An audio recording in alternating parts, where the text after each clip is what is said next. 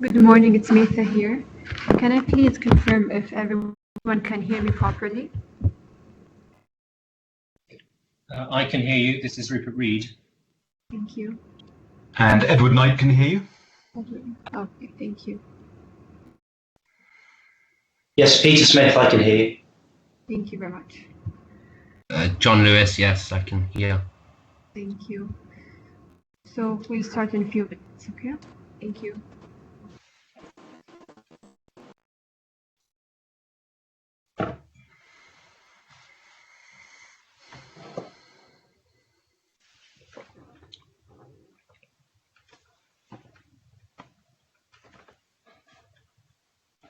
Nathan, can I confirm that there are no cameras? Is anyone turning their camera on? No, it's only by teleconference. No cameras.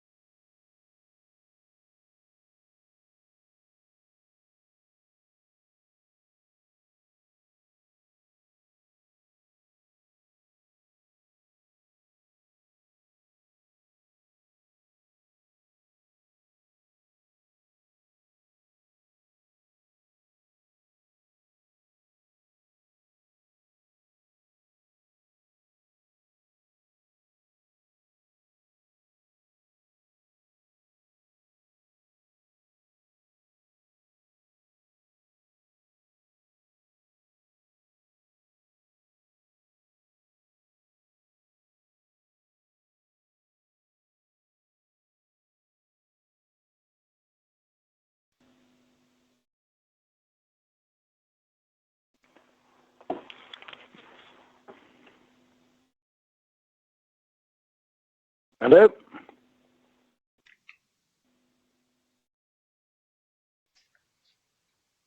Good morning, Your Lordship.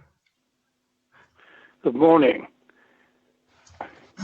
We have to have the usual announcement made before we can proceed. I'll just see if Mather is there. Mather, are you there? Yes, Sir Richard, I am. Would you like to recite the usual form of words and then invite us to confirm? Yes, please. I would like to begin by reading out a statement in which in return I will ask you and counsel to confirm is correct. I hope that is okay. Certainly. The hearing on these applications is being held by way of teleconference before Justice Sir Richard Field.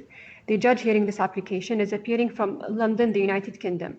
Any orders or directions made after or during the course of these applications will be issued by the registry in Dubai on Justice Sir Richard Field instructions.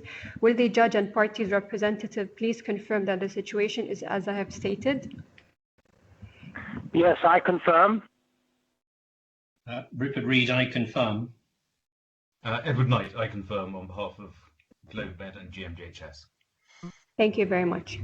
We are here for hearing in the matters of CFI 051/2017 and CFI 011/2020 before Justice Sir Richard Field.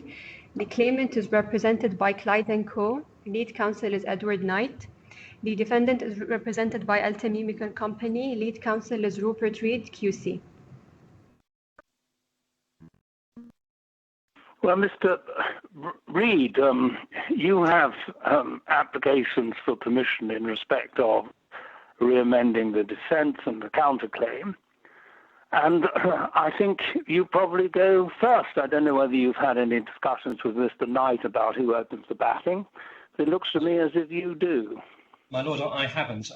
I would agree that it seems to make sense that I should open the applications because essentially it's OIC's application to re-amend the defence and counterclaim and to add to the counterclaim.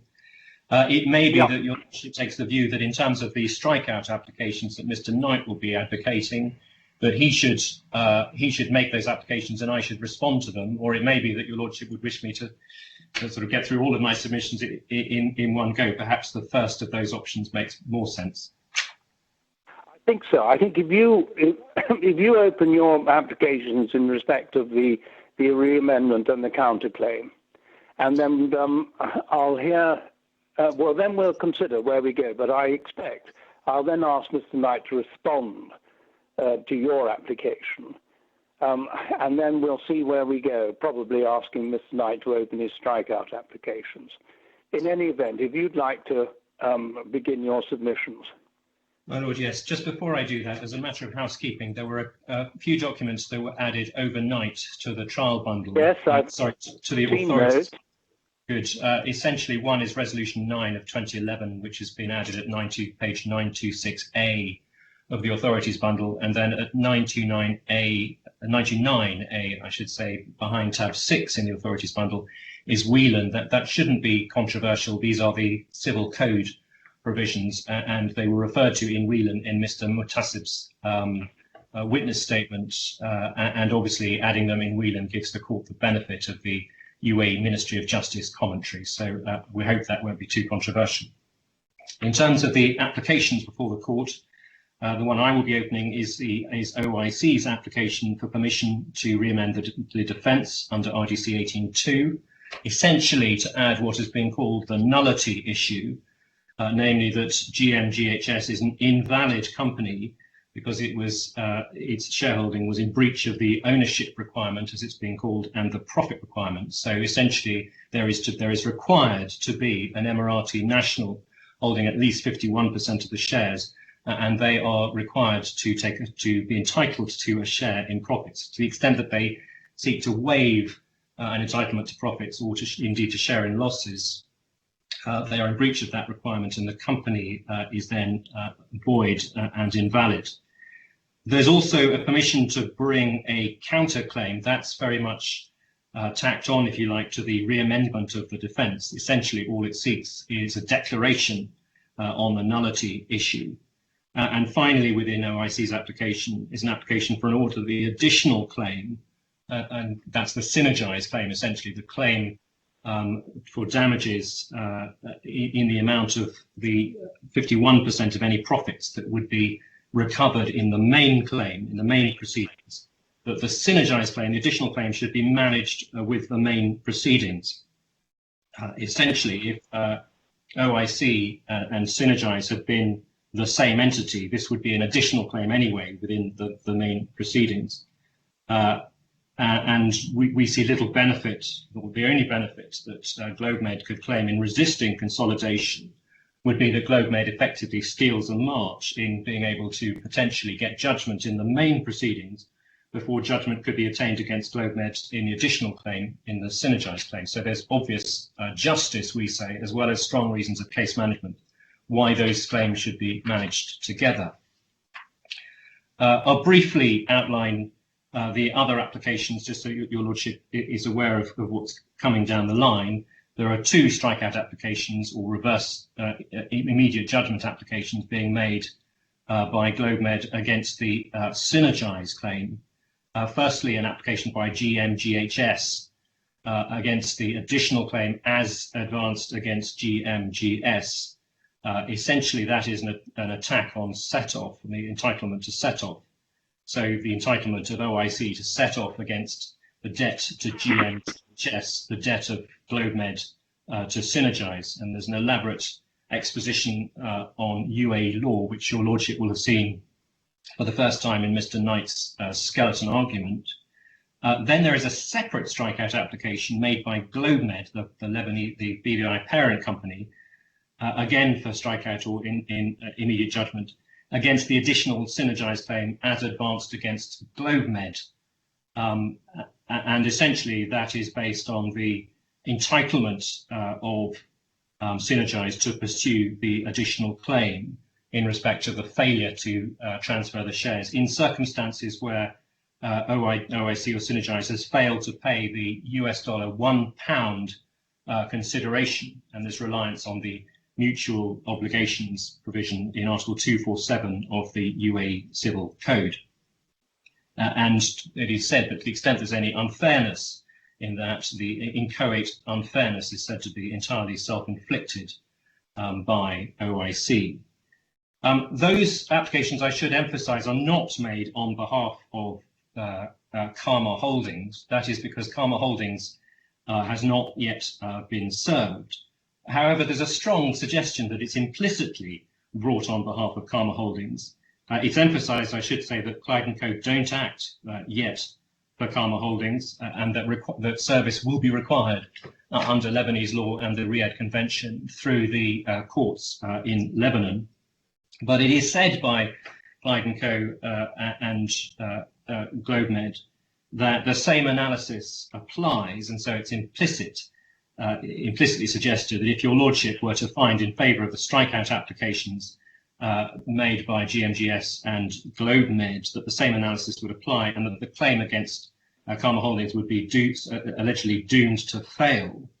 Obviously, this is an unsatisfactory position, that a strikeout is being made by applications being made by two of the defendants to the synergized claim, but not the other. It was suggested by Al-Tamimi in a letter of the 8th of April 2020, which is in the bundle at 6, page 2497, that Clyde & Co could simply accept service on behalf of Karma Holdings, and that would resolve the issue, and that therefore, to the extent that strikeouts were being advanced, they could be advanced on behalf of Karma as well. It should be emphasized, of course, that Mr. Karma, Munir Karma, is both the CEO and the chair of GlobeMed, and has been indeed since 2008. So it is he, Mr. Karma, who is authorizing Clyde & Co to act for GlobeMed and GMGHS, and indeed to bring these applications, but has not authorized them yet to act on behalf of Karma Holdings, his own entity. Clyde's response was that they would not accept service, and emphatic insistence that they're not currently instructed for Karma Holdings. So they hold out the prospect that they will at some point, when it's strategically advantageous to them, they will then be accepted, will be instructed and act for Karma Holdings. But for the moment they don't, and therefore there's a very unsatisfactory element, we say, to those strikeout applications. Now, dealing with the factual background, this was essentially, there were two agreements, but one transaction. Take this, I'm so sorry to interrupt you.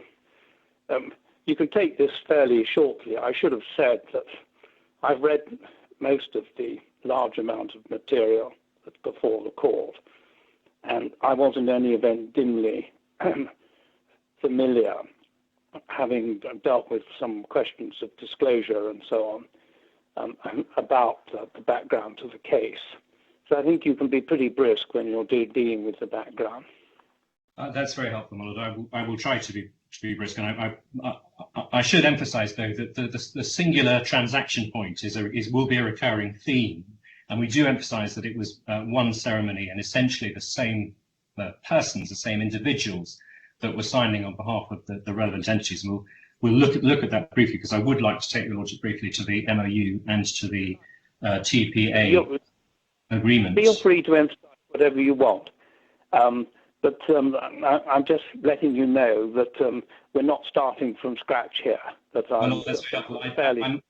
I'm aware that your lordship was on the relevant JJC, and also that your lordship's decided a number of disclosure applications. So I will assume that degree of pre-knowledge.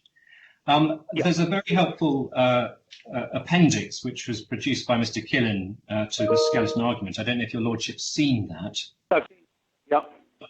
If I could take your lordship briefly to that. Appendix 1 shows the joint venture company that was set up by GlobeMed. That's to say GMGHS. So this is entirely GlobeMed's responsibility insofar as they set up the joint venture company.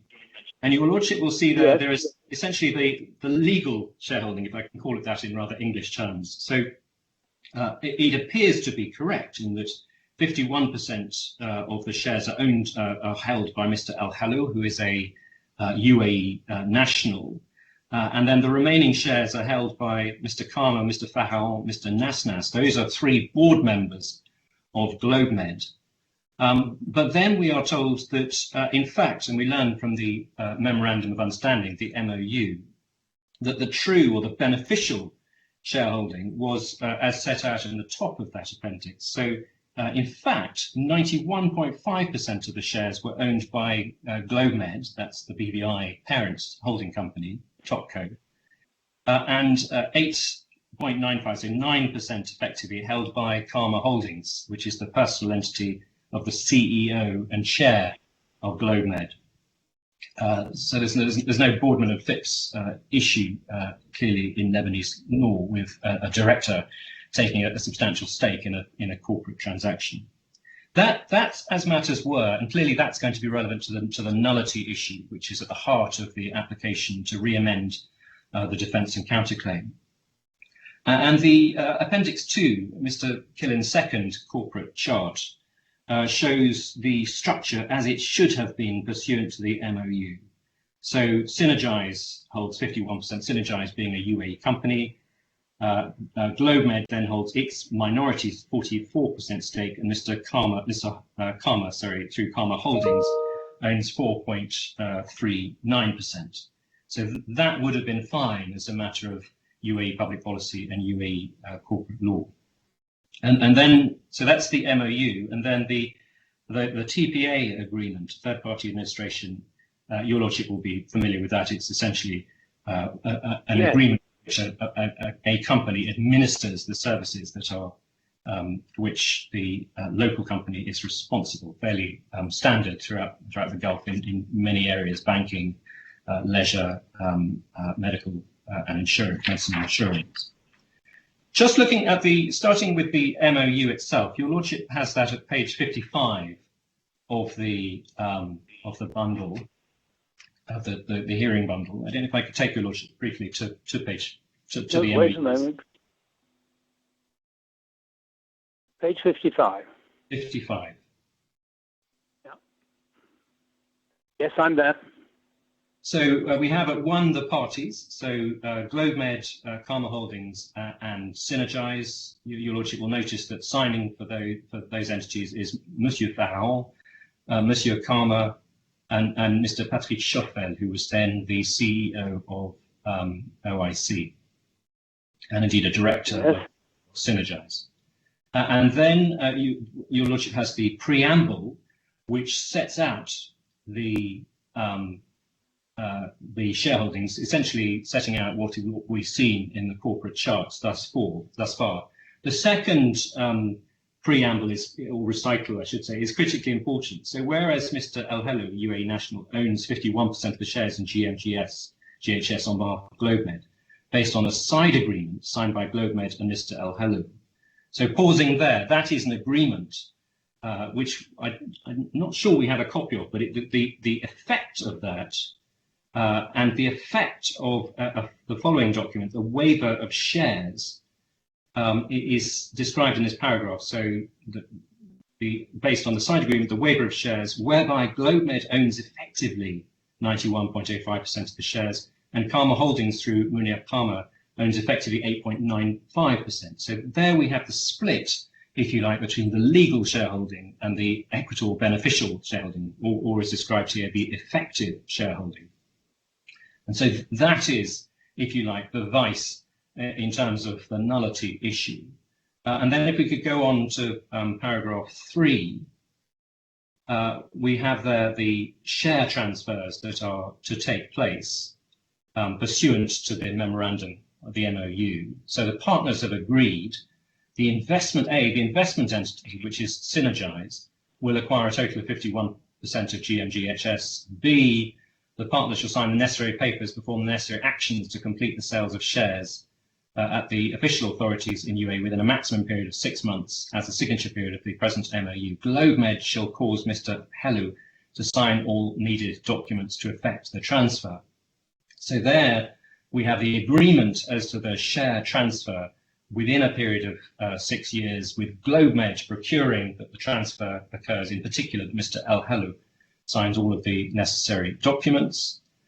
Then in terms of the relevance and importance of the MOU, moving quickly to 4, the MOU is in effect a shareholders agreement. So 4 starts upon the signature of the necessary papers and documents for the sale of shares by the partners, and until a new shareholder agreement is signed, the present MOU shall be considered as the shareholder agreement.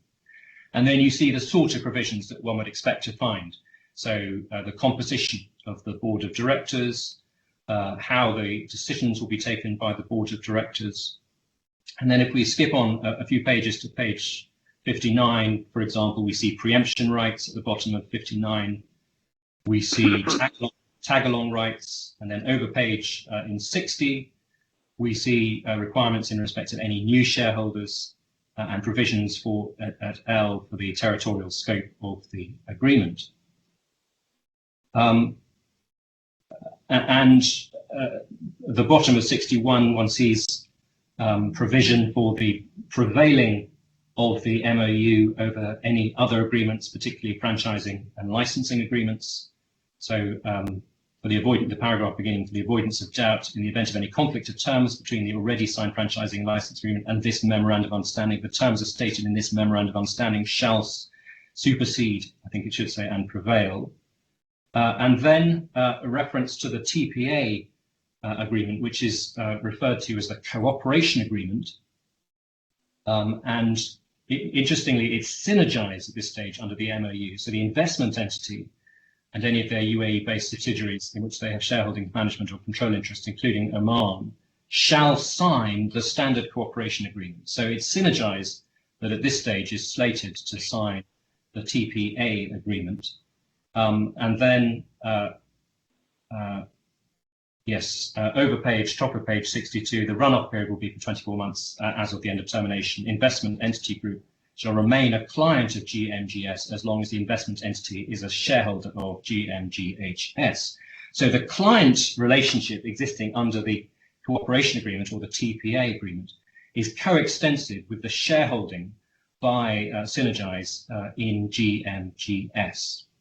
So we would say the interdependence of these two agreements is quite clearly spelled out in these initial provisions of the MOU. The two entitlements of the OIC group as client and as shareholders through Synergize are made very clear that those entitlements are coextensive.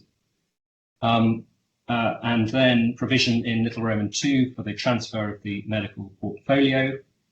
And then in Little Roman 4, provisions for exclusivity, which is the heart, if you like, of the TPA agreement.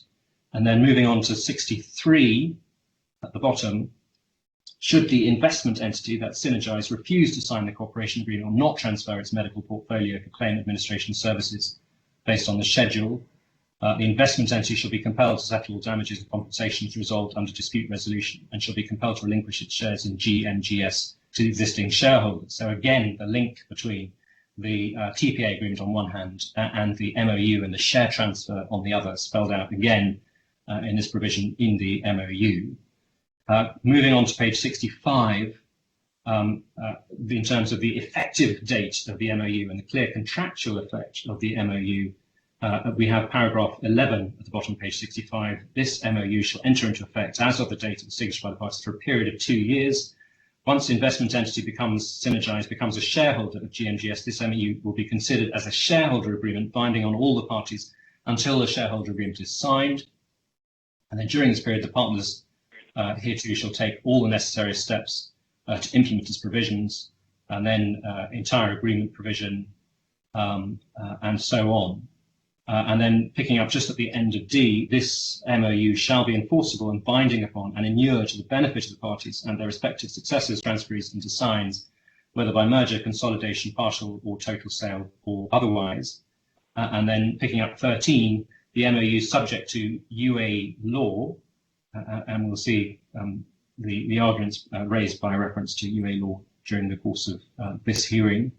And then moving on to Article 16, which makes clear that in the second paragraph of Article 16, each party submits to the exclusive jurisdiction of the JFC courts, which is why we're here.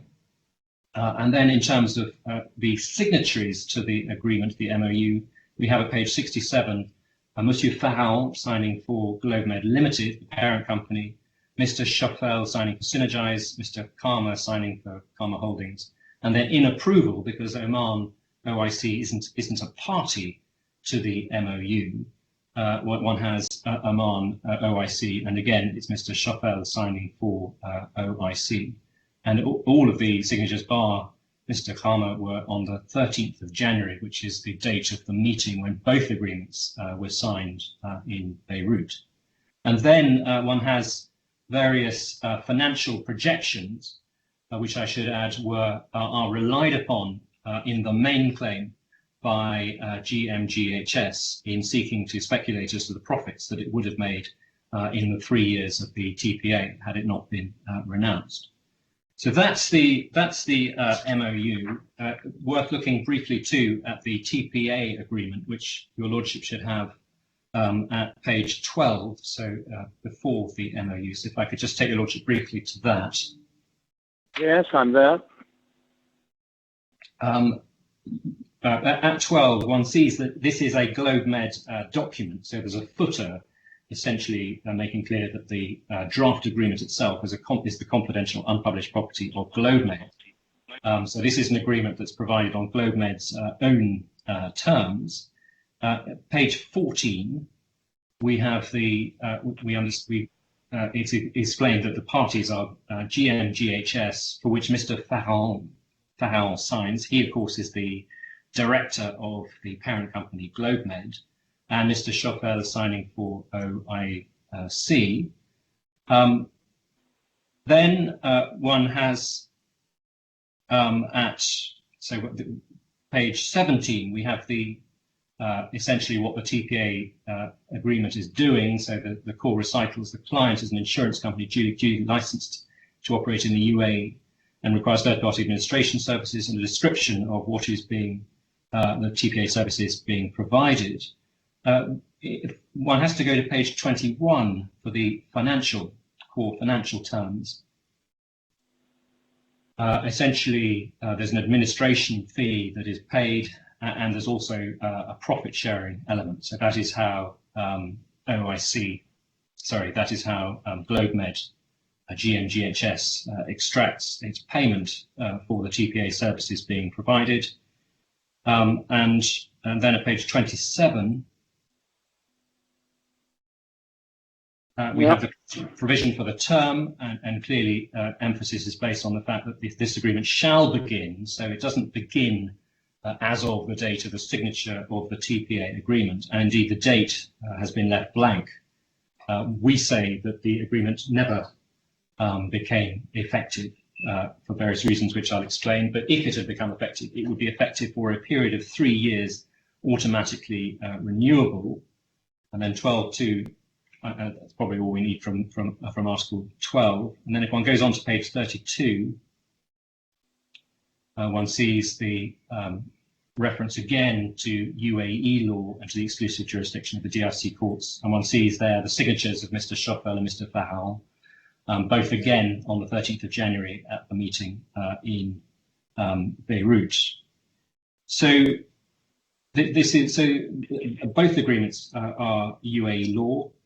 And it's interesting that it's for the DIC courts to interpret and to apply UAE law. So it's very much consistent with a trend we've seen in Dubai and the UAE, where UAE parties or parties who want UAE law to be implemented are coming to the DIC courts for that. And in our submission, that imposes a heavy responsibility on the DIC courts in view of that trust that's reposed in them, to ensure that where it is implementing and interpreting UAE law, it does so to the best of its ability in accordance with all of the relevant authorities and the relevant provisions. We say, particularly in respect to the strikeout applications, that is where GlobeMed has failed, even in these applications, to take the care that we say is required if this court is properly to interpret and to apply UAE law. Now, in terms of the main claim, I don't think I need to explain that much. Your Lordship's clearly aware with what is said. We say, OIC says that the TPA never took effect. There was a failure to license GMGHS. The agreement was subject to the share transfer. It was part of the wider transaction. The share transfer did not occur, was not effected, and Synergize did not take its 51, was not given its 51, provided with its 51% shares in the joint venture company. Well, you wrote an apologetic letter saying, with great regret, I'm paraphrasing, head office has said this can't proceed. My Lord, yes, that's the Schoffel email. I don't think I need to take you to it, but essentially a decision was taken not to proceed with the joint venture. And we say in circumstances where the TPA agreement was yet to become effective, that was something that OIC, the decision that OIC was entitled to take. I think from memory, the effect. It's interesting that mention of any of that in the terminating email. So never mind. Your case is your case, and you're taking me through it. My Lord, yes. In terms of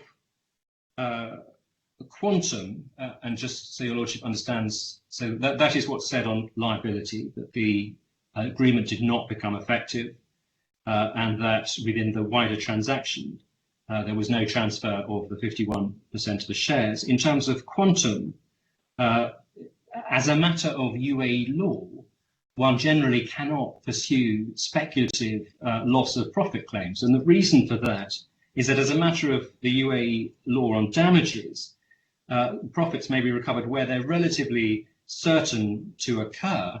And indeed, the commentary, the MOJ, the Ministry of Justice commentary to Article 389 of the Civil Code makes clear that loss of profits may be claimed where they're the natural result of the breach. So one has to show a strong degree, a much higher degree than in English law, of certainty as to the loss of profits that it is said would be incurred. And so that is Is there sorry to interrupt you. Is there a conflicts of law issue here as to how you characterize this aspect of the case? Are remedies a matter for the chosen law in respect of the agreement, or are they a matter for the forum? Well, if the remedy has a purely procedural aspect, then I accept it would be fall to be determined under the lex forum. But where it's has a substantive character, and clearly your lordship's right, there is a huge amount of learning in terms of conflicts of law. But where it has a substantive character and has a significant effect in terms of the principles by which losses fall to be assessed, then it falls to the extent that it's substantive. It falls to be determined under the lex causae, which obviously in this case is UAE law. So we say it's UAE law. I haven't yet seen an argument from GlobeMed. They may now make it that it falls to be determined as a matter of DIFC law, as the lex fori. But as matters stand, it's certainly OIC's case that it's a substantive matter that falls to be determined by the lex causae. That's to say, as a matter of UAE law. Yes. In other words, that is, we would say, what the parties intended in stipulating UAE law. In my submission, it's unlikely that they, by conferring exclusive jurisdiction on the DIFC courts, it's unlikely that they wish to apply the DIFC law of damages with all the principles there that it's much easier to show loss of profits, that one can merely speculate that those particular profits would have been or probably would have been. But it's a much more stringent. It's a more stringent test. But I should add that's a very well known, insofar as lawyers in Dubai are aware of the differences between the civil law tradition and the common law tradition. It is one of the points of distinction that is very commonly raised and indeed commonly written about, is the much greater requirement of certainty when, in terms of particularly loss of profits, but in terms of damages that one claims, not least because, as a matter of civil law, the primary remedy is specific performance, and damages historically were then only where there was actual loss accrued or damage to property. And insofar as the civil and UAE law tradition has caught up, if you like, in terms of providing damages for future loss of profits, there's been a much more cautious approach on the part of civil courts and UAE courts in terms of allowing claimants to recover damages where they may be said to be uncertain or speculative. So that is, in our submission, a key distinction between the common law and the civil law tradition. And insofar as parties opt for UAE law, they are very consciously, in our submission, opting for a much more cautious approach, a much more restrictive approach as far as speculative damages and loss of profits. But the parties have opted in respect of two matters. They've stipulated within the agreement that the agreement is to be governed by a UAE law, but they have also stipulated that the DIFC court shall have exclusive jurisdiction. Now, we can't possibly, I've just raised a point, and it's not for decision today, and in fact it may never be taken up. I've just raised a point as to whether or not it's for the forum to apply its remedies in these circumstances. But if it were for the forum, and it is possible to say that included in the intention that the DIFC court should have exclusive jurisdiction was the intention that what some may say is the more realistic scheme of damage remedies in the DIFC court and in common law courts generally is what's being opted for. But we can have an interesting, we should not, by default, we shouldn't get into too much detail about this. I think this is just something that's part of the background of the case, and we can leave it there. Yes, that's very helpful. So I'm just really explaining where OIC stands on quantum. The other point I should emphasize on quantum, and I would like to take your lordship briefly to it. If one looks at the RADCC, which obviously shows the existing state of the pleadings as well as the proposed state of the proceedings, and if one goes to page 103 within 100. That's right. Hang on a moment. 103. Yes, I'm there. Sorry, Yes. I'm sorry. I've got a misreference.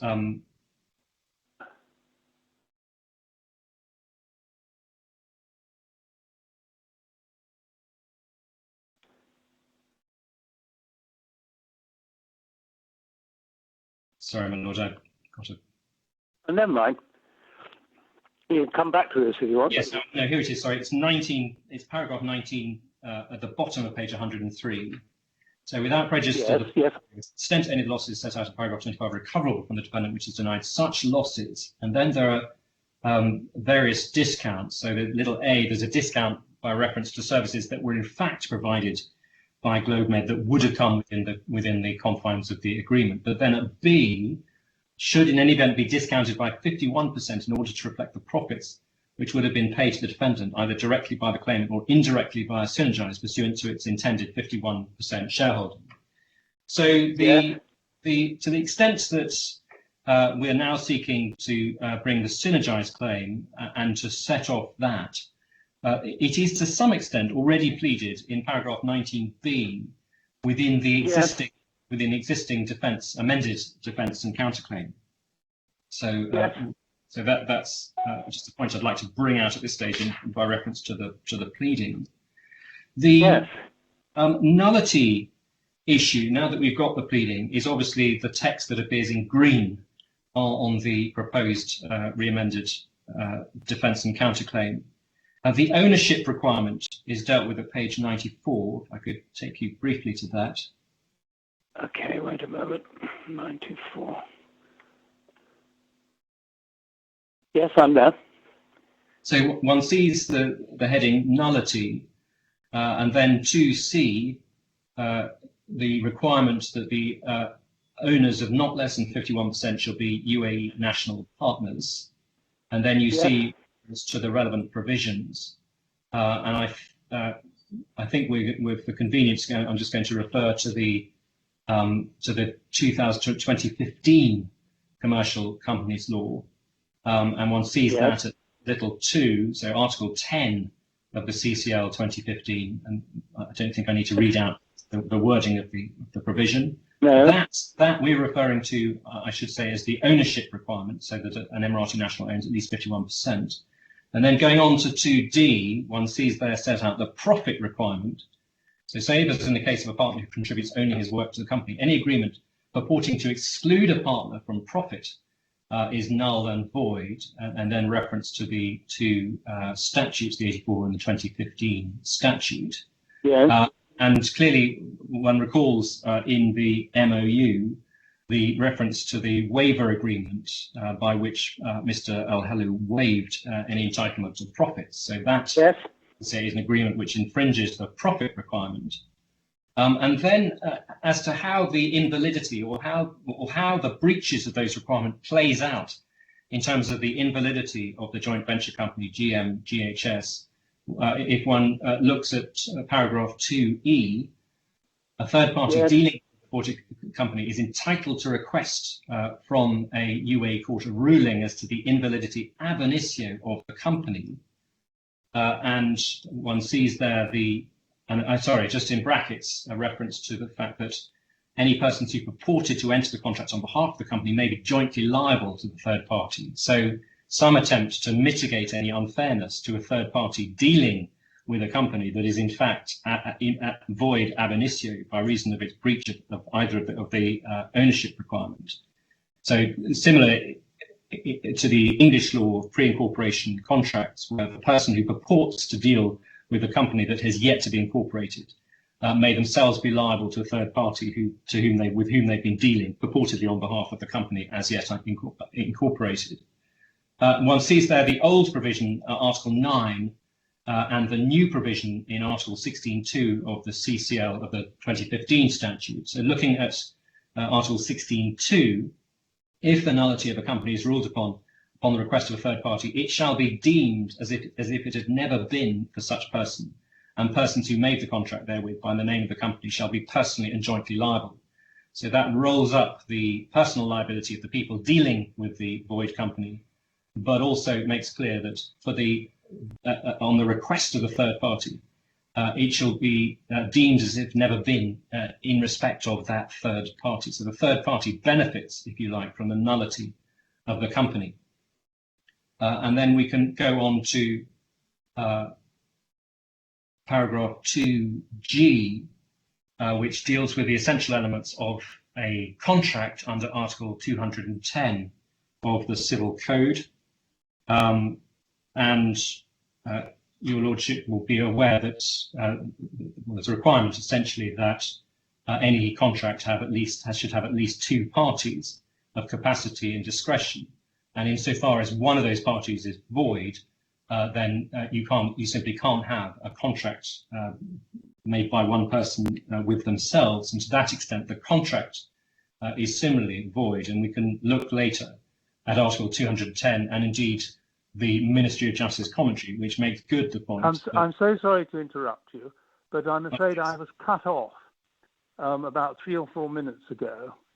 And so I've had to phone in and rejoin. I don't know what happened, but something happened. I think that's just it's just a fact of life with these video conferences. Yeah, I was taking the court through the relevant provisions in the relevant paragraphs in the re-amended defence and counterclaim, and I started looking at the section on nullity. I don't know if Your Lordship. Yes, that's right. No, we went through. We were going through that. Yeah. Okay. The last thing I've got on my screen was you must have been approaching 2. You must have done 2D, 2E, did you? And in the pleading. I did 2D. So that's reference to the profit requirement. So to the extent that an agreement excludes a partner or from profit, the 51% shareholder, then that is breach. Yes, we did that. Yes. That agreement's null and void. And we say that the waiver agreement referred to in the MOU is precisely such agreement, an agreement in breach of the profit requirement. And then we look briefly at 2E, which is the right of a third party. And clearly, OIC would claim to be a third party dealing under the TPA agreement with GNGHS. So the third party is entitled to request from a UAE court, which obviously includes the DIFC court, a ruling as to the invalidity ab initio of the company and of any obligation. And we say that is what is being done here, given the breach of the ownership requirement. And then paragraph 2E sets out both the old provision, Article 9, which combines, I should say, both the nullity point and also the personal liability of any person dealing on behalf of the purportedly valid company that's in fact invalid. And then in 16.2, which is the newer provision, I should say I think it's accepted by both parties that there's not intended to be any change of substance in the move from the old provision to the new provision. So the new provision provides that for both again that the company shall be deemed as if it had never been for such a person, namely the third party, and also provides for the personal and joint liability of the individuals purporting to act on behalf of the void company. Yeah. So that we say is precisely what occurs in this situation. Thinking back to the first of Mr. Killen's corporate charts, the joint venture company that had been confected by GlobeMed was in flagrant breach, we say, of both the ownership requirement and the profit requirement, as is clear from the terms of the MOU itself and the reference there to the side agreement, the reference there to the waiver agreement. And we say the consequences, as spelled out in Article 9 of the former statute, Article 16.2 of the new statute are very clear.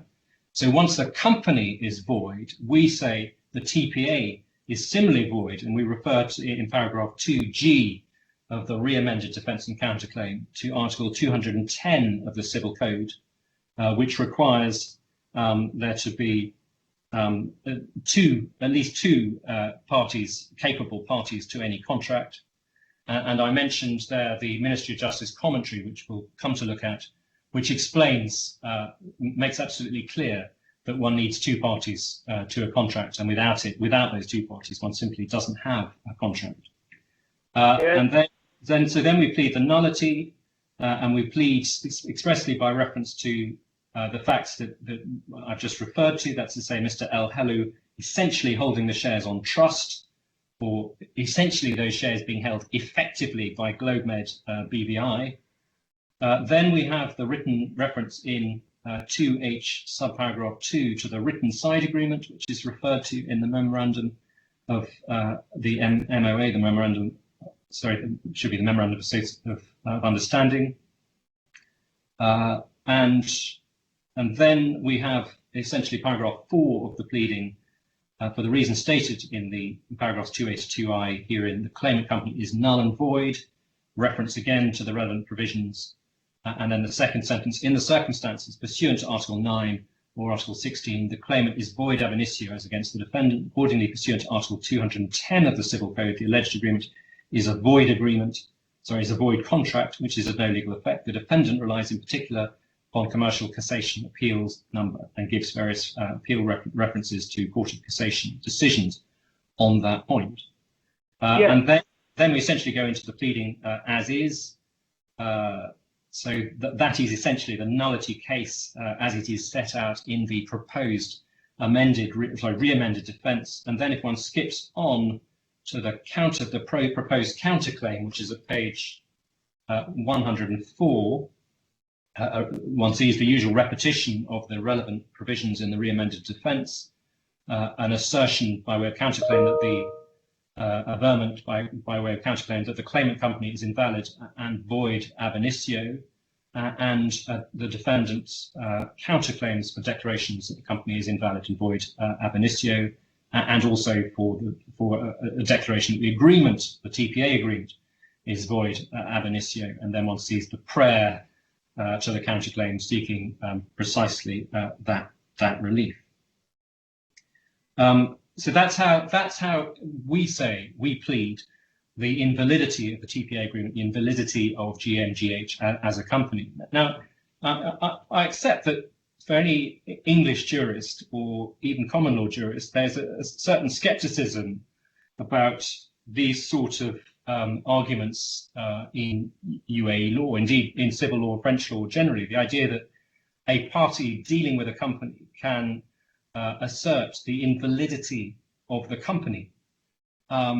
It's alien to our legal culture because our legal culture is based on an assumption that companies are registered and they have their existence by reference to their registration. Whereas under civil law, companies historically and culturally arise as a matter of contract between partners, and to that extent, to the extent that the underlying contract is void or ineffective, it follows that the company itself is void and invalid. Now, whilst I accept that language and those concepts of companies being void are alien to us in terms of legal culture, this is very much a very ordinary, almost banal argument in civil law and French civil law, and indeed in UAE civil law.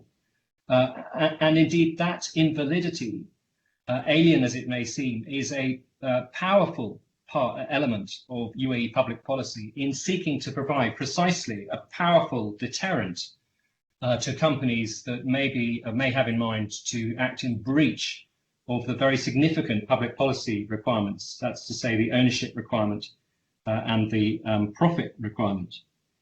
Well, Mr. Reed, sorry to interrupt you. The doctrine of illegality in common law is very similar, that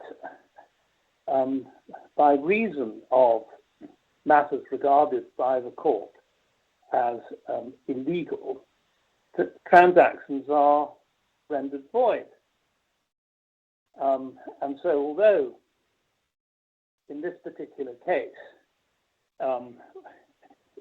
in the law of the UAE, it's put in terms simply of ownership and the consequences of failing to comply with the requirements of ownership are nullity. If ownership is a matter of important legal policy, the analogy with illegality in common law, I think, is quite strong. I would agree entirely, my lord. I mean, subject to just making one point, which is that we are very used to arguments of illegality in respect of a relevant contract and the offence that a contract may cause to issues of public policy, even foreign public policy under the Raleigh Brothers doctrine. What we as common lawyers are less familiar with is arguments that the shareholding of a company itself infringes public policy and the related statutory prohibitions, and that. I think if you'll forgive me for saying so, you're rather over-labouring this point where I think with respect to you're assuming that the justices of the DIFC court need a kind of re-education so far as these principles are concerned and must fight strongly against our common law instincts. I can assure you these submissions are unnecessary.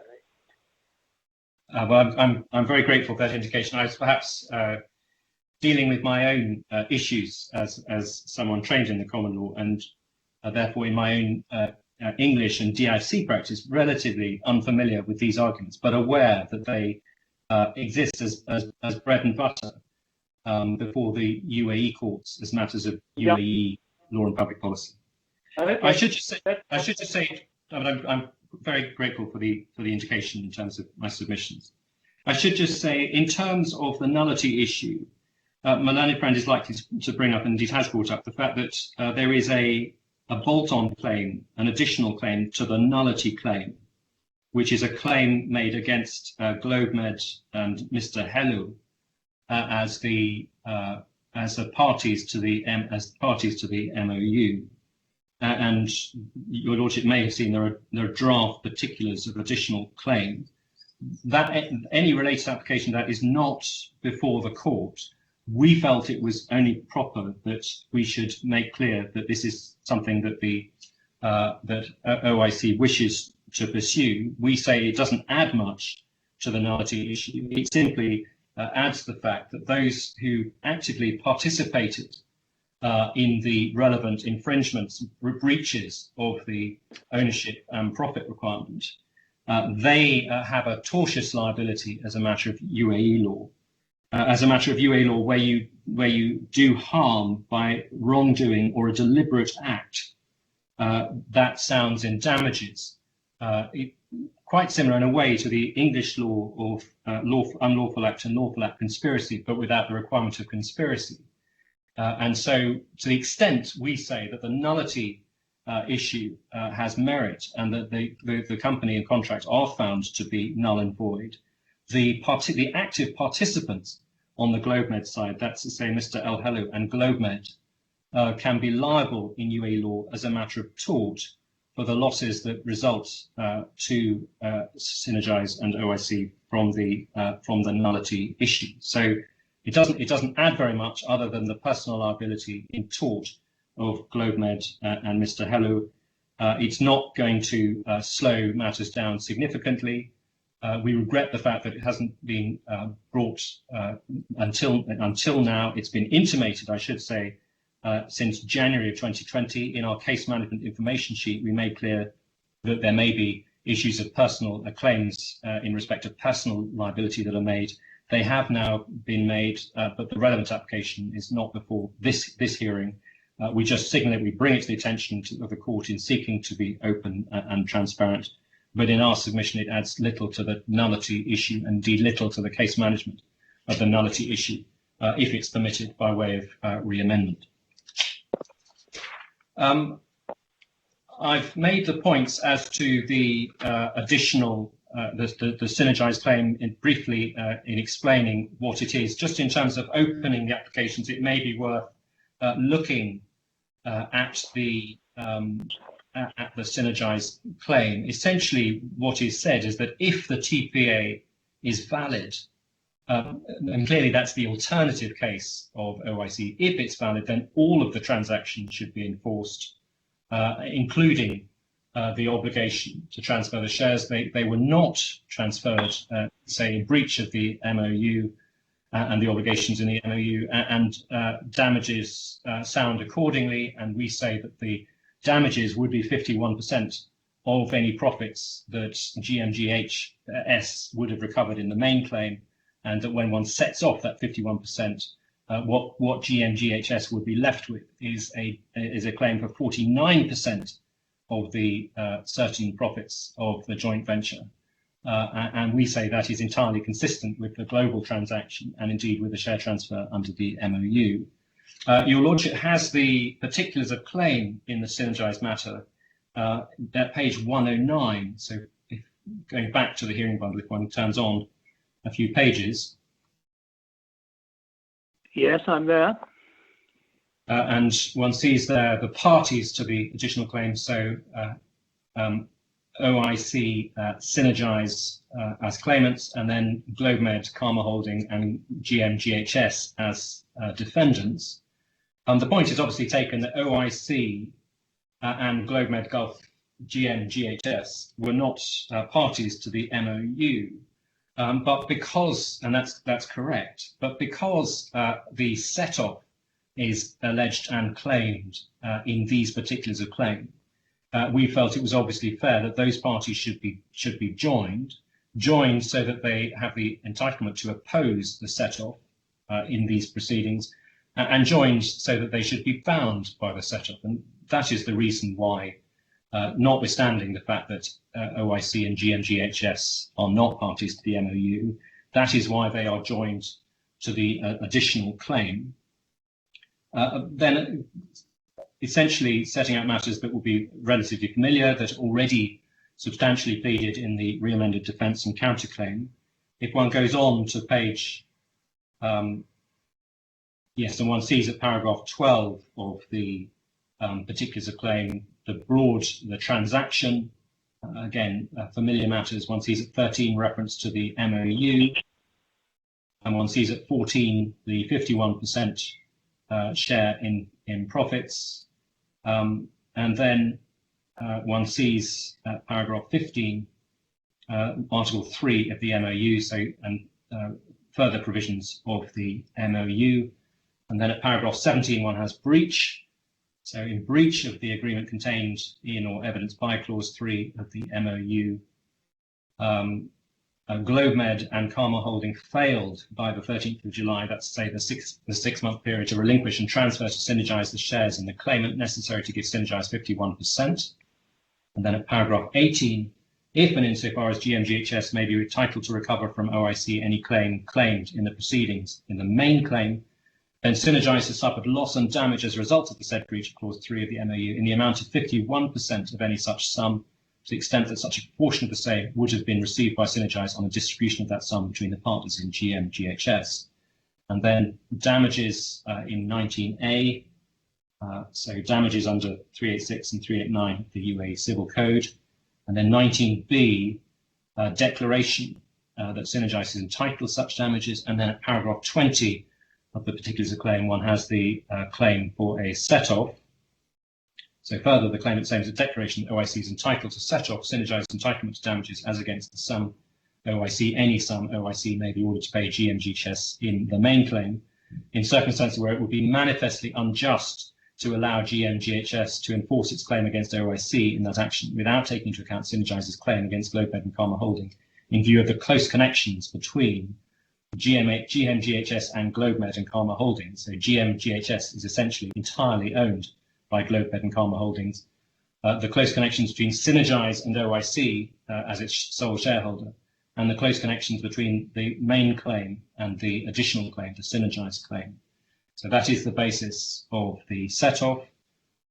there isn't a substantial exposition of the relevant law of set-off. Your Lordship will be familiar with the English test for equitable set-off, where it would be manifestly unjust to allow one of the claims.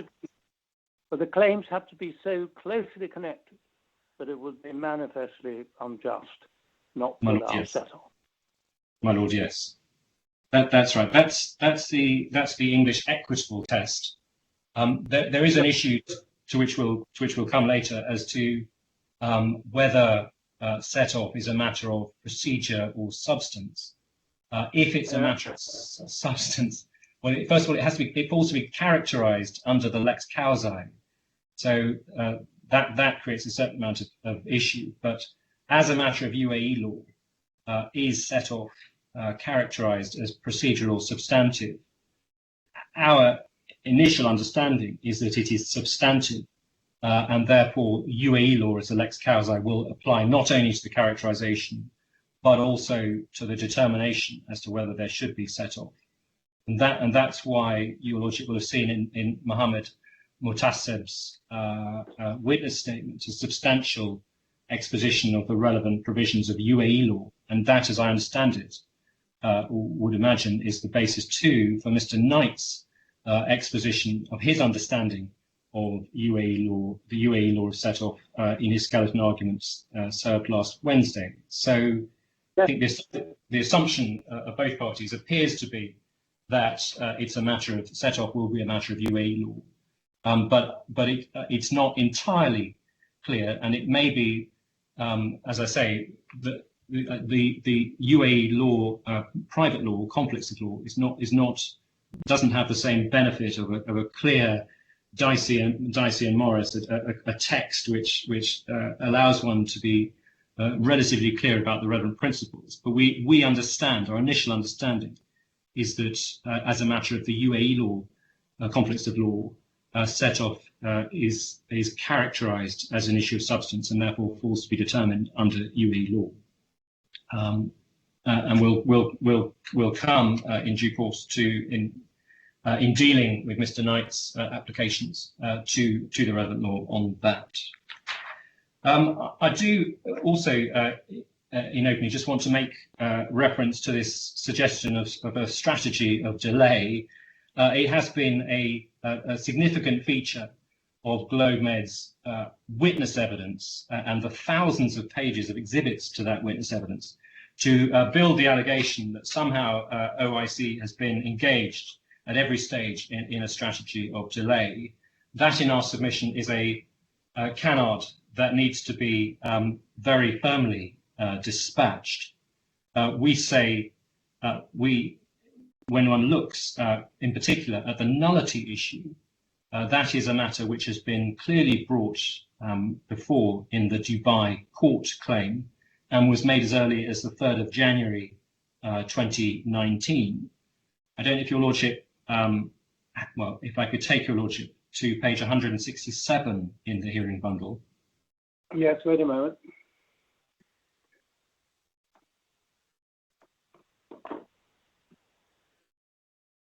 Yes, I'm there. So one has there the heading, the front sheet, if you like, of the Dubai court claim, which Your Lordship will already have seen in the JJC. Claimant OIC, defendant GMGHS, subject declaration of nullity. And then if one goes on to page 168, one sees there at the bottom of that page reference to the MOU and reference to the ownership requirement. Then at the top of page 169, one sees reference to the fact that Mr. Helou, the UAE national, is a bogus partner, essentially a sham partner, and the ownership of the shares registered in his name and all rights related thereto belong to the foreign partner of the defendant company. That's the effective ownership, if you like, by GlobeMed of Mr. Helou's shares. And then reference to clause 2 of the memorandum of understanding, and one sees in that paragraph reference both to the side agreement and to the share assignment, which I think is elsewhere being translated as the share or sorry, in the original English, the MOU was the share waiver. And then Mr. Reid? Yes. Sorry, Mr. Reid, do forgive me. Can you remind me of when was the defence in the proceedings in the main claim served, and how long after that do you make your application to the Dubai courts for nullity, which we're looking at now? The amended defence. I'm just looking at the original defence. The original defence. Yes, I'm just wondering whether the date.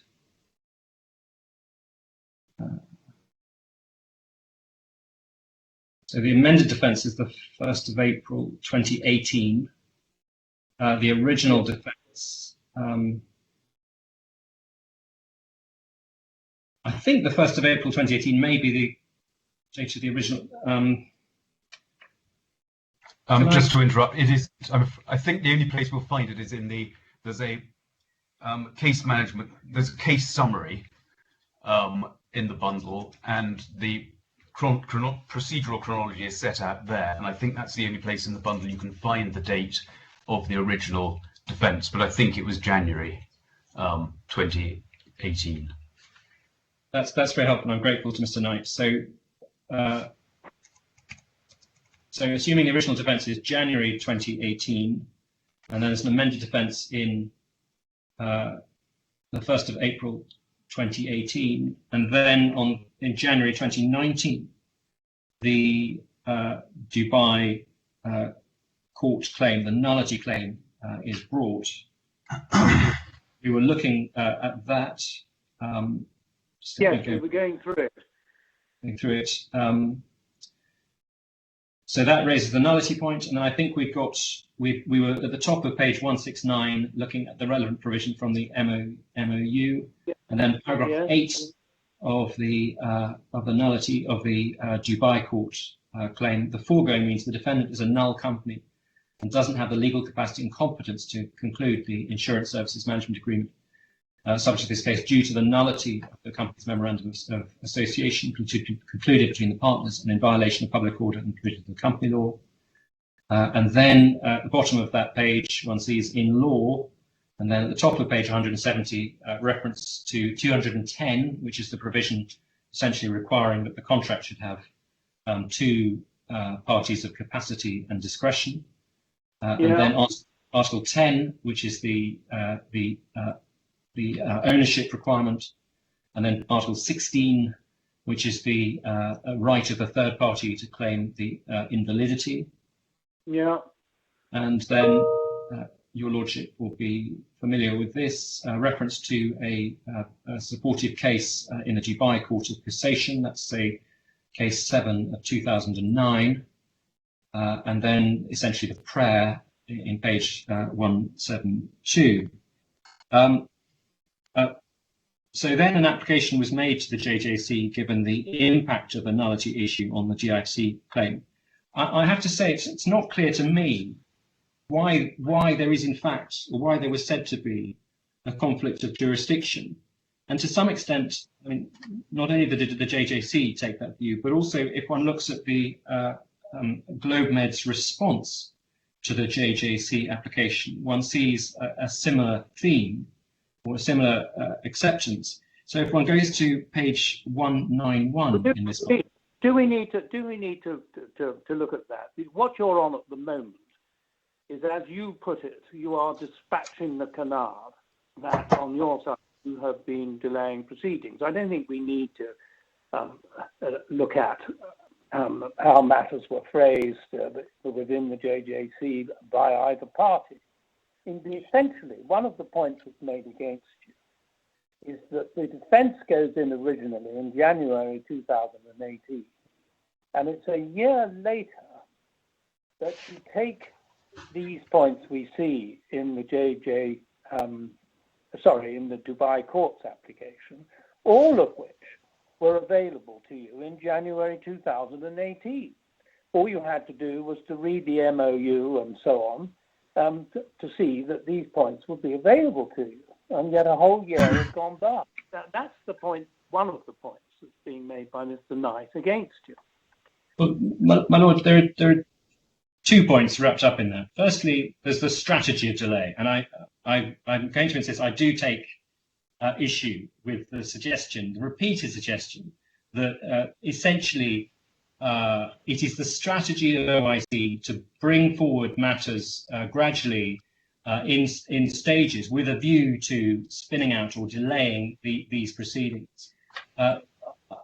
I'm very confident that I can take your lordship through matters that are relied on in this repeated assertion of a strategy delay to show that it's simply not the case. Indeed, that where there is delay, for example, on disclosure and, for example, on security for cost, that delay has been caused very much by GlobeMed and not by OIC, notwithstanding the repeated assertions during the course of the relevant correspondence that that OIC has somehow adopted this strategy of delay. So first point, there is no strategy of delay. The second point, insofar as there is delay, and I have to accept, your lordship is right, there is a year in these proceedings where the nullity point was not brought forward, was not appreciated, was not brought forward. And clearly there is some prejudice that is incurred by reference to that. But that delay in fact, if you like, rather than strategy, is a delay of a year between over the course of 2018. It is essentially an historical delay.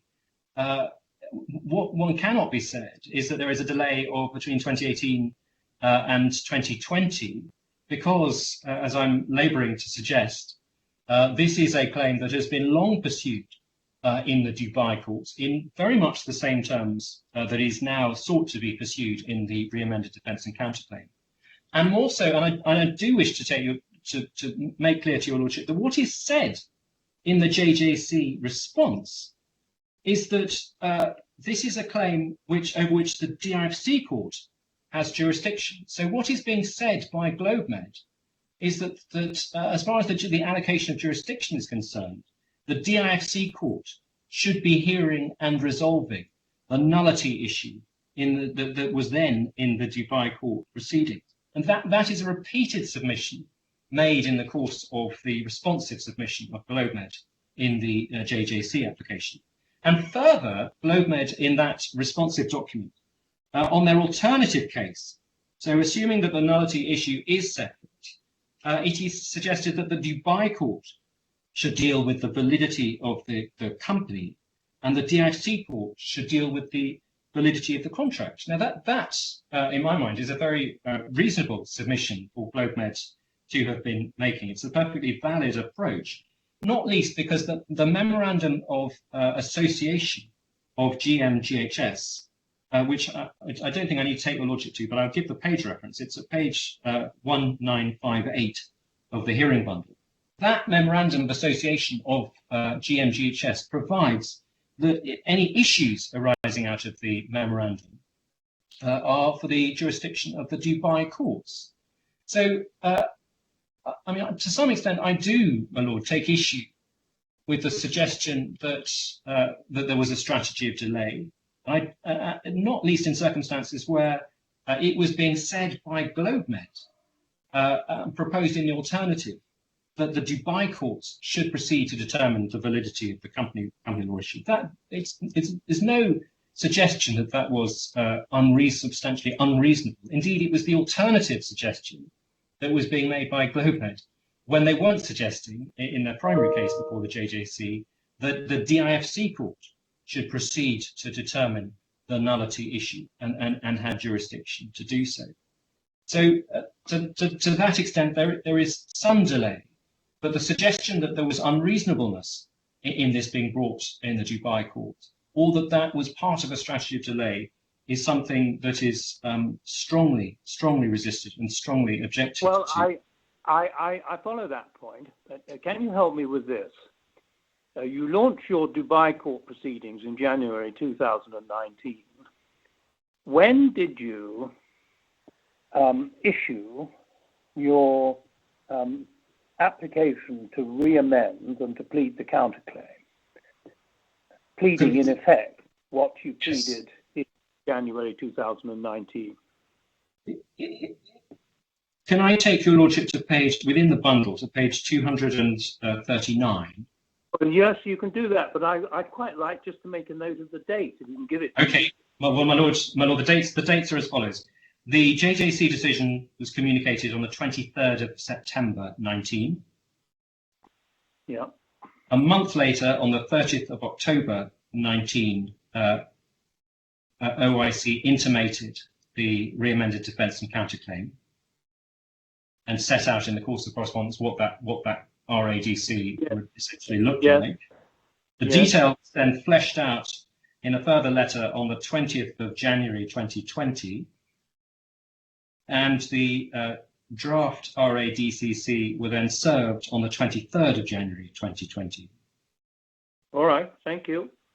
And just to make good that, I can take your lordship briefly to the. No, to you the don't need to. I'm quite happy to. I'm quite happy to take those dates from you, and it saves time to do so. Okay, well, I'll just give your lordship the page references. So the communication of the JJC's decision on the 23rd of September 19 was page 239. Yes. The letter intimating the RADCC on the 30th of October is page 248. Yes. And then the provision of the detail on the 20th of January this year was page 251. And then the service is page 283. Now, okay, thank you very much. I think, my lord, I have to accept that there is some delay there.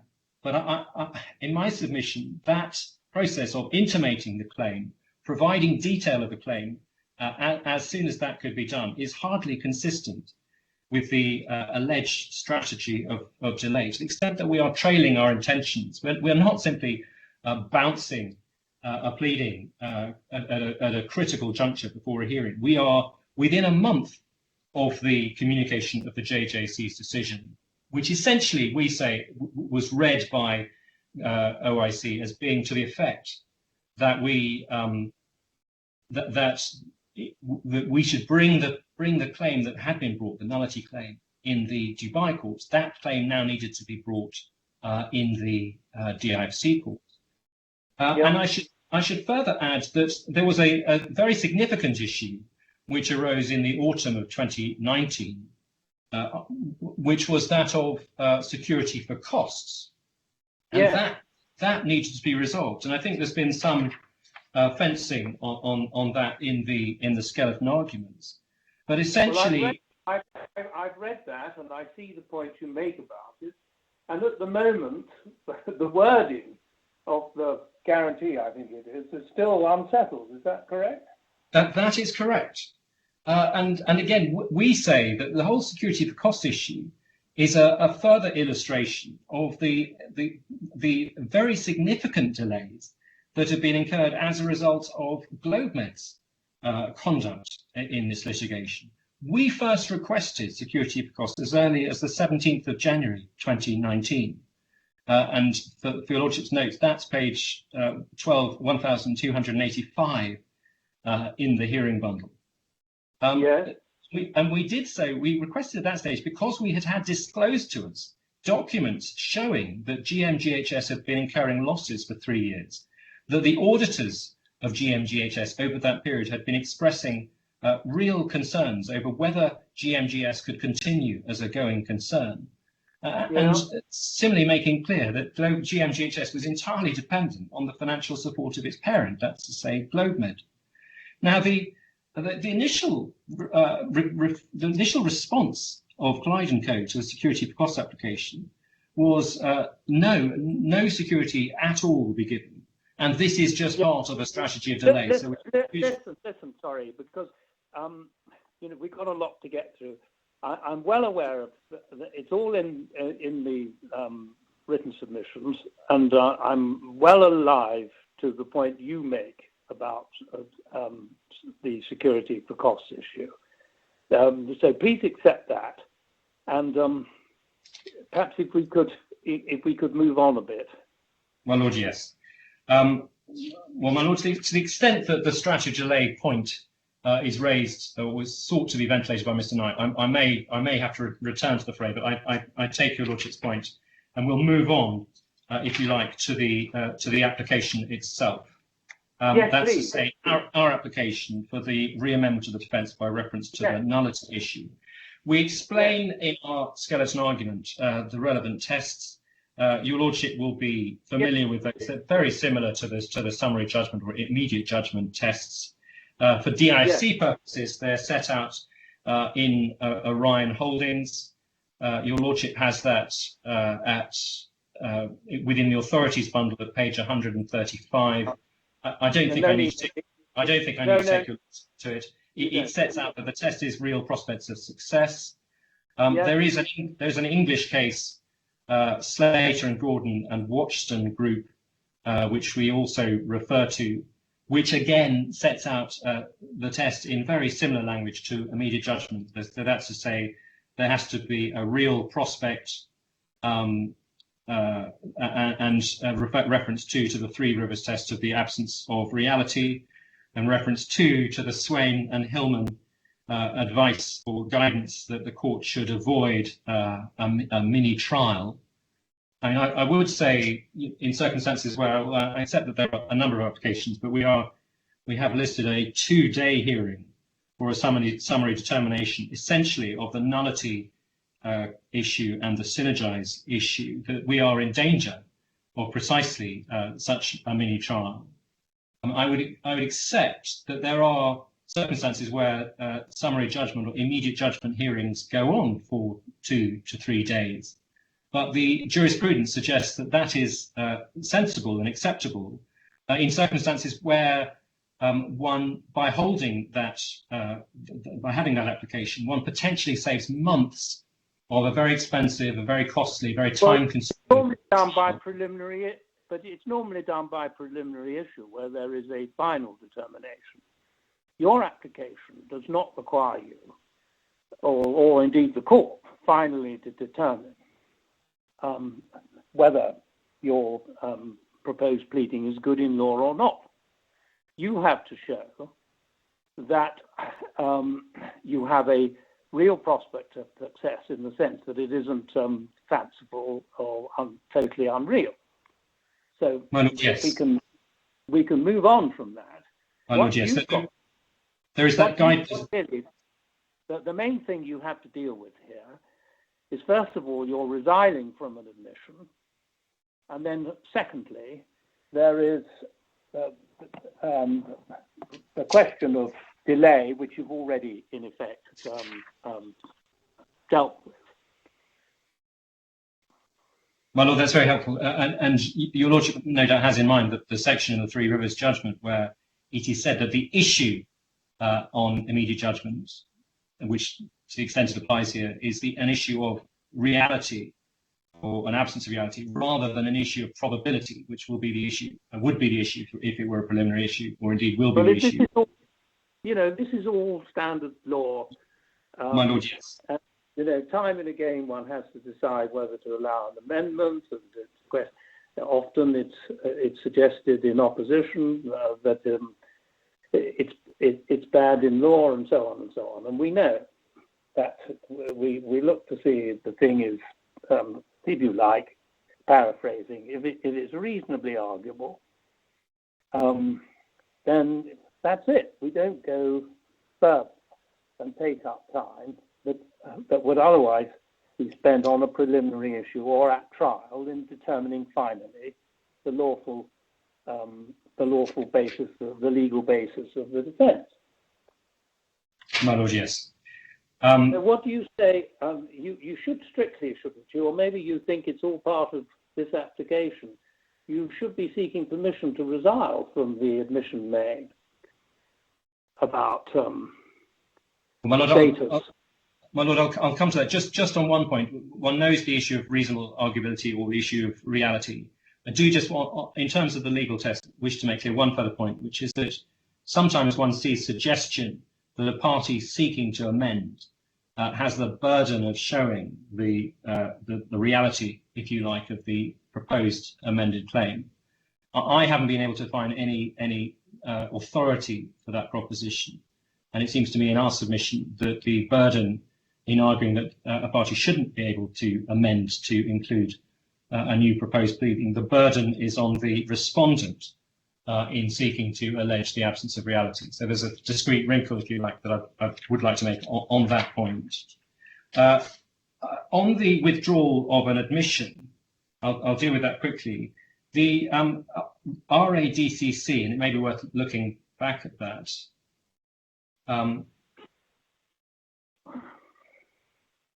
So the original case in paragraph 2, I don't know if your lordship has, if you're looking at page 90. Yes, I've seen it. Yes. So give me a page. So I'm looking at page 94. So paragraph 2 of the initial pleading included the words at the end, save as aforesaid, the remainder of paragraph 1 is admitted. Yes. That's the relevant admission. Now, if one goes to the amended particulars of claim, just to see what is being admitted. Yes. So that's at paragraph 13. Yes, I'm just turning it up.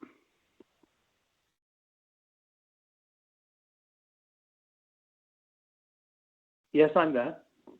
And so paragraph 1 of the APOC starts, the claimant is a limited liability company incorporated in the Emirate of Dubai under registration number 1124714. And we say that what is admitted is that it is registered as a limited liability company in Dubai with the registration number 1124714. But that's, as your lordship will see, the admission could be interpreted as including an admission as to the validity of the company that is incorporated, that is registered with that registration number. And what we say is therefore being done in the removal of the broad admission in the re-amended defence and counterclaim, in circumstances where it's perfectly plain from January of 2019 that the nullity point is being argued in the Dubai proceedings, and pursuant to the RADCC, that the nullity point is being pursued in the DIFC proceedings. Perfectly clear that what is not being admitted is the validity of the company. And that is why, in our submission, it was necessary in deleting that broad admission to clarify the admission being made, to clarify that the admission being made is one as to the fact of registration, the fact that it's registered as a limited liability company and that it's registered under number 1124714. And that is all that is being done. Since 2019, since January 2019, when I think 13th of January, when the nullity issue was raised in the Dubai court, it has been plain to all that there is no admission as to the validity of GMGHS as a company. What is being admitted is that it has been registered with that number in Dubai as an LLC, as a limited liability company. So well, we say... Listen, Mr. Reid, do forgive me. I'm not happy with this submission that you're making. In the original defense, you plead as you do in the admission, in inverted commas. Nowhere in that pleading is there any suggestion that the company is, that the claimant is a nullity. And I'm bound to have to tell you that I think you must start on the basis that you have pleaded an admission that the claimant is an effective company incorporated.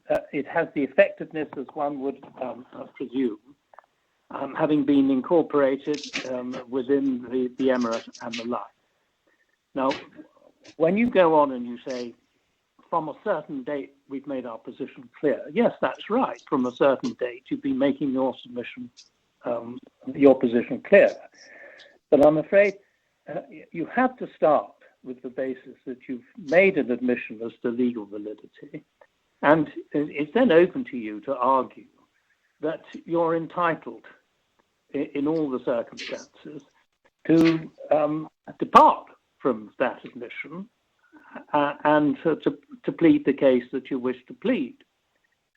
So that's what I'm interested in. I'm interested in your in your justification for seeking to plead the invalidity as you do, having regard to all the circumstances of the case, essentially it comes down to the overriding objective and to what does justice having regard to the overriding objective require? Does it require, putting on one side arguability of the legal foundation, does it require that you be allowed now to take this position, or does it require that you be shut out from taking it? Well, Your Lordship, so that's where we're now. We're essentially on, putting it broadly, on the discretionary aspect of your application. Well, I'm very grateful for that. I will come, and Your Lordship has seen our skeleton. We do deal with the overriding objective and that the issues. Yes, you do. It's justice. You set it out very, very fully. But before I do that, in terms of the arguability, it possibly makes sense for me just to finish off the points on arguability. Yes. Anything else you want to say on arguability? Go ahead. I'm grateful. I do just wish to make the point that where one is dealing with immediate judgment or the issues in terms of arguability on points of foreign law, it's not as clear as Mr. Knight suggests that one has to apply the the international approach. And indeed, Your Lordship, I believe, was one of the judges who gave the decision of the Court of Appeal in the Fidel and Felicia case, which distinguishes the English approach and the international approach. And indeed, the English approach may still be applied. If one looks at the, very quickly, at the authorities bundle, and if one goes to page 89 in that bundle, Fidel and Felicia. Yes, wait a moment, please. Let's see. Yes, the authorities, DIFC court authorities or common law authorities? Well, it's in the section of DIFC court authorities, which I believe is section 2 of the... Yes, and the name of the case, do you want to go to Fidel and Felicia? Fidel and Felicia, my lord, which is number 2 in that section, page 89. And then, if I could just take you very briefly to the summary at page 90, this is Chief Justice Michael Huang with His Excellent Justice Omar Al-Mohari and Justice Sir Richard Peel concurring, dismissed the appeal. On issue 1, it was held that the DIFC court are not bound to treat foreign law as a fact to be proved as such, as they possess discretion under Article 50C of the DIFC court's law to apply such rules of evidence as they may consider appropriate. Unlike the English courts, the DIFC courts are not restricted to applying only English common law or even DIFC law.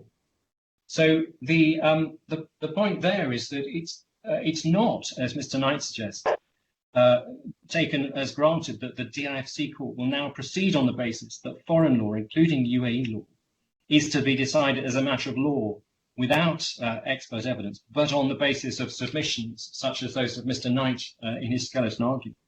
It's a matter for the discretion of the court as to whether they apply the English approach with expert witnesses and cross-examination, or indeed whether they apply the international approach being advocated by the Chief Justice Michael Huang, where the matter is dealt with as a matter of submission, usually, I should add, by co-counsel, UAE co-counsel, who have real expertise and experience in UAE law, not by us mere English counsel. And when one looks at the subsequent case law of the DIFC, there are substantial cases where the court has still taken the English approach. And one has in the bundle, we possibly don't need to look at it now, but the Nest Investments case, which is, I think, tab 4 within the DIFC court authorities. Yes, I got it. And so one has that's at page 142. And looking at that, if one goes on to page 149. Yeah. So the heading at the top of that page, statute barred under Lebanese law, paragraph 41. Yeah. As in the jurisdiction application, I had the benefit of experts' reports concerning Lebanese law of Mr. Shakib Korbawi, also instructed on behalf of DTME, and Dr. Philippe Bustani, instructed on behalf of the claimants. The experts didn't give oral evidence, but then a very detailed analysis following of their evidence. And so at 47, paragraph 47, I don't think it can be properly concluded the application that the claimant's claims are statute barred under Lebanese law. Divergence between the expert is not of itself an impediment to finding that the claims have no real prospects of success. So again, here we have Justice Roger Giles struggling with the no real prospect test on immediate judgment on the basis of detailed reports of experts in Lebanese law. And in paragraph 49, issues as to the release and discharge of the auditor by reference to General Assembly resolutions. And at paragraph 51, Mr. Korbawi said that although the release and discharge is granted to the directors, most scholars agree that the release and discharge covers also the auditors of the company. And pausing there, the judge decided against giving immediate judgment on the basis of an assertion that most scholars agree. And one sees that at paragraph 54, Mr. Korbawi responded to Dr. Bustani on extent of the release, but I don't think it's profitable to take the debate further, as the matter was left with the uncertainty of most scholars on a contrary view. There is a live issue which should go to trial on whether the release and discharge extends to an auditor. And then paragraph 55, further on Mr. Korbawi's explanation of the discharge, it's regarded as equivalent to a waiver by the company, that's LCB, that the shareholders are bound by a resolution giving rise to such a waiver doesn't mean, or at least does not mean with the force required of the application, that the discharge extends to and is equivalent of a waiver by the shareholders as claimants in their own right. Indeed, from Mr. Korbawi's reference to discharge of the shareholders acting on behalf of the company, it appears it would not. Mr. Korbawi's reference is unclear on this, and I'm not satisfied it can be decided in this application to the level of negation of a real prospect of success for the claimant. For all of these reasons, immediate judgment is not appropriate. And I could go on, but I think, Your Lordship, I can make good, hopefully, the submission that it's perfectly ordinary, even on an application for immediate judgment or for an application of the test as to the real nature or otherwise of a claim, that the court uses the English approach in looking at the expert evidence of real experts in the relevant foreign law. And again, we say that is a reason that this matter should go to trial, that this issue can be properly decided by experts who will be subject to cross-examination. And I should say that even where the international approach is applied, and even where matters proceed by way of submissions, one would ordinarily expect in seeking to establish the alleged unreality of a pleading.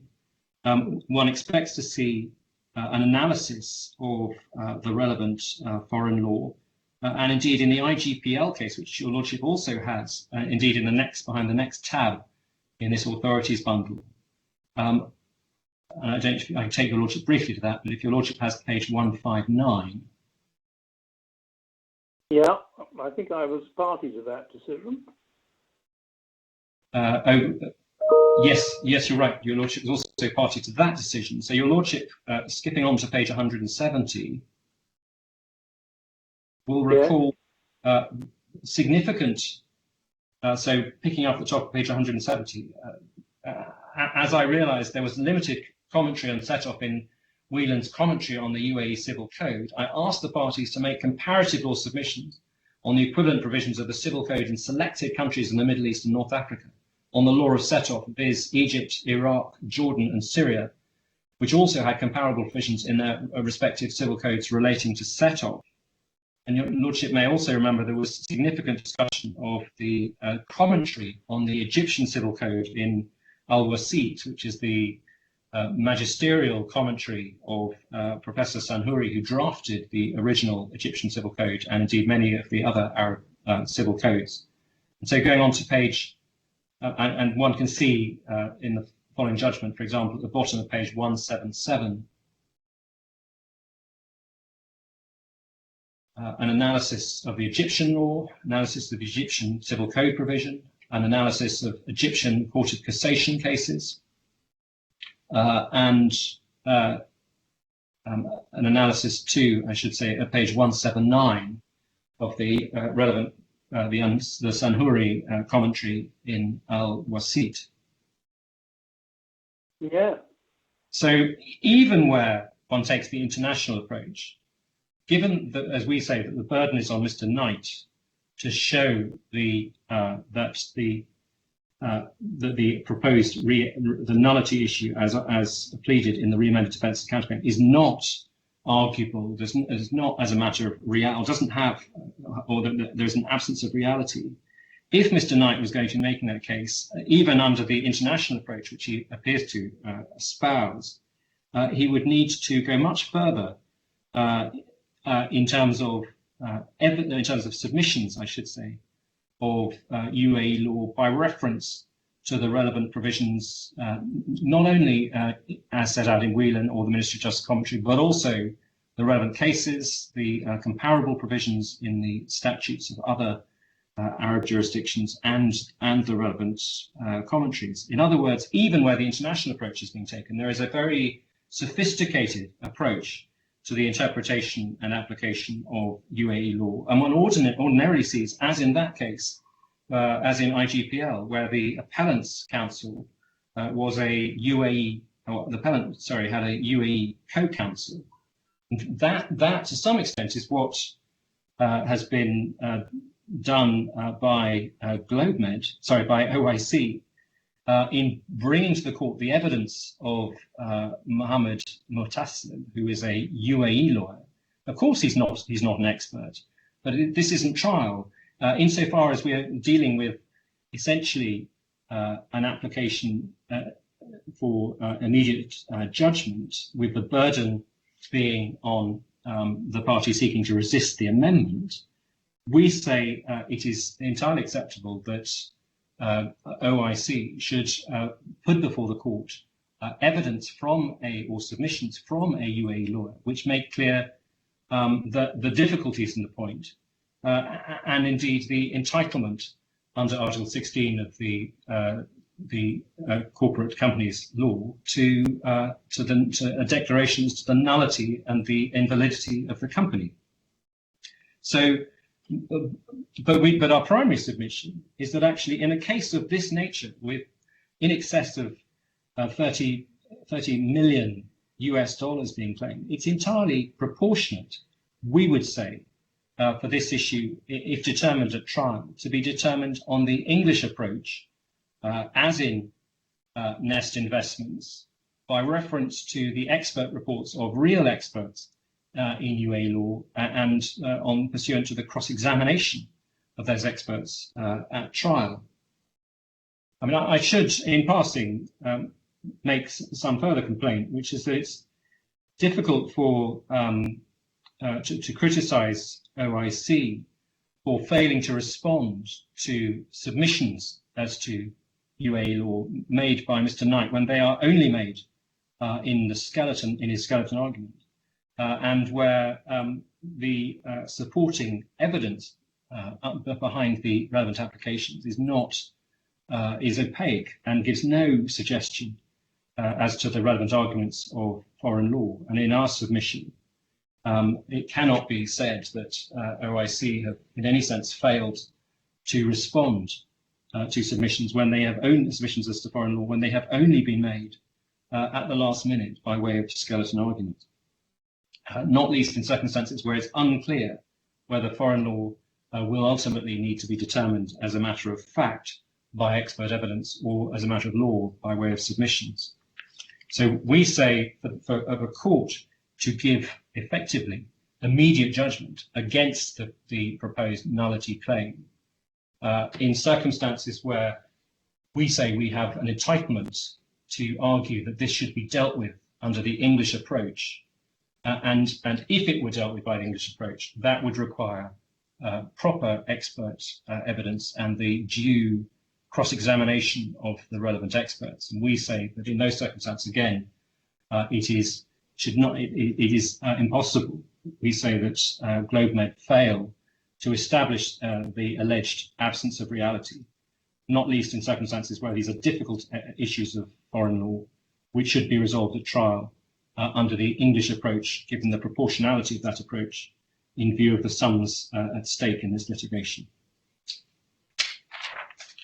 That brings me, my lord, to the overriding objective. I don't think I need to explain or refer to the relevant procedural provisions.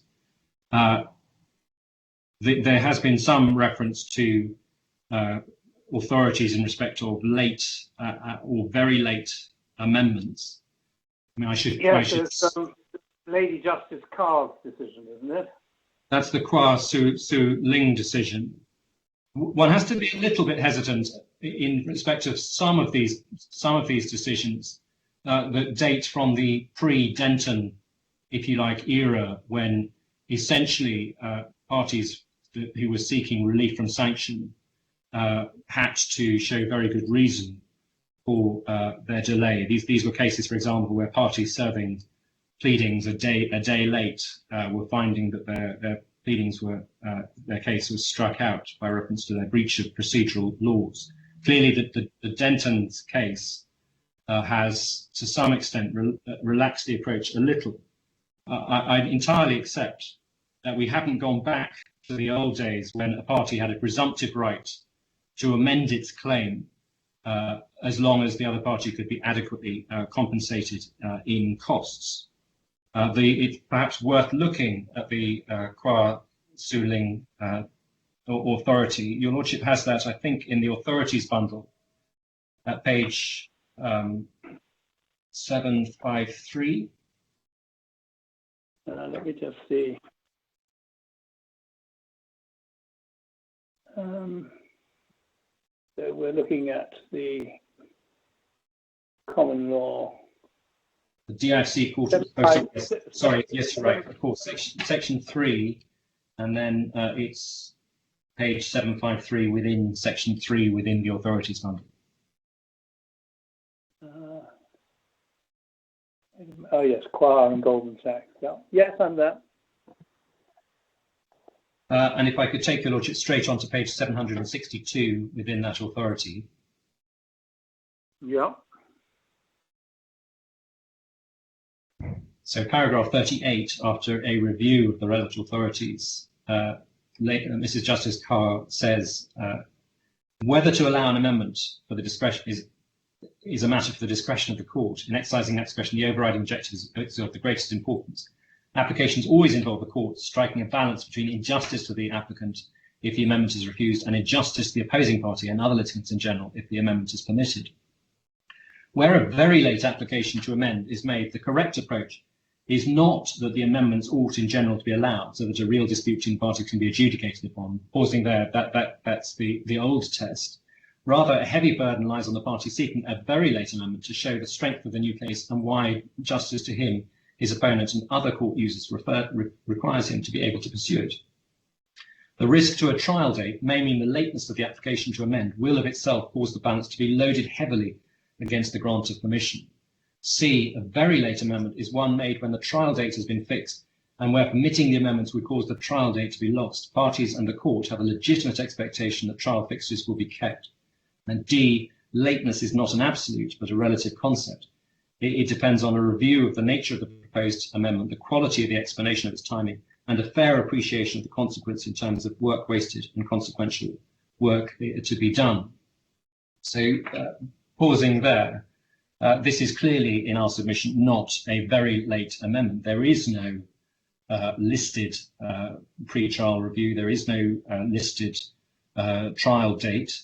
I think it's said against us that there have in the past been trial dates listed.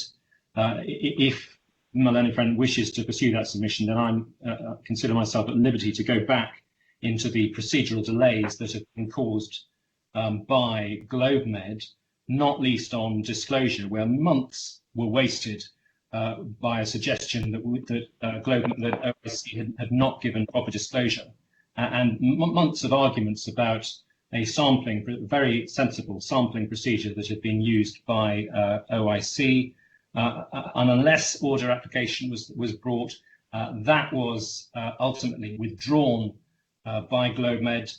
An application had to be made by OIC in seeking redaction of highly confidential information in respect of its business operations in the UAE. That was ultimately accepted. Well, you put, Mr. Reed, all this is in your skeleton argument. My lord, I'm grateful that I don't have to rehearse. You can take that as read.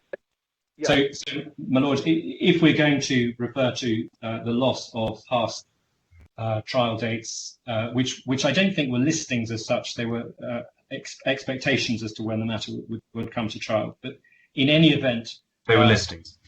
I'm grateful. In any event, if we need to go back into the prehistory to determine who was in fact responsible by way of delay, then I'm very happy to do so by way of reply. Well, I'm not going to let you do, Mr. Reed. I'm not going to let you do so orally because it's all very, very fully and clearly set out in your submissions, and I hope you'll take it from me that I can well understand the relevance of those that part of your written submissions in respect to this issue. I mean, we've got to, because of the time difference, we've got to be perhaps a little more brisk than we normally are when everyone is in Dubai and we're on Dubai time. I'm anxious that we I don't want to hear lengthy oral submissions, which are already the subject of full written argument. I've told you I've read the argument, and of course, in deciding the case, I shall go back and look at it again. I'm not grateful. Right. So I think we can accept. Well, I'm going to maintain that this is not a very late application. To the extent that this is a late application, there's no suggestion that the balance has to be rigged in one way or the other. There is a suggestion that essentially the court still needs to be looking at the balance of injustice, the reason for any delay, and any prejudice to the party. So essentially, a fairly ordinary application of the overriding objective. And we would say, in respect of the overriding objective, that there's an issue, obviously, as to whether a party has been surprised by an argument. And we say your lordship has the dates, has the chronology in terms of when the first of all, when the point was first taken to Dubai court, and when the matter was then intimated as early as October last year. So there is in no sense in which anyone has been surprised by the new case. There are clearly submissions that I need to make in respect of the Article 16.3 point, which is, and indeed the Sharakat Muhassa, the de facto company point, which have been raised by way of the skeleton argument. So I would propose to do that. Your lordship has, in the authorities bundle at page 925, the Article 16 of the Companies Law, the 2015 Companies Law. So if I could take your lordship quickly to that. Yes, would you give me just a moment? The authorities, that's a separate bundle, the authorities. Oh, no, here we are. UAE Federal and Abu Dhabi Court Authorities or Statutes. What are we going to? So yes, so if one goes to page 925 within that. 925 in that, right? Okay.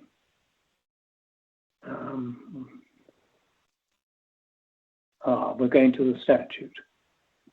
My lord, yes. Well, I've got the UAE Civil Code and various articles at 923, And then I have the UAE Federal Law number 2 at 924 to 926. That must be that one. It's that one. That's the 2015 page 95. Yes, I'm there. Companies Law. And then if one goes over page to 925, one has there Article 16, validation of the company memorandum by third party. Yeah. So essentially, if one looks at 3, it is said at 3, at all events where the nullity of the company is ruled, the memorandum conditions shall apply to the liquidation of the company and to the settlement of the partners' rights in an orderly manner, and the company's debtors may not request nullity or hold to it in order to dispose of their debts to the company. And I think the point that is, that, and your lordship will have read the skeleton, but I think the point that's being taken is an emphasis of the final clause. So the company's debtors may not request nullity or hold to it in order to dispose of their debts to the company. Now, we say that the company, that it is clear that the invalidity, if you like, may be relied upon by the applicant for the invalidity. And of course, 16.1 begins by it being permissible for a third party to validate the company memorandum or any thereof by means of validation, which would be permissible for such person to hold the existence or nullity of the company partners. If the nullity, 16.2, if the nullity of the company is ruled upon by the request of a third party. So a third party, which is essentially the position of OIC, may ask the UAE court to rule on the invalidity. That third party is doing so clearly to because it wishes to assert the invalidity. Insofar as there is then a liquidation of the company, the other debtors of the company may not rely on the invalidity of the company. That, in our submission, is what is being said in Article 16.3. And one sees that readily by looking at the previous provision, Article 9 of the 1984 Company Statute, which your lordship should have at page 916. So if one goes back a few pages. 916, okay. Wait a moment, please.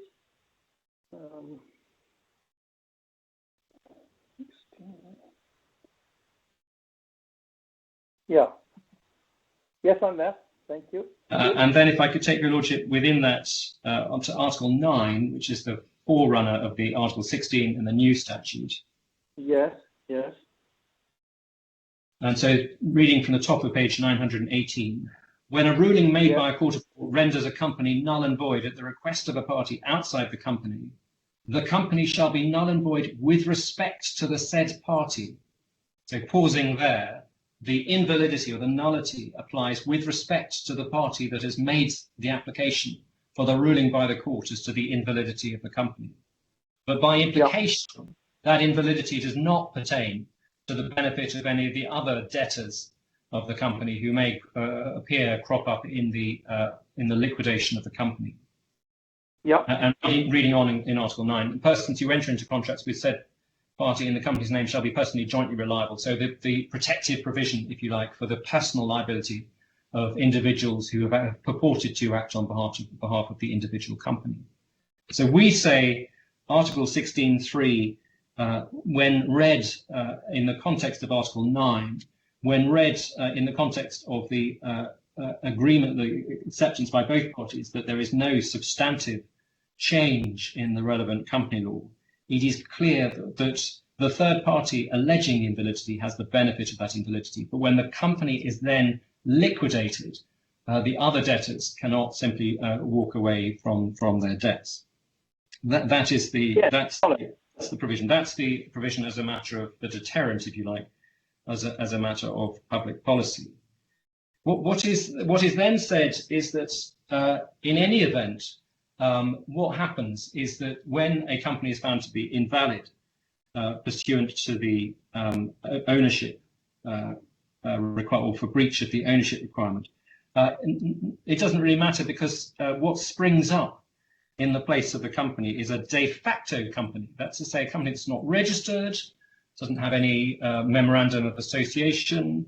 It arises as a matter of fact And the reference is then made to various other situations where, for example, a registration is not effected, or where there are false statements in the memorandum of association which invalidate the company. And in those circumstances, it is said, by reference to, in each case, one Court of Cassation case, that a de facto company comes into existence. The consequences of the de facto company are far from clear. There's a very complex jurisprudence, which I'm aware of, having dealt with this in other cases, in respect to the Sharika Muhassa. It's essentially a company by participation, and therefore based on the French Société en Participation. It's very similar to the law of disclosed principles. So it is to some extent about protecting hidden partners to Sharikat Muhassa, or de facto companies. It's entirely unclear as a matter of case law whether the de facto company has any corporate or separate legal personality. The suggestion that somehow a de facto company rushes in, or that the courts will, that UAE law will rush in to supply a de facto company, simply, well, first of all, it's implausible as a matter of public policy that UAE law, where it intends to create a deterrent effect insofar as the invalidity of the company may prevent the company enforcing its entitlements against third parties. It's unclear why UAE law would wish to rush in and substitute a de facto company for the invalid company. But it's also unclear as a matter of UAE law that that is in fact what happens where there has been a breach of the ownership requirement and indeed the profit requirement, not least where the only slim authorities which can be relied on are two Court of Cassation decisions raised in Paras 40 and 41, both of which deal with entirely different circumstances. The first, as I say, where a registration has not been effected. So there's no particular public policy reason why the UAE law would wish to penalise the members or partners of a company in circumstances where they've failed formally to register the company, or where there have been false statements in a memorandum of association which have to some extent invalidated the company. Those, in our submission, are completely different sets of circumstances.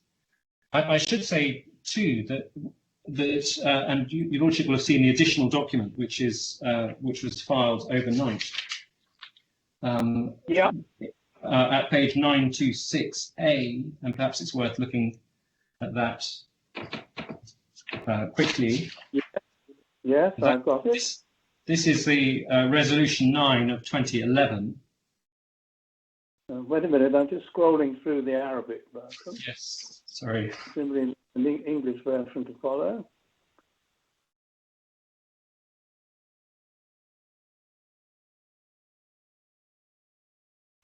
Do you know what page the English appears?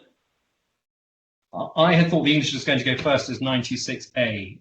I apologise if the Oh, I see. Oh, sorry. Okay, wait a moment. Okay.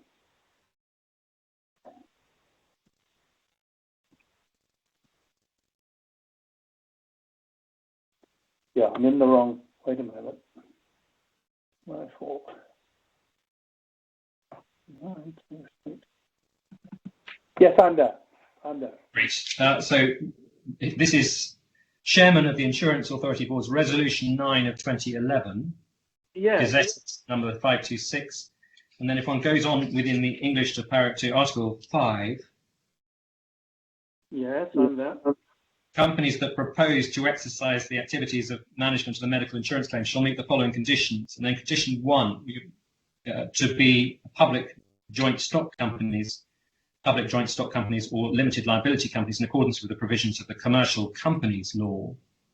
So interestingly, it would not be possible for a de facto company to carry out any medical insurance related services, which itself raises an issue as to how the relevant debt would be said to arise hypothetically as that of a de facto company that would not be able to conduct services relating to health insurance.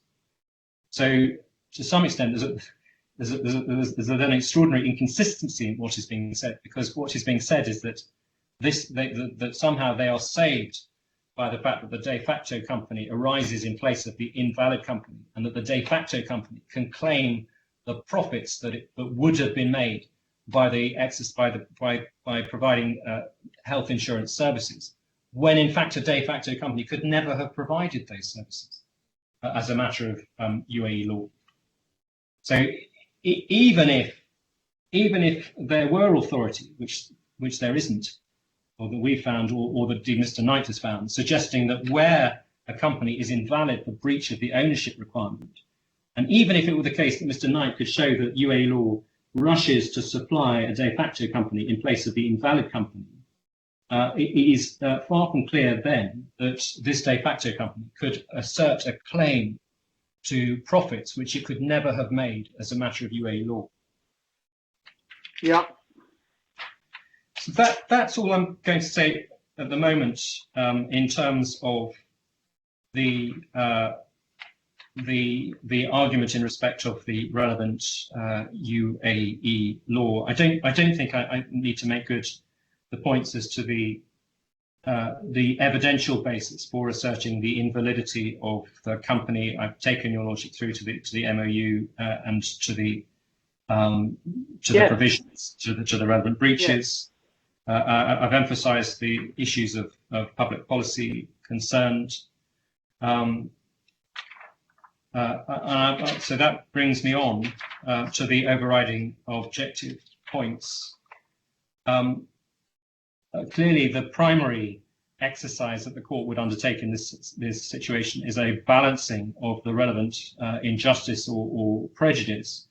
We say there would be very real injustice and prejudice to OIC if it were prevented from raising a very substantial defence, a defence which it has raised, as I say, since January 2019, for well over a year in the Dubai courts. We accept that there was an historic delay over the course of 2018 in bringing forward this defence, but it is, in our submission, a strongly arguable defence as a matter of UAE law, and insofar as GMGS argued that the DIFC court had jurisdiction and that the Dubai court should be ordered to cease entertaining the matter by reference to the DIFC court's jurisdiction, for it to argue that the DIFC court should consider the issue, and then to argue that the amendment should not be allowed in circumstances where it's presented that case to the JJC, seems to us to present real injustice to OIC. And indeed, the JJC recognised that the DIFC court had jurisdiction to hear the nullity issue, if you like. Now, I clearly accept that there's a difference between a finding that the court has jurisdiction and a finding that the court should, or just a determination of exercise of discretion by the court that it should then hear a claim over which it has jurisdiction. But in circumstances where GMGS has been making clear impliedly that this is a matter for the DIFC court, and where the JJC has essentially come to the same view that it's for the DIFC court and not the Dubai court to determine that issue, when everyone and all of the relevant bodies have been proceeding in that basis, in our submission, it would be unjust for this court to then turn around and say, well, albeit that we have that jurisdiction, we are not going to entertain that issue, notwithstanding that it's been raised before the Dubai courts since January of 2019. And we say the supporting case, as clearly presented in Mr. Mutasib's witness statement, by reference to all of the relevant statutory provisions and all of the relevant authority, which is a case which has not been substantially challenged, or indeed challenged at all, in evidence, but has only been very recently, last week, challenged by way of skeleton argument. where there is a strong case on the nullity issue, we say there would be real injustice if OIC were prevented from raising the nullity issue. As for any, on the other side of the account, if you like, as to whether there is injustice or potential injustice to GHS, I make the point again that it cannot claim to have been surprised in the language of the Ahmed decision. As I say, this matter has been in issue for well over a year. There has been there is no prejudicial delay that would be incurred by reason of the hearing of the nullity issue. The issue, as your lordship will have been seen and appears to be accepted by Mr. Knight in his skeleton argument, is very substantially a point of UAE law as to the infringement of the statutory prohibition. That appears from Mr. Knight's skeleton to be substantially accepted by Mr. Knight. He accepts that there can be no summary determination of the invalidity of the company, and that's his skeleton paragraph 30. So the only issue that he seeks to raise is essentially the consequences in terms of Article 16.3, which we say is a very discrete point of UAE law, and the consequences in terms of the de facto company argument, which is a very not a discrete issue, is a highly complex issue of UAE law. But those are issues of UAE law which will not add substantially to the time and to the costs of proceeding and indeed trial. We are still at a stage, and I won't remake my submissions in terms of which parties is in fact causing delay. We are still at a stage where no trial or PTR has yet been fixed. And we are still at a stage where the security for costs, which was applied for in January 2019 and which was recently agreed to, has yet to be paid. So there is no, in our submission, prospective injustice or prejudice to GHS in this discrete issue of UAE law going forward to trial. Mr. Reid, my lord. Mr. Reid, forgive me for interrupting you. Do you accept that the court has regard not only to the interests of the litigants, but it has regard to the court's interest in maintaining the efficient delivery of justice?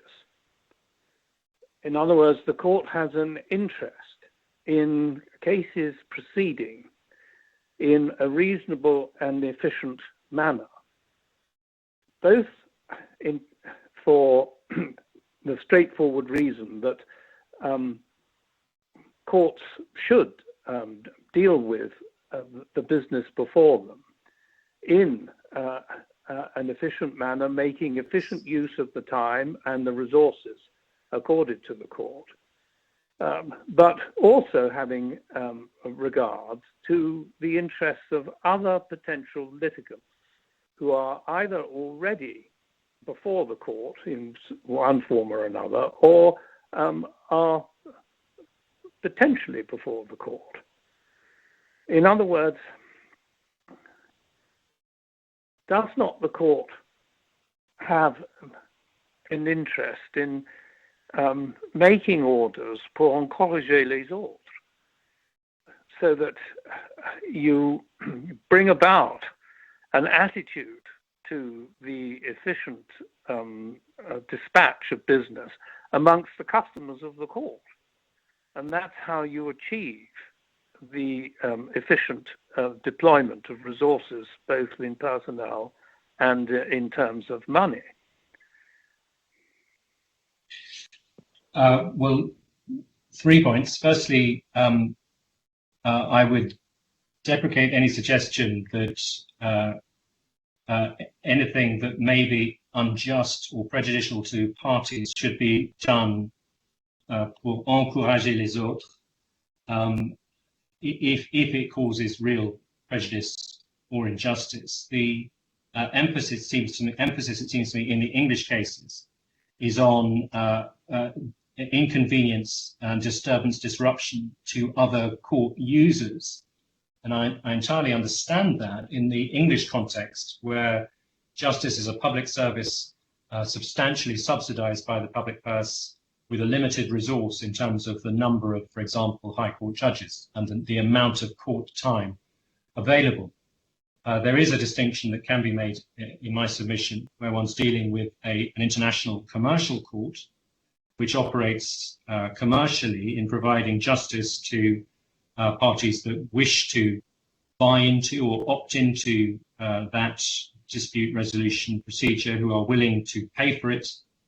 And in those circumstances, to the extent that there is an increased need in terms of court time, in terms of applications, the parties that are making those applications are paying for the services, and there is judicial resource available to the court to be used as required. So to the extent that there have been delays, and I remake my point about the responsibility for those delays, to the extent that there are delays, those can be resolved and accommodated by the court.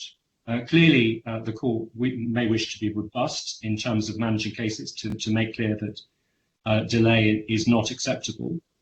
Insofar as there has been delay in this case, I think I have to accept that there was a delay between January 18 and January 19, when the point was first raised in the Dubai court. But in my submission, that is now historic delay.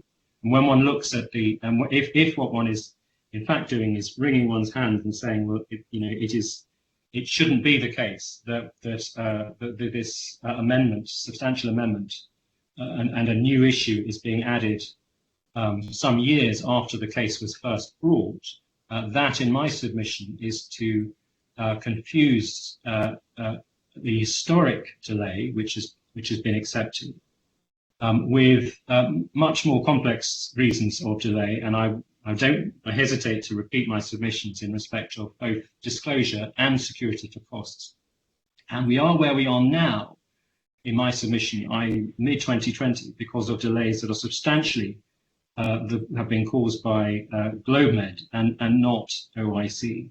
So I think I'm stuck with the delay in bringing the claim in January 2019 before the Dubai courts, but thereafter, in my submission, there is no responsibility.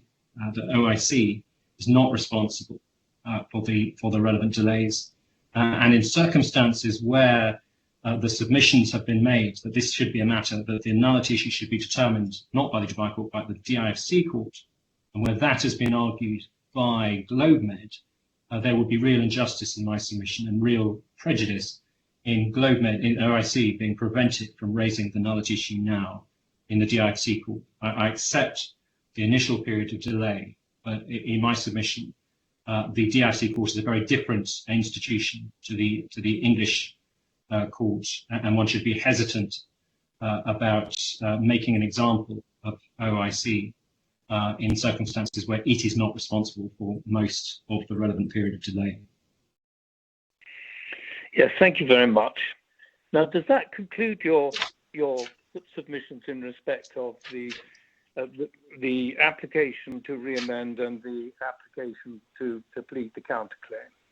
I think just in terms of the permission for the counterclaim, I formally required, your Lordship will be aware that the relevant discretion is 21.8. And the requirement for permission is under 21.8, and then the criteria under RDC 2130 essentially require connection between the counterclaim and the existing claim, and a connection to the subject matter of the proceedings. There's an English decision, which Court of Appeal decision in the bundle, Rahman and Sterling Credit, by reference to the English CPR provisions, which is dealt with in our skeleton. And essentially that makes the point that delay alone should not be a reason for refusing permission. And obviously we rely heavily on what is said there. And for your Lordship's note, the references are page 503C and 504C in the decision of Lord Justice Mummery in the Rahman decision. And again, for your Lordship's note, the reference, that's Authorities Bundle, tab 3, page 278. And that was a case where a counterclaim was added at trial, and Lord Justice Mummery noted that the action was not at an end, and that delay alone should not be a reason for refusing permission. So if one then goes to the criteria in 2130, the connection of the nullity claim as a counterclaim to the claim itself in our submission is a very strong connection, and indeed the connection to the subject matter of the proceedings, given that the nullity claim arises out of the memorandum of the MOU, which is part of the transaction, which is pleaded in terms in the main claim and in the defence to the main claim.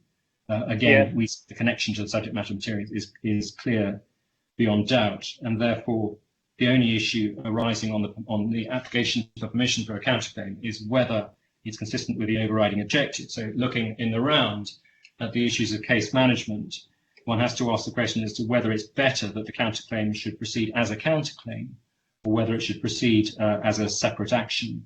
And in our submission, to have to run a claim for a declaration as to the invalidity of the company and the invalidity of the Tpa Agreement as a separate action makes no sense as a matter of case management.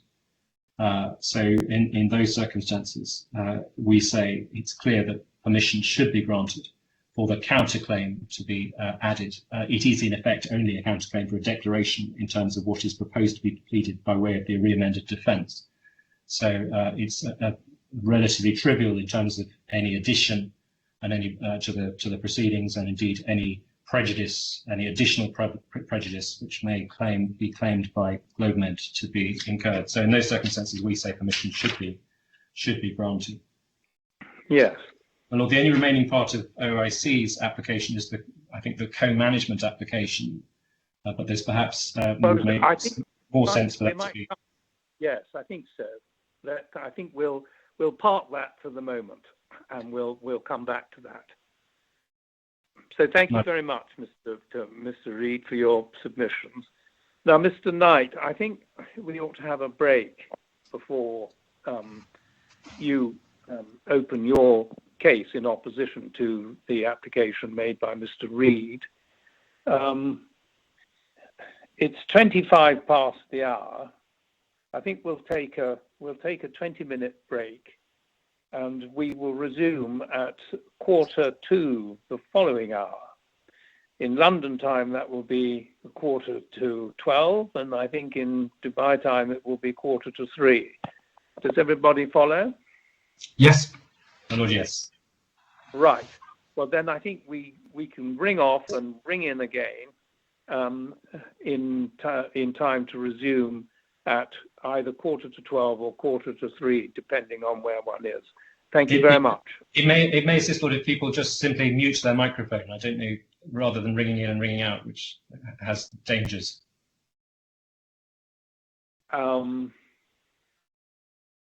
Yes. Well, you can make your make your own choices there. Okay. Thank you very much.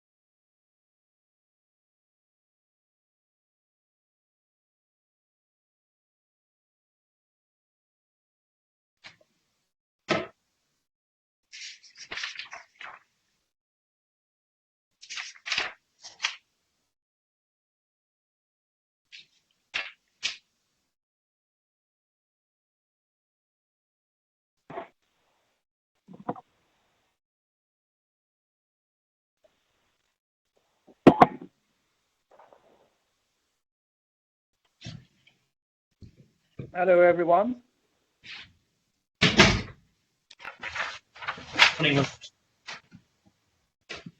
Hello. Are we all present? I think so. So that's Mr. Knight speaking. Well, that was Mr. Reed, but this is Mr. Knight. Okay, sorry. Nathan, are you there? Yes, sir, Richard. Thank you very much. Well, we don't need to go through the protocol again to resume the hearing. So we shall get straight down to Mr. Knight's submissions, please. Look, my lord, before we do that, could I just mention my diligent junior has identified 2 cases on respect of the overlap between applications to amend and applications to withdraw concessions. As your lordship identified, the issue is essentially one of prospects, real prospects, and also the overriding objective.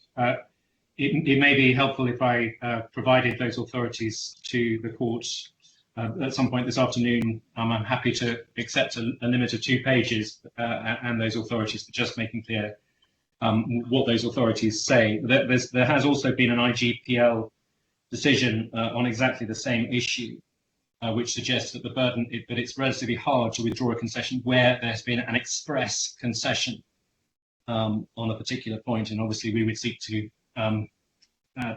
distance ourselves from that, to distinguish ourselves from that. And there's also another decision which suggests again that it's the overriding objective. That's the DAR developments and tally, the decision in that litigation. So if it assists, we're happy to provide those authorities and also a very, very short note just identifying the relevant passages in those authorities on the overlap between the relevant tests. Well, you can do that immediately following the end of submissions today. And of course, you'll send a copy to Mr. Reed.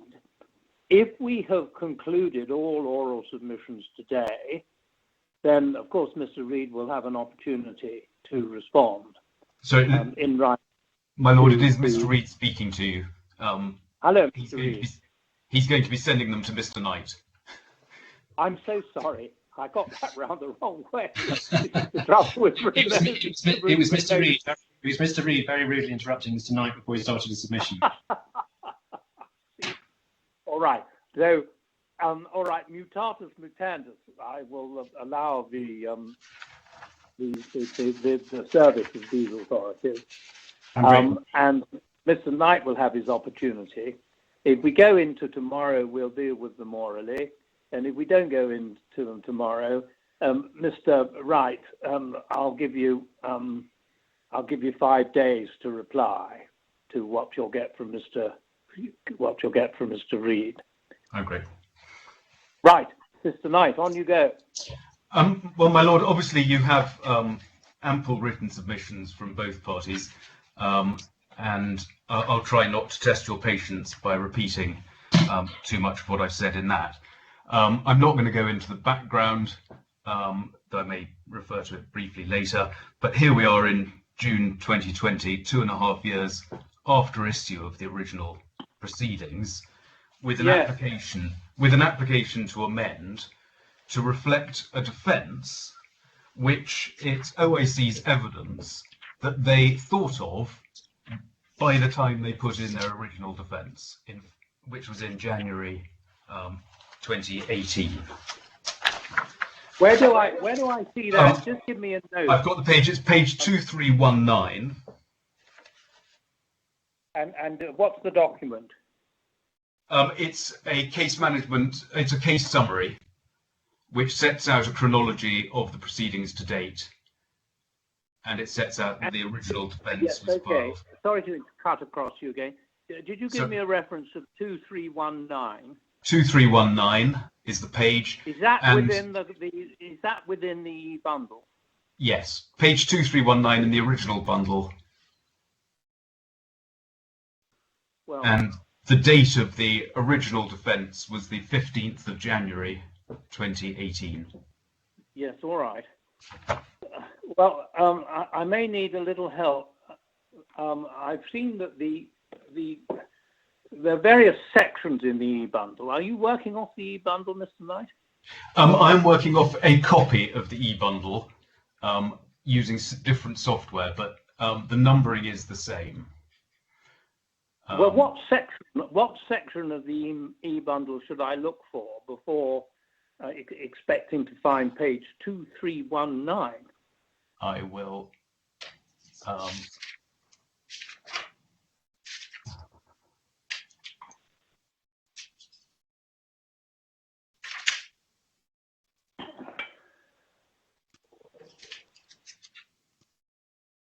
Let me just. I think it's in section 6, my lord, of the hearing And it's bundle. tab. I think it's under tab 83. Tab 83, section 6. Section 6. Okay. Thank you very much. My lord, obviously we oppose the amendments on 3 principal grounds. That it does represent the withdrawal of an admission for which there's been no application and no good explanation. We do continue to rely on the fact that there are no real prospects of success for it, pursuant to Article 16.3 in particular of the 2015 CCL, and also on the delay without any good reason. I think in the light of the way things have been going, I'll deal with the admission first, which then seeds quite usefully into delay generally, and then come back to the prospects of success. Your Lordship, with respect to the withdrawal of the admission, obviously your Lordship took issue with my learned friend seeking to diminish the extent of the admission. It was a fundamental admission, and that's why it has to be withdrawn now. That's why it's been crossed out, because it is not merely a matter of clarification. It was a fundamental admission as to the existence and registration, proper registration of my client, GMGHS. The entire amendment depends on it, as well as the counterclaim. And yet the court has no application before it as required by the court's rules 15.53. And under, the application 15.52, and the criteria are set out at 15.53.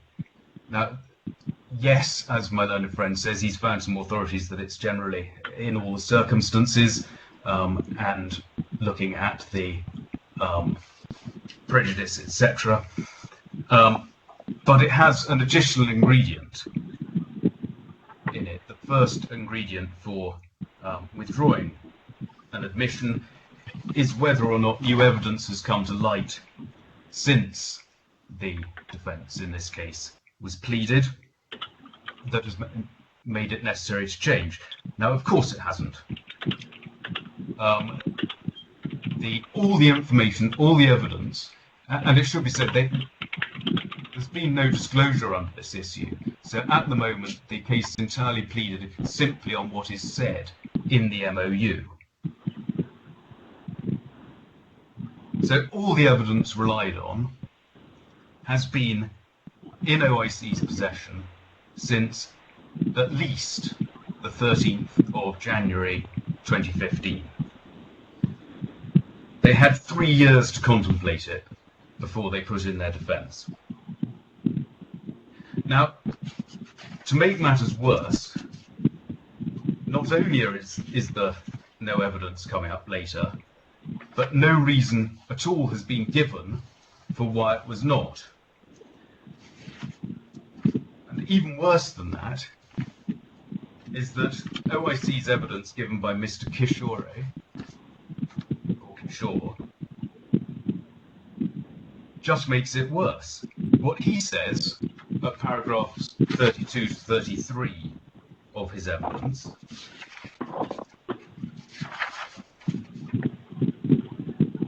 which is at page 129 of the bundle, Just give me a moment, please.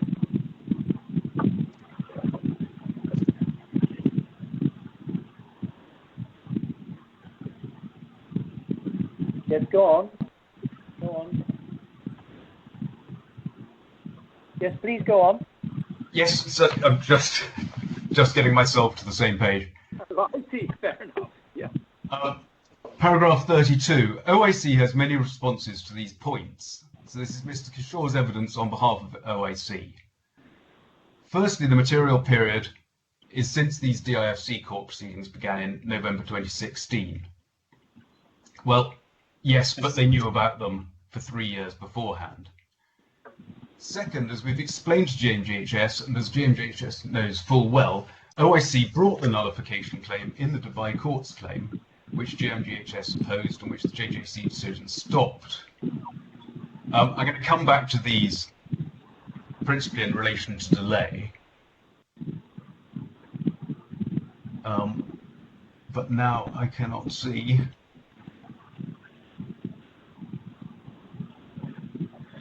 The sentence that I'm actually looking for. I'll come back to the sentence itself. But what is said, what's said, and somebody may be able to find it for me, Mr. Kishore says that the issue was raised. Oh, sorry, it's in paragraph 32, the penultimate sentence of paragraph 32. He says this was why the nullification claim. Does somebody else have? There's something coming across. Goes sideways. Could the any guests please turn their microphones off? I have somebody who's coming up making a noise who isn't identified except save as a guest, but their microphone appears to be on. But maybe it's better now. Well, it sounds as if it's okay now. If you want to carry on, and we'll try to see keep what going. Paragraph 32, my lord, penultimate sentence. Mr. Shaw says, this was why the nullification claim was raised but not developed in the original defence. Now, I have scoured the original defence and I've scoured the amended defence for any reference to the nullification claim. It wasn't raised at all in that. Now, I don't know how why Mr. Kishore believes it was raised or who let him say this in his evidence. But it is not true to say that it was raised but not developed. What is clear, however, from this evidence, and this is OIC's evidence in support of this application, is that they knew about this defence at that point. And the only proper inference is that they decided not to mention it, not to challenge the jurisdiction of the DIFC court, as the JJC subsequently commented, not to apply to the Dubai court, and not to seek a stay in the DIFC proceedings. That must have been deliberate.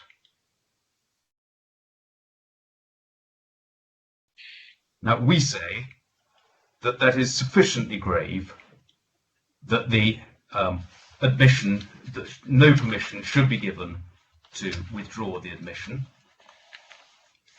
Essentially, OIC have compounded their error. They deliberately made the admission and did not bring up the defence, and now they have failed to be frank about what was going on. And we've had no other explanation whatsoever for the delay in bringing, in making these amendments.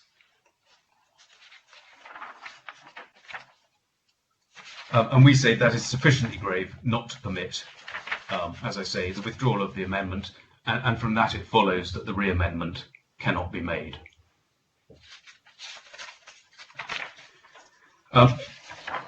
That is in a nutshell what needs to be said on the admission point, but it doesn't take away from the fact that it's an extremely important point. particularly relating to the conduct of OIC. Am I right in remembering that in the IFGL case, the one dealing with not so much with the the one dealing with jurisdiction, the part of that case dealing with jurisdiction, there was an application to depart from an admission, and the judgment goes into some detail about what the court's approach ought to be in the event it was decided that since the matter went to jurisdiction, what the parties said and did couldn't be determinative. It was for the court to determine the question of jurisdiction. But I seem to recall a certain amount of learning deployed in IFGL about the circumstances in which an admission may or may not be allowed to be withdrawn. Are you aware of that? My lord, I'll have to come back to you on it. My lord, that is one of the cases that I was proposing to address you in writing on. There is a very succinct... I don't recognise it from the IGPL I've been looking at, IBDL. No, I think there are two. It's a decision on the 19th of November 2015, so it's a different decision to the one that's in the existing bundle. And it's in paragraph 51 that Chief Justice Huang sets out what he says the relevant principles are. They're little Roman 1 to little Roman 5. It may assist if I read them out now, otherwise they'll be... No, don't read them now. Don't read them now. Thank you, Mr. Reed. Yeah, well, so you'll have your chance to deal with that. I'll have my 5 days, my lord. You'll have your 5 days to deal with that. Yeah. I'm grateful. My lord, I don't want to try your patience, but I do want to go to two of the authorities on delay. Yes, by all. English authorities. The first is CIP Properties. What page is that? And Galliford Try, which is at page 776 of the bundle, of the authorities bundle. 776. Yes, Mr. Justice Coulson, as he then was. Exactly that. Yes. And then it's at paragraph 19. Yes. Of that, which is at page 782 of the bundle. He sets out the criteria.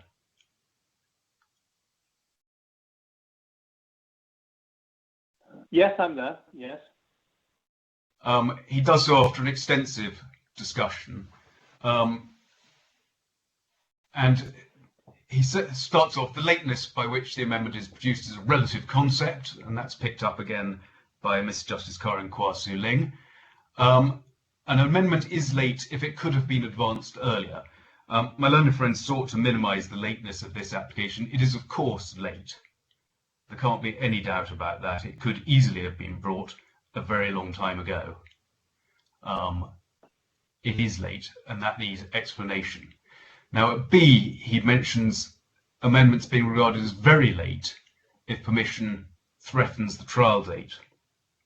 Now, you've heard already, and it's in Mr. Lewis's evidence, we've already missed 2 trial dates, which I believe have been listed and missed for other reasons. In January of this year, before the CMC, the abortive CMC, the parties were agreed that the trial of this matter could take place any time after the 30th of September of this year. So at the moment, or back in January, before this application was made, it was anticipated by the parties that the trial date could be any time after the 30th of September. We're now 6 months closer to the 30th of September, and the prospects of that trial going ahead in September are negligible, just because of this application. Now, we say that that puts this very much in the category of very late, even if it doesn't fall within the exact words of Mr. Justice Coulson. It is a very late application. This matter should have been set down for trial, and the only reason it hasn't been is because of this application being made. Otherwise, it would have been. Now, at C, we have the history of the amendment together with an explanation for its lateness. And it's a matter for the amending party and is an important factor. In essence, there must be a good reason for the delay. Now, I'm going to come back to this, but not only do we not have any good reason, we don't have any reason for the delay. And we'll come back to the respective elements of that delay. But this isn't just a minor part of things to be put in the balance. It's an important factor, and in essence, there must be a good reason. I don't need to deal too much with D, the particularity and clarity of the amendment. And then, of course, we go to the prejudice criteria, and which recognises, as does Kwasu Ling, that prejudice is now a very wide concept and is not simply something that can be compensated inevitably in costs. Now, my lord, if I could get, bearing in mind the stress that is put on good reasons for delay, if I could just quickly go to Qua and Goldman Sachs, which you'll find is the previous authority in that bundle, starting at page 753. Yes, wait a moment. Yes, I'm there, thank you. And going to paragraph 38.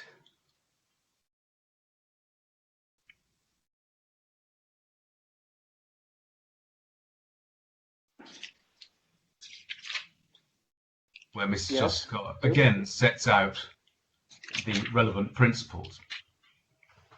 So again, it's a matter of discretion.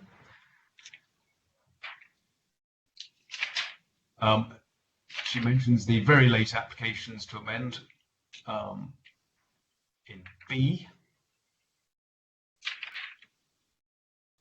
and C, but at D, lateness is not an absolute but a relative concept. It depends on a review of the nature of the proposed amendment, the quality of the explanation for its timing, and a fair appreciation of the consequences in terms of work wasted and consequential work to be done. Gone are the days when it was sufficient for the amending party to argue that no prejudice had been suffered, save as to costs. In the modern era, it's more readily recognised that the payment of costs may not be adequate. And then F, once again, it's incumbent on a party seeking the indulgence of the court to be allowed to raise a late claim to provide a good explanation for the delay, and then the much stricter view that is generally taken. Now, we say that the requirement for a good explanation is an extremely important one. Here we have a delay of 2.5 years, or 2.25 years before the application was made on the 30th of January. Now, just looking at G, sorry to interrupt you tonight, just looking at G and the last 5 lines or so, yes, there's a reference to the wider public interest of ensuring that other litigants can obtain justice efficiently and proportionately, and that the courts enable them to do so. Now, you heard me put to Mr. Reed, I asked him whether he accepted that the court was entitled to have regard to an interest that was not simply an interest of the parties, but was a broader interest in respect of the efficient running and deployment of resources of the DIFC court, and having regard to other litigants, whether actually with cases listed with the court, started in the court, or potential litigants. Yes. Now, what do you say about that? Well, we say yes, very much so. And we say that the position has not changed since Denton. The general criteria that the court has regard to are much, much wider than they used to be. And the court does definitely look at other litigants. It looks upon prejudice to the parties themselves in a very wide manner, but it also looks at the general administration of justice. It looks at other parties, and as your lordship said, pour encourager les autres. It is very important that the rules are complied with, and though there's been some retrenchment from Denton, nobody has suggested that it has gone back to the olden days, where one can essentially break rules and just suffer a cost penalty. There are real consequences to do. What do you say in response to Mr. Reed's point that there is a fundamental difference in nature between the courts within the United Kingdom, and in particular, I would say, by gloss, the commercial court, which are public institutions funded from public expenditure, and the DIFC, which I think Mr. Reed was suggesting, was in effect funded by the customers. And accordingly, the customers were entitled to have the interests of the litigants taken into account, but no other interest. I simply don't think that applies. The DIFC is a public court. Its funding is not a matter for how it should be viewed. It still has an interest in justice being done properly in accordance with its rules. It doesn't have more flexible rules simply because the litigants are paying. It hasn't adopted the approach of arbitration to have a rule book running to 3 pages with a general discretion.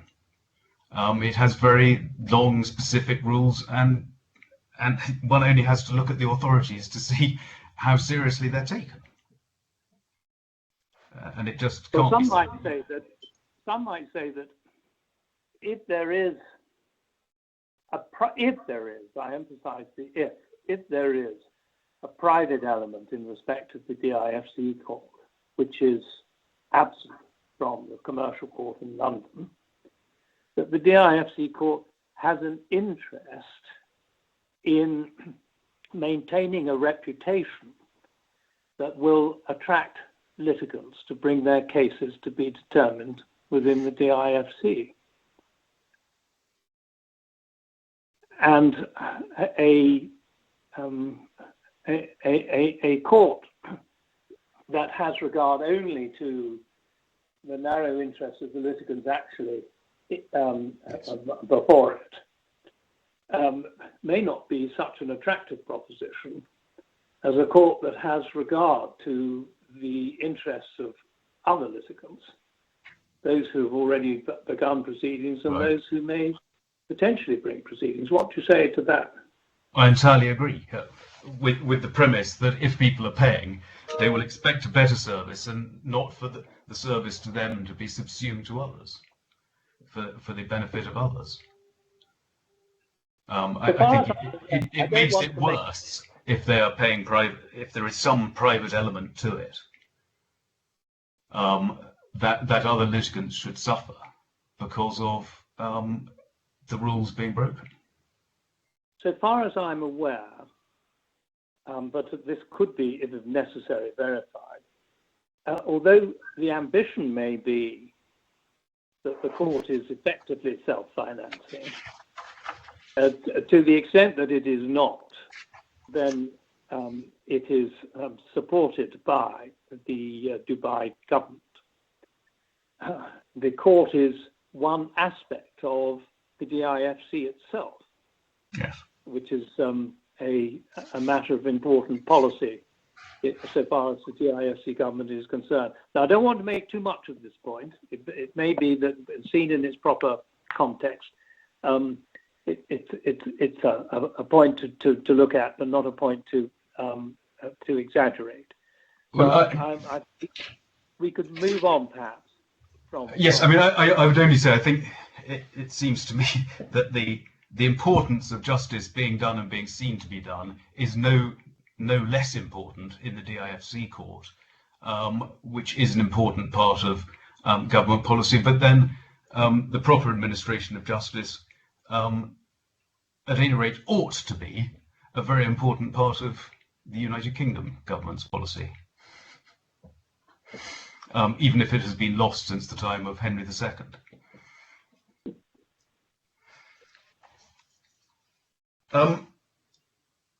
So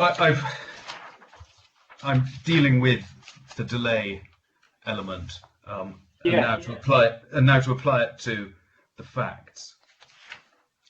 I wanted to apply it first very much to this application, these amendments themselves, and that obviously falls into three parts. We've already discussed the fact that all the evidence was available for 3 years before even the original defence was filed. We've seen Mr. Kishore's evidence that it was expressly contemplated at the time of the defence that this defence existed, and yet they did nothing. And then we have the 14 months wait between the issue of these proceedings and/or the original defence and the Dubai claim, which for the first time brought the nullification claims, but in a different jurisdiction. Now, there is no explanation at all for that 14 months delay, notwithstanding that all the authorities require a good explanation. OIC is not able to provide any explanation for it at all. It simply didn't do it, even though it knew it was available. And as I say, the only inference that can be drawn is it was deliberate and done for its own advantage, whatever it thought that to be. Then, of course, the Dubai claim was brought, and a stay obtained in early January to February 2018. And the JJC have made their own views, and well, your lordship knows what the JJC said very well. They were absolutely damning about OIC's conduct in that application. It appears the JJC decision itself appears at page 240 of the bundle. Well, there's no need for you to take me to that. I'm grateful, but from paragraphs 9 to 11, as I've set out at paragraph 55 of my skeleton argument, they were absolutely damning of OIC's tactics. Not just the making of the application, not just the bringing of the claim, not just because it was misconceived, but because of their tactics in inventively interpreting the provisions amounts to no more than procedural tactics. An artificial dispute created by the appellant solely for the purpose of avoiding or at least delaying resolution of the merits of the claim. So the period of the JJC decision is again entirely the fault of OIC. And it can't seek to, my learned friend seeks to, again, diminish this as in some way unfair and misconceived. It's their application. It was the judgment on their application, and they are stuck with it. They can't seek to get out of it now, and those findings are clear and damning. They were doing this in order to seek procedural delay and avoid the resolution of the claim. Now, my learned friend says that in those proceedings, we disputed that it should go to the Dubai courts and said that it ought to go to the DIFC. But that's a completely different question. It's not saying they should now go to the DIFC. What was said was they should always have gone to the DIFC, or if any jurisdiction is appropriate, it is the DIFC. But that is not in some way implicitly condoning the lateness of the application, or suggesting that it shouldn't matter however late the application is made. Now, the JJC decision was made in June of 2018, but wasn't published and sent to the parties until the 23rd of September 2019.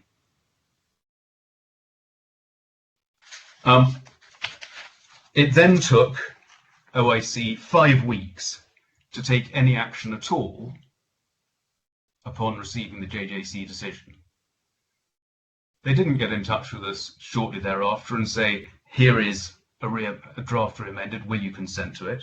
They waited 5 weeks to do so.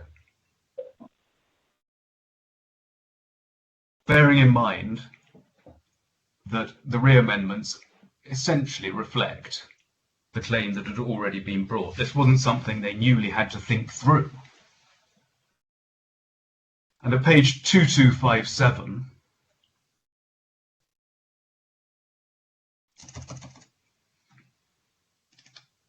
if I can get my computer to work. At page 2257, my lord, it's a letter written on the 30th of October 2019 by OIC, or by Al-Tamimi, when they suggest for the first time that they will seek to re-amend. And in October 2019, they say they are shortly to seek our consent to that amendment. And at 2256, they say that they will provide a draft as soon as possible. So that's on the 30th of September, 30th of October. But they don't do so. We don't receive the draft, and obviously we can't consent to any amendment with it without a draft in these circumstances. They don't even send us a draft until the 23rd of January 2020, 4 months later. So they've now had 5 months. Sorry, it's now 4 months since the JJC decision before they get out a re-amended draft based on what they say they've known about since January 2018. 2018, sorry.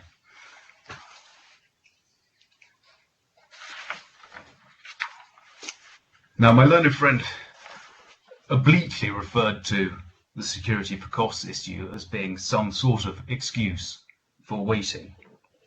And certainly it's one that Mr. Kutshaw brings up in his witness statement. But when one looks at the correspondence, there is no suggestion. What we are being told, what GMGHS and GlobeMed are being told, is that the draft will be supplied as soon as possible and they will shortly be seeking to amend. There is no suggestion that they are waiting for security to be provided before they think it's appropriate to re-amend. All the while, they are dealing with a case management conference at the end of January. They're dealing with directions, dealing with disclosure. There is no suggestion that they are trying to save money and save expenditure of costs in this period whatsoever. And in my submission, this is an excuse thought of later, which is disingenuous to the extent it is simply not true. And once again, OIC is not being frank with the court.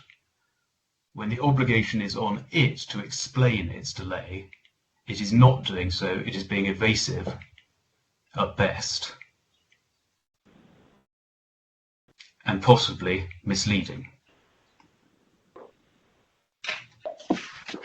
Now, the other point with security for costs is that that application in itself was made late. The OIC was entitled to make that application from the outset of the claim 2.5 years ago.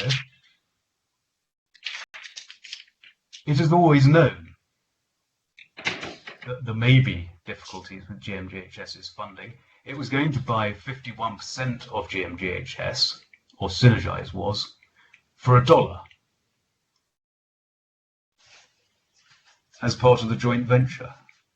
Now, there was no way the company was being...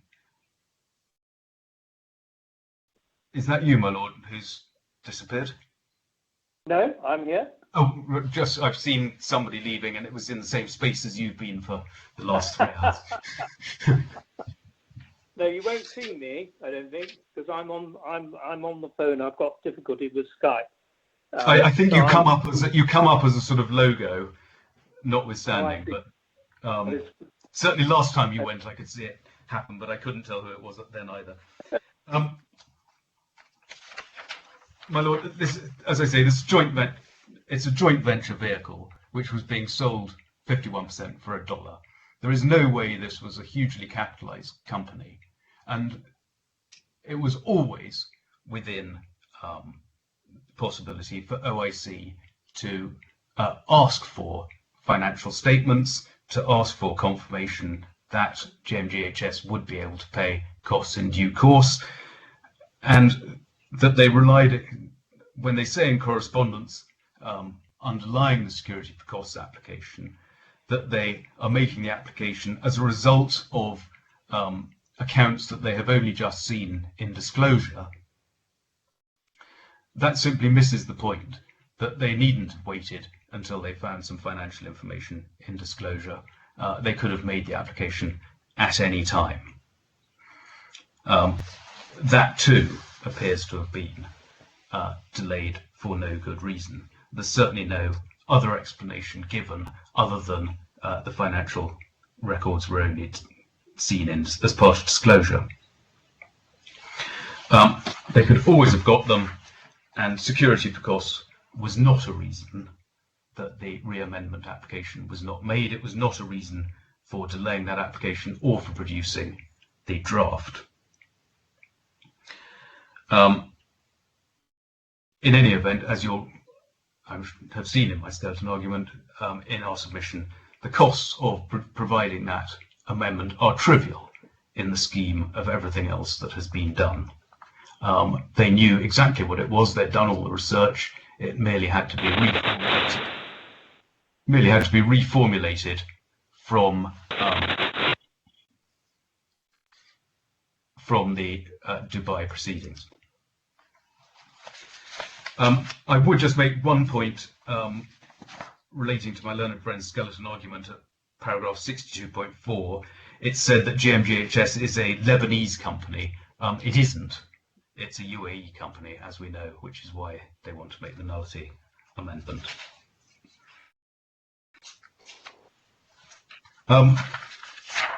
So we have 3 periods of delay. Well, we have the initial 3 years when they had all the evidence they needed to put in the defence. Then we have 14 months in which nothing is done, and there's no explanation for that. Then we have the 6 months during which the JJC decision is made. The JJC has found that that application was bad and should not have been made and was just a procedural tactic. So that is worse than no explanation for that 6 months of delay. And then we had another 4 months of delay afterwards before the application was made. None of those have any explanation whatsoever. And in those circumstances, there is a very large hurdle when one looks at the authorities for OIC to get over. And in our submission, when one looks at the prejudice to GMGHS, it has been justice delayed is justice denied. Parties should not be messed around. It will put us to additional expense. It will put us to enormous additional delay. It is affecting the courts. It is affecting the administration of justice for us, and it is affecting the administration of justice for others, as your lordship has suggested. And we say that on balance, the delay outweighs any prejudice to the claimant. It has entirely brought it on itself. And the application. I think it outweighs any prejudice to the defendant, don't you? Sorry, I mean to OIC. Yeah. Yes, to the defendant. Yeah.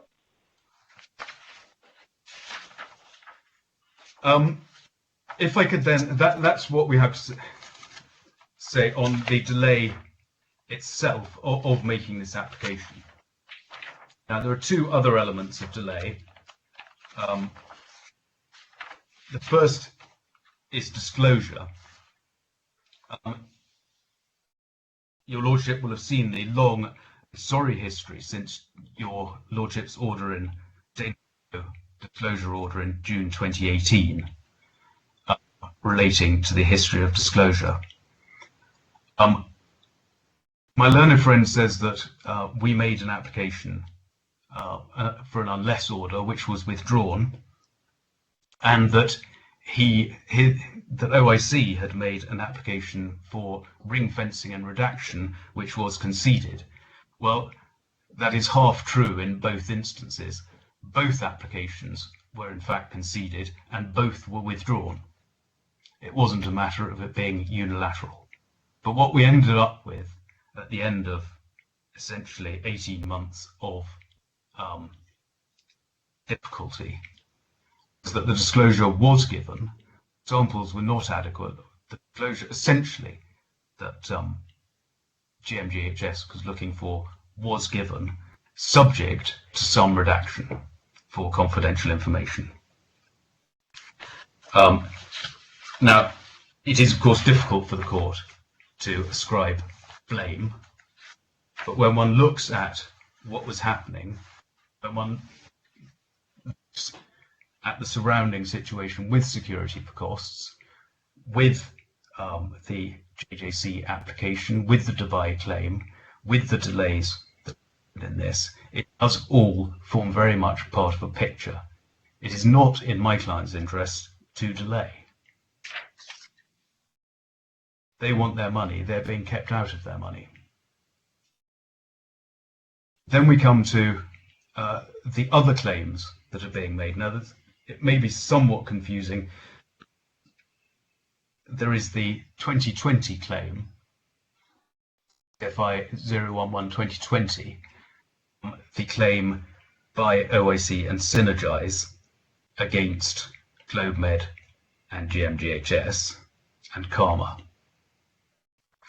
That has been referred to by OIC as the additional claim until now.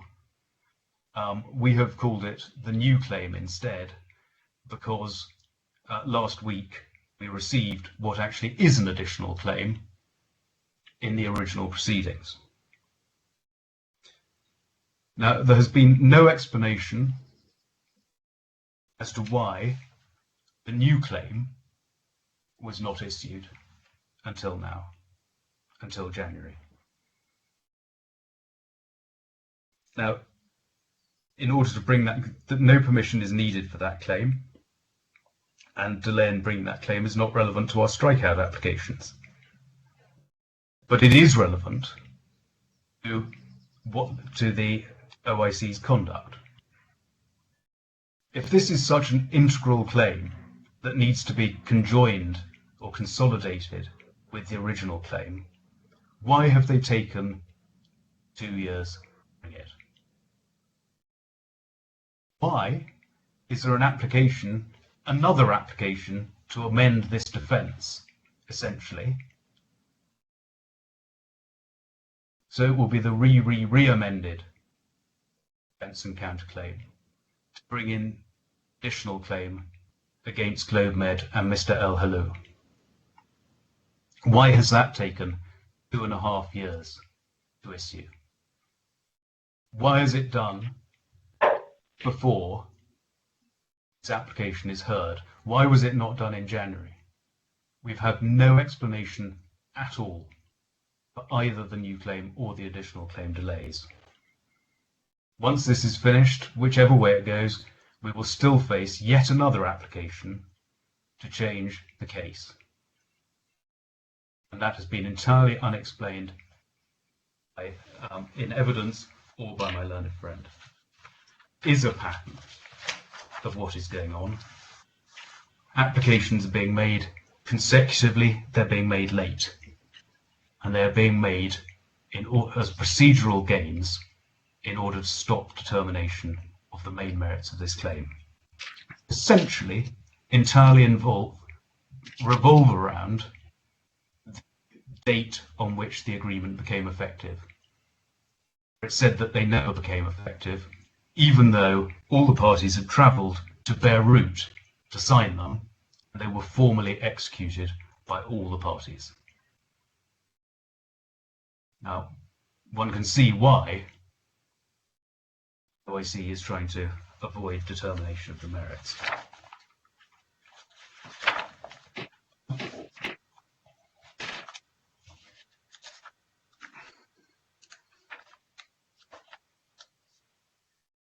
Lord, I think that's all I have to say on delay. So I will now go back to the necessity for the real prospects of success. Yes. Now, obviously, I accept entirely that it's inappropriate to conduct a mini trial. But the DIFC courts have been very clear in Veggie Bar, in Orion Holdings, and in Ilya Gaffar, as I've set out in my that real prospect of success, important element of these applications. Now, yes, there should be no determination of factual issues. If one looks at Easy Air, Mr. Justice Lewison, as he then was, his decision in Easy Air. Wait a moment. Easy Air against Opal, which is at page 666 of the authorities bundle. Yes, I'm there.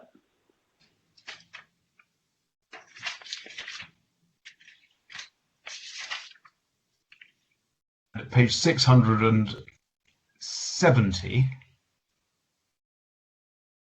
paragraph 15, he sets out what he considers the important factors to be in real prospects of success.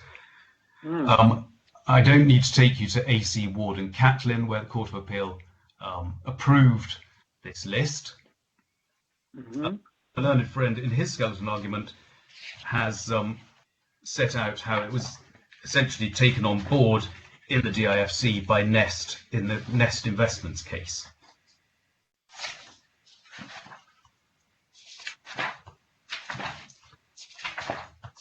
And my learned friend set out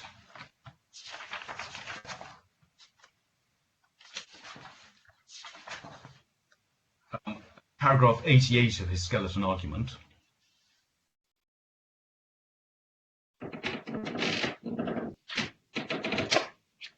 has said, in Nest Investments, Justice Giles confirmed that the test applicable to immediate judgment and that applicable to strikeout are to be regarded as materially the same. Giles J. further cited with approval at 24 the guidance on summary applications given by Lewis and J. in Easy Air Limited Telecom. So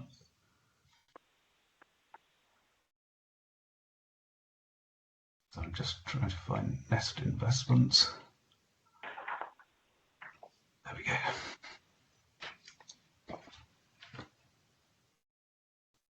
If one looks at my learned friend's skeleton argument, Roman numerals 1 to 6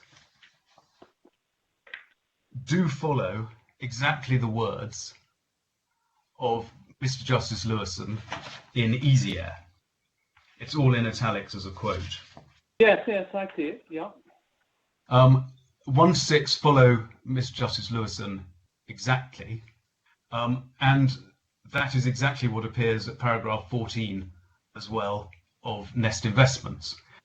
Yeah. 7, Roman 7 of my learned friend's skeleton argument does not appear in Mr. Justice Lewison's judgment. It is an entirely different paragraph 7 and 7, both in Nest, which is just quoting from Mr. Justice Lewison,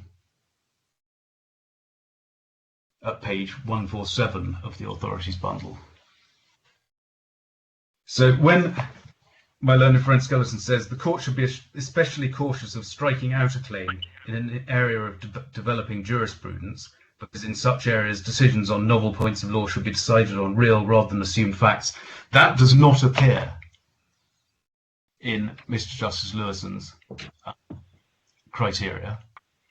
What he says is, on the other hand, it is not uncommon for an application under Part 24 to give rise to a short point of law or construction, and the court is satisfied that it has before it all the evidence necessary for the proper determination of the question, and the parties have had adequate opportunity to address it in argument, it should grasp the nettle and decide it. The reason is quite simple. If the respondent's case is bad in law, he will in truth have no real prospect of succeeding on his claim or successfully defending the claim against him, as the case may be. Similarly, if the applicant's case is bad in law. So he is actually saying the opposite of being especially cautious. What he is saying is, if there is a point of law, then it should be made.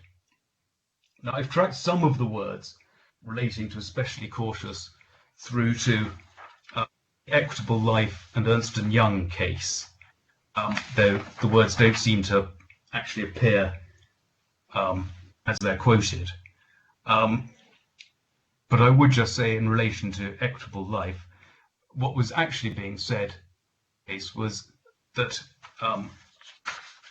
it was an extremely fact-sensitive case, and not one that could be decided. There were complex issues of law, and it was fact-sensitive. So in those cases, obviously, summary judgment was not appropriate.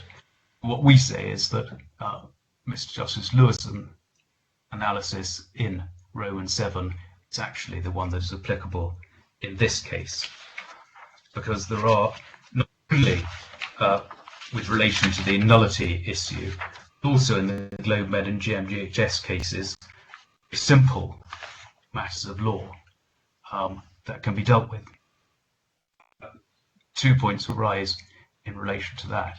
There's the international approach point. We say that on a proper reading of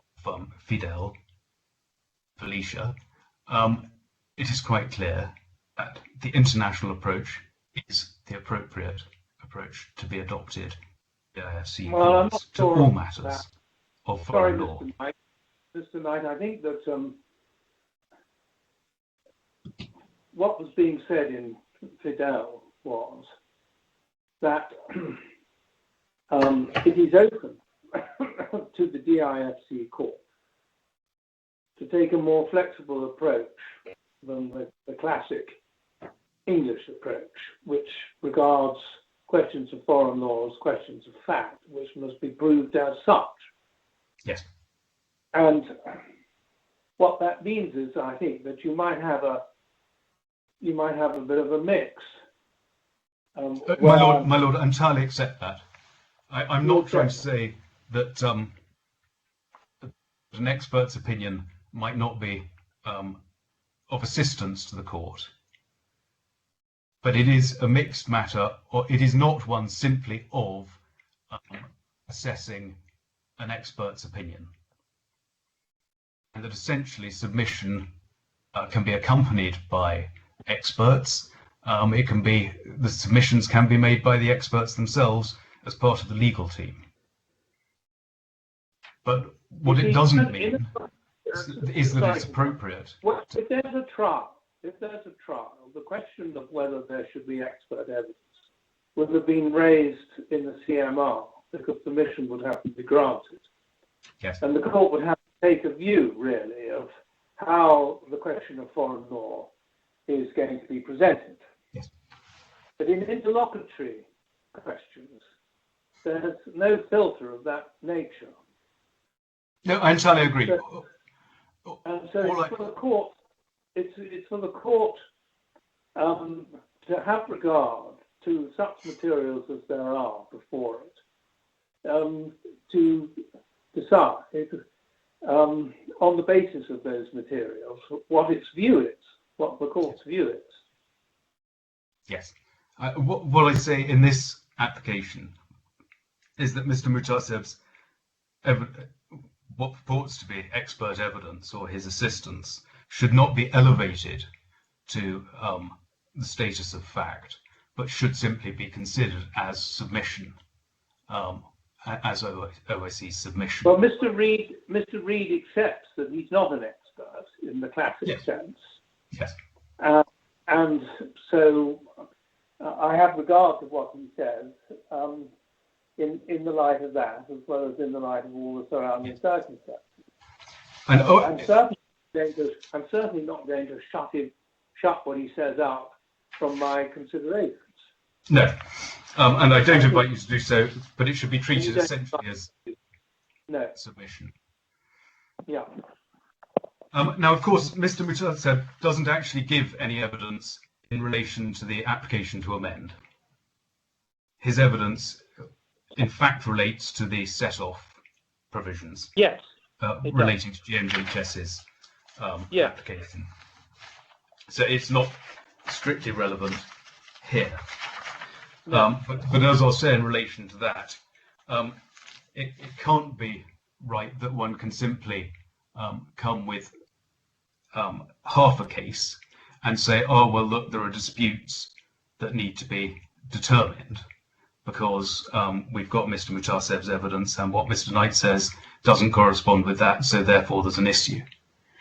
When it comes to the GMGHS application, we will say that you can look at all the evidence that there is on the all the submission there is on the point, and the decision is one that is suitable for summary determination today. Yeah. My Lord, that brings us to our case on the merits. And my learned friend agrees that the law has not materially changed since the 2015 law came into force. Yeah. And so I would go back to looking at Law 2 of 2015, which appears at page 924 of the authorities bundle. 924, wait a moment, please.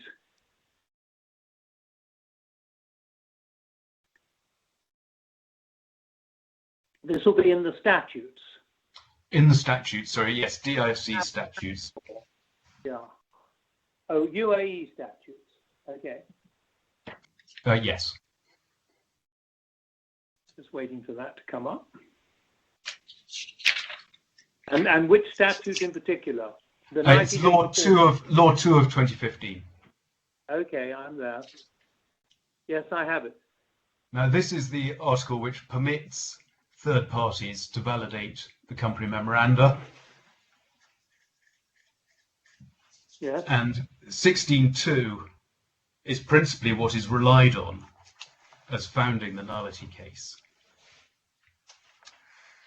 And we rely on 16.3 as the riposte to that.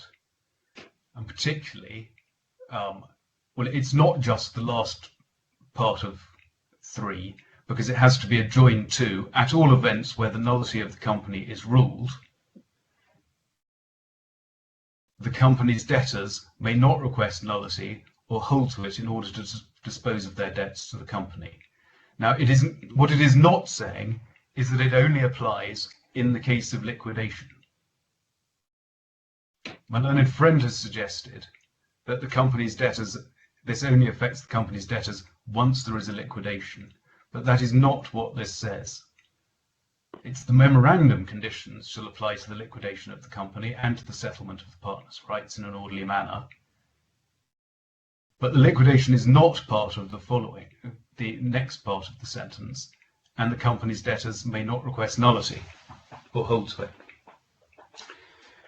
That part comes back to the at all events. Yeah. Now, my learned friend has sought to distinguish. I mean, the words are absolutely plain. OIC is, if it loses at trial, is GMGHS's debtor. And what it says is that even where the nullity of the company has been ruled, the company's debtors may not request nullity or hold to it in order to dispose of their debts to the company. Now, we say that simply couldn't be plainer. The implications. But you accept 16.2 that a third party may request, and if the case is made out, be granted a declaration of nullity of the company. Yes. So, but what we say is that 16.2. Wait a moment. That's what OIC are endeavouring to do. They're endeavouring to exercise what they say is their entitlement under Article 16.2. Yes, but it comes in two parts. Their argument comes in two parts. They say the company is invalid and they're entitled to a declaration. But the only way they avoid liability is by saying, because of that declaration, because of the invalidity of the company, the contract is void. Without the contract being void, they may get a declaration, but it's of absolutely no effect, and it's not a defence. Because the debt still exists, the contract still exists, the debt still exists. So they have to get through to both parts. So we accept that Article 16.2 permits them to apply. And it shall be deemed for such person, deemed as if it had never been for such a person. But what's the point of a party, a third party, seeking a declaration of nullity if it isn't? In order to get the joint liability. It's for creditors. It can't be for debtors, because they're prohibited, and it can't be that Article 16.3 was entitled to confer, one debtor could apply, he gets off his debt, but then all the other debtors are held to theirs. That doesn't make any sense at all, and that was the main focus of my learned friend's submissions. That the first in time won't have his debt enforced, but all others will. That cannot be right. The consequence of what my learned friend says is that the members of the company could come to court, and they would be the people asking for the declaration, and then the debtors would be bound, and they couldn't hold to it to dispose of their debts. So what this is doing is making quite clear, and it's effectively picking up the implications of de facto companies, that the entitlement, if you get your declaration, the company is void, but it still has to be liquidated, wound up. Now, if it is void, it can't be wound up. There can't be a liquidation of a void company because there is nothing to wind up. Well, how do you explain the wording of paragraph 3 in Article 16? Because what we say is the liquidation does go ahead, because it isn't, because Dubai law doesn't consider it to not exist at all. It has to still exist, or it can't be liquidated or wound up. And you well, another view might be that there's a nullity, but you still have behind the purported separate judicial persona individuals who are equiparated to being partners. And they are entitled to have their affairs settled on the basis of a liquidation. Yes, but that doesn't take into account the part about the company's debtors. Now, essentially what we say is that 16.3 operates as a statutory estoppel. Yes, the company may be void. Yes, in other circumstances, 210, Article 210 of the Code, Civil Code would apply. But what this is doing is saying, but the company's debtors can't rely on it. They're stopped from doing so. Because otherwise it's meaningless. There is simply nothing there.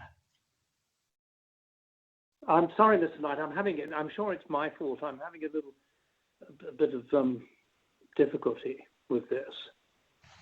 We're concentrating on what I'll call paragraph 3, Article 16.3. Yes. The nullity of the company is ruled. In those circumstances, the memorandum conditions shall apply to the liquidation of the company. Yes. Now, that must be in respect of the company that has been declared to be a nullity. Yes. As a matter of language. Yes. And to the settlement of the partner's rights in orderly manner, which is language redolent of a liquidation. Yes. And the company's debtors may not request nullity or hold it in order to dispose of their debts to the company. So that during what I'll call the partnership liquidation, those who have dealt with the entity without challenging its legal validity are still liable, in this instance, to those who stand behind the purported entity to pay their debts. Yes, but why would all the other companies' debtors, say OIC has been the person to apply under 16.2? Yes. They get a declaration that the company is a nullity. Yes. And then it's wound up. What about the next debtor who says, well, now I'm told that it was a nullity. I'd like to apply, but they said, no, you can't, because the company's debtors may not request it or hold to it. And at this point, even if there is a declaration of nullity, OIC is the company's debtor, just as much as any other debtor. If contracts, only if contracts remain enforceable, can there be any... That. But we come back to the question whether or not the whole of 3 contemplates a liquidation. You say it doesn't. You say even in the absence of a liquidation, the company's debtors may not request nullity or hold to do it in order to dispose of their debts to the company. Well, I'm not sure it really matters. Because if the company is to be wound up, then OIC is still a debtor. It cannot be right that only one person only one debtor can escape liability. Just because he happened to be the first in time, or the first to get an order. He may have made an application last, but he just happens to have got there first in getting the order. Well, it does matter, doesn't it? If there isn't a liquidation, which there isn't. You're not. But the company has to be wound up.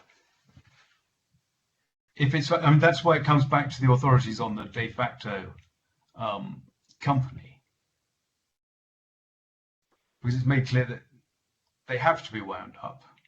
If the de facto company is one which has obtained rights and liabilities, if a company has simply purportedly been formed but never done any sort of trade, then there is no need to wind it up. But otherwise, it is a de facto company and must be wound up.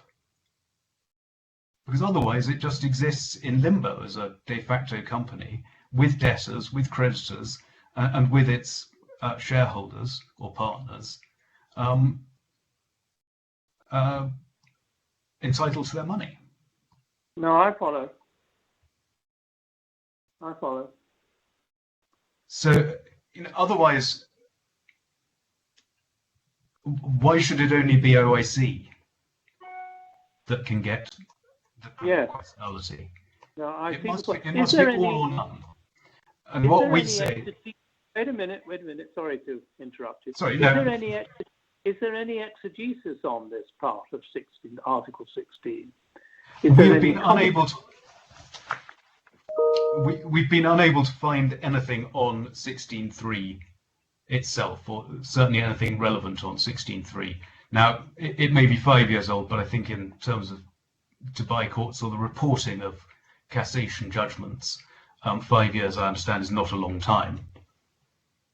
But we have not been able to find any.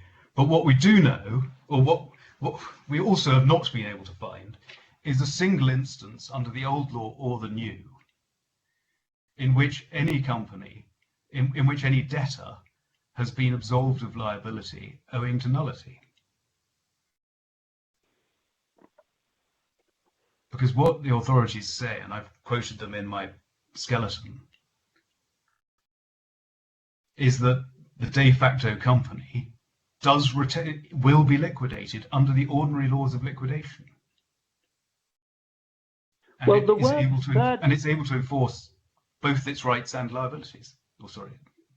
The words third party in paragraph 2 suggest a party other than a member, if you like, a quasi-partner, who are the interested individuals behind the purported company.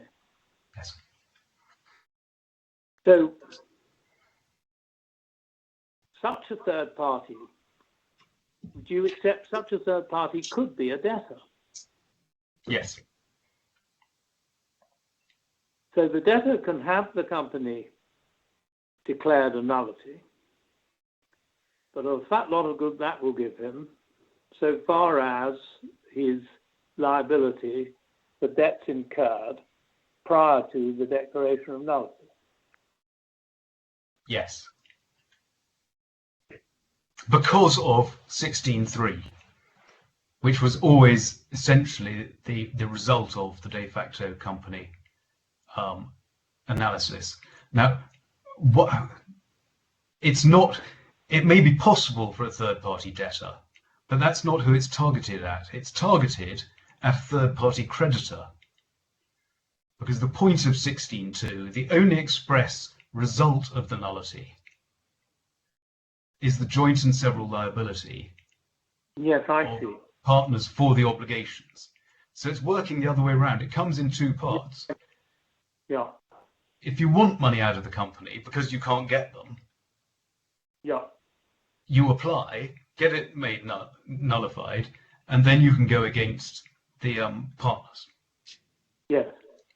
But the debtors aren't let off. Now that, of course, makes sense because people have done the other side of their bargains. The debtors have got their consideration. Why shouldn't they pay? What 2 is trying to do is say, yes, you're right, you should be entitled to your money. You shouldn't suffer because the company was null and void.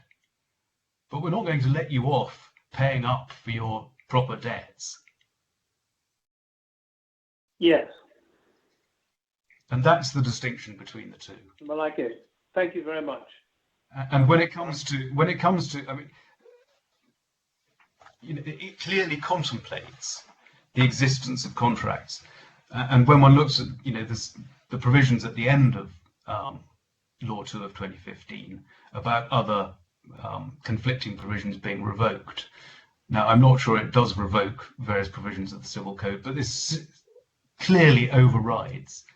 And 3 contemplates, when it says the company's debtors may not request nullity or hold to it in order to dispose of their debts, that assumes that that would happen.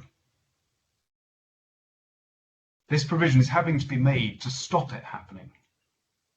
Yes. It assumes that 210 essentially would come into effect, but it's saying, oh no, you don't. Yes. It's a statutory estoppel, essentially. So even though it would be void, a company's debtors can't rely on that. Yes.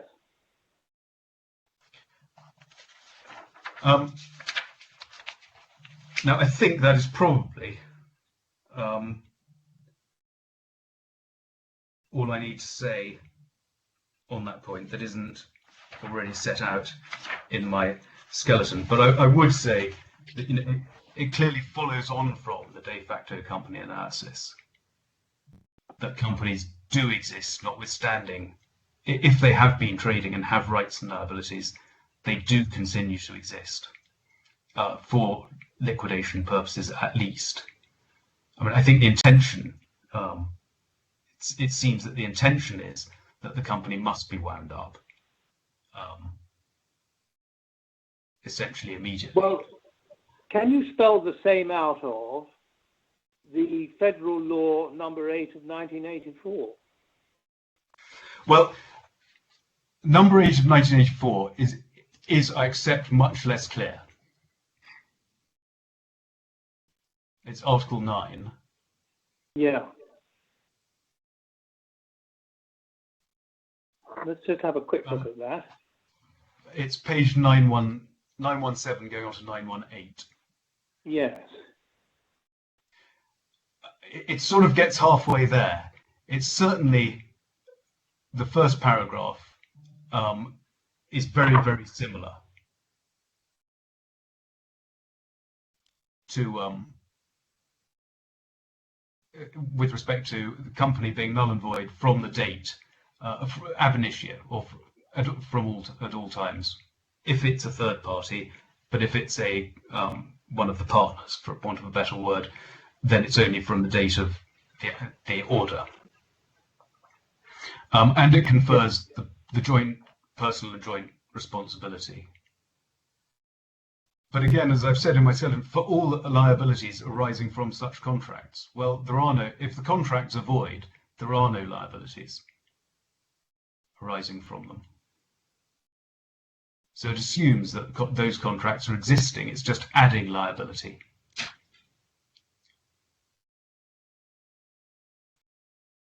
Now, it doesn't have the provision kind about of statutory debtors. novation, isn't it? It's a kind Yes. of statutory Well, I'm not sure it's a novation, it's an extension, isn't it? Because the original debt, I don't think the company isn't.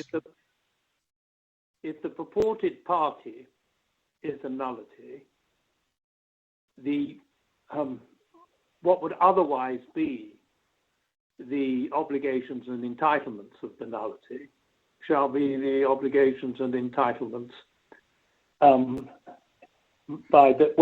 the obligations shall be resting on those jointly and personally responsible for the liabilities.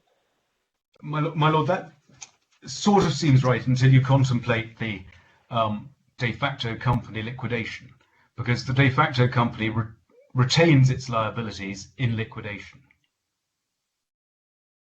So they haven't been extinguished, and the de facto company does get wound up. Well, it's the business. And it pays its debts to the extent it can. It's the business that gets wound up. And so debts owed to the business are still recoverable. So the debts are deemed to be owed to the business, to the, if you like, the commercial entity. Yes. But that must be because the debt survives, and it can also enforce its debts. It can enforce its rights, and those rights can only arise under contracts. I mean, it may have a tortious claim or something, but by and large, a company's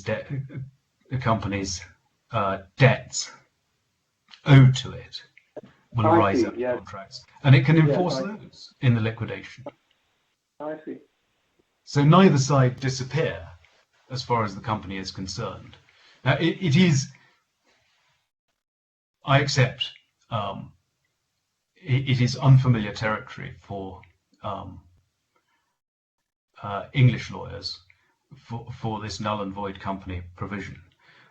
But when one looks at the authorities, which they are very clear, the de facto company analyses, it just had to happen to stop other things going very wrong. But as the parties, both OIC and we agree, and my learned friend made it clear this morning, we don't believe that Article 16 of the 2015 law changed the law. So the Yes. additional part about debtors is really just a Yes. clarification of the implications of de facto companies. Yes, I see. There is some English law on pre-incorporation contracts, if I remember rightly, dusting the cobwebs off from There my... certainly is, and it does relate very much to the joint and several liability of the person making contracts on its behalf. Yeah. But I decided not to go there because that would, of course, be English law. But one can see that there is a potential problem. Wherever you have the creation of a distinct juristic entity, Yes.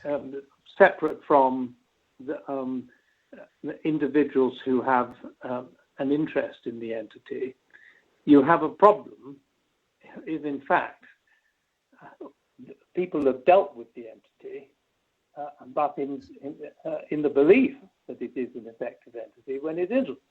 Yes. And the law has to sort it out. Yes.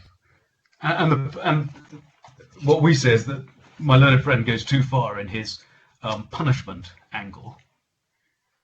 The punishment is restricted to this personal and joint responsibility for debts. It does not let every other company. I mean, how would you deal with it if every contract the company had ever made was void? Can everyone who's ever paid their debts come back and say, "Oh no, I didn't have to do that"? Yeah. And what we say is this is an issue which can be dealt with today. There can be no other meaning to 16.3. Once you bring in debtors like that, you can't. It's fanciful to suggest that one debtor gets off and no others. But something tells me there must be a legal scholar who has given thought to this and has written about it. I mean, this is an important part of the commercial law of the UAE. I mean, is there, for instance, a comparable article in the Egyptian code? I'm afraid I can't. As you know, the Egyptian code and Egyptian legal scholarship is highly developed and much respected. Here with Mr. Al-Sanuri or Professor Al-Sanuri. And I would have expected somewhere within the realms of the civil law in Arabic countries, a reputable and well-known legal scholar would have written on this. I can't believe there hasn't been anything on it.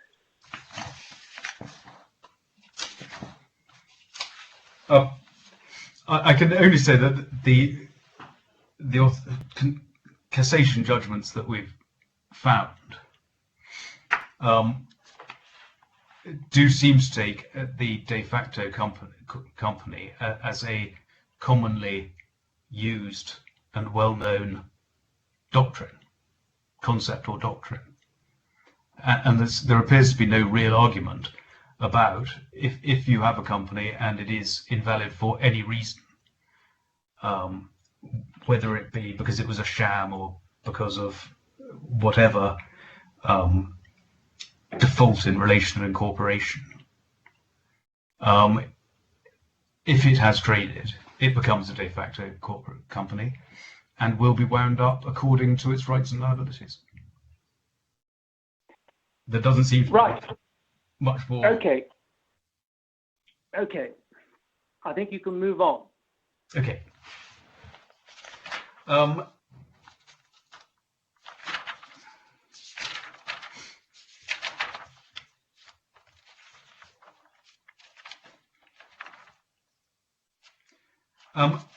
Those are my submissions on the re-amendment point.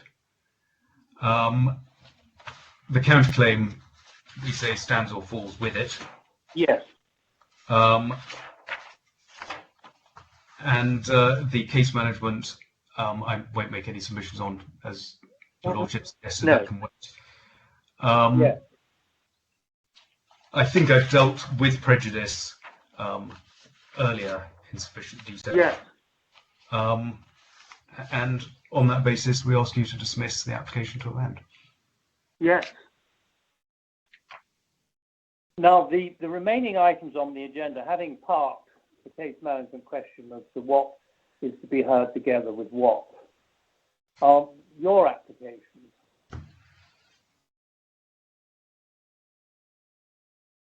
Your applications to strike out what's been called the new and or additional claim. Yes. Well, I think I'd like to hear you open that. My Lord, I wonder if I should briefly reply to what Mr. Knight has said in respect of the OIC application. Yes, I think, actually, thank you, Mr. Reed. No, I think that's a better way of proceeding. Yes, thank you. Yes, I'd like to hear Mr. Reed in reply, and then we'll see how much further we go today. Thank you, Mr. Reed. My Lord, just before Mr. Reed starts, I'm instructed that we have searched Egyptian cases, though not commentary, I believe. Yeah. And have been unable to find anything that assists further. Okay. All right. Thank you very much, Mr. Knight. Yes, Mr. Reed. Please, by all means.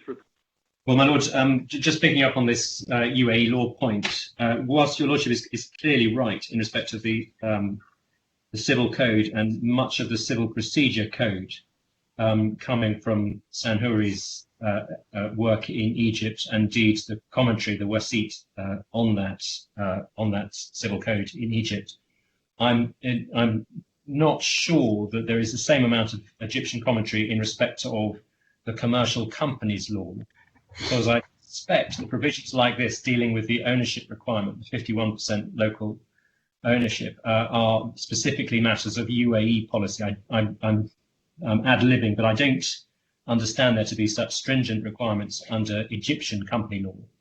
And it may therefore be that these are UAE specific. I hesitate to say that these provisions perhaps lack the clarity of drafting that one tends to find with Sanhouri Code, the Arab Civil Code. And indeed that may explain the rather tortuous debate that your Lordship's just been having with my learned friend as to whether, as I think my learned friend put it, there can be any other meaning to 16.3. And indeed whether it's suggested that our construction, which we say is fairly obvious on the words used, is fanciful. In our submission, when you look at Article 9, it's pretty clear that it's clear that and I read again from Article 9. When a ruling made by a court of law renders a court company null and void at the request of a party outside the company. So where a third party is requesting a nullity ruling, the company shall be null and void with respect to said party. So the nullity only applies with respect to that party.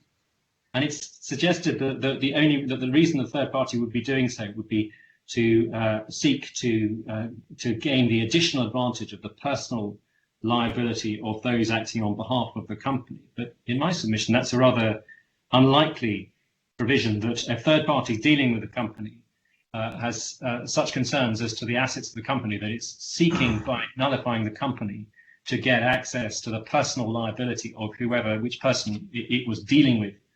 And in my submission, that's simply implausible. It is quite clearly providing that the nullity applies only to the party that has sought the court's ruling as to the nullity.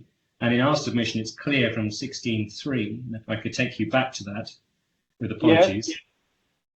Yes. Looking at 16.2, if the nullity of a company is ruled upon the request of a third party, so the same idea, it shall be deemed as if it had never been as for such person. So again, in respect of the person who has made the application for nullity, the company shall be deemed a nullity. And persons who made the contracts therewith in the name of the company. So, and then you go on to the protection, if you like, for third parties. So insofar as the invalidity, which is designed as essentially a punishment for the people standing behind the company, but insofar as there may be the invalidity of the company may work to the disadvantage of third parties who have dealt with it, so one can imagine a situation where the company effectively procures its own invalidity. Those third parties can rely on, or have the protection of the personal liability of the people who have acted on behalf of the company. Lordship's entirely right. In pre-incorporation contracts, the promoters of the company are found to be personally liable, and it's that which gives protection to third parties who have dealt with the company on the assumption that it's been duly incorporated. And then looking at Article 16.3, at all events where the nullity of the company is ruled, the memorandum conditions shall apply to the liquidation of the company and the settlement of partners' rights in orderly manner and the company's debtors. Well, my learned friend has to rely on a very technical distinction in saying that the reference to liquidation only applies to the first part of the sentence, and that when you proceed with and the company's debtors, that you're somehow transported into a totally different world, which is outside the liquidation. In our submission, it's clear that the party who alleges the invalidity, who challenges the validity of the company, the benefits from the invalidity, but where the affairs of the company are then being wound up, the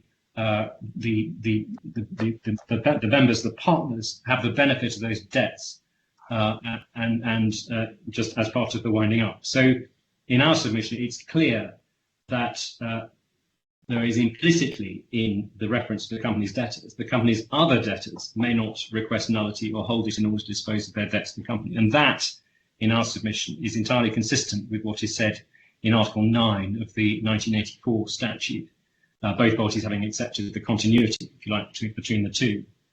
And then as for the de facto company, your lordship has the point that we made.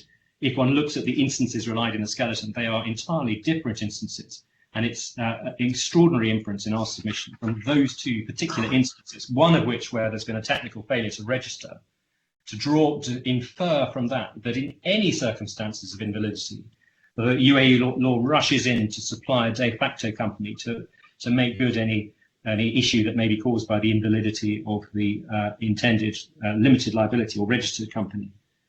And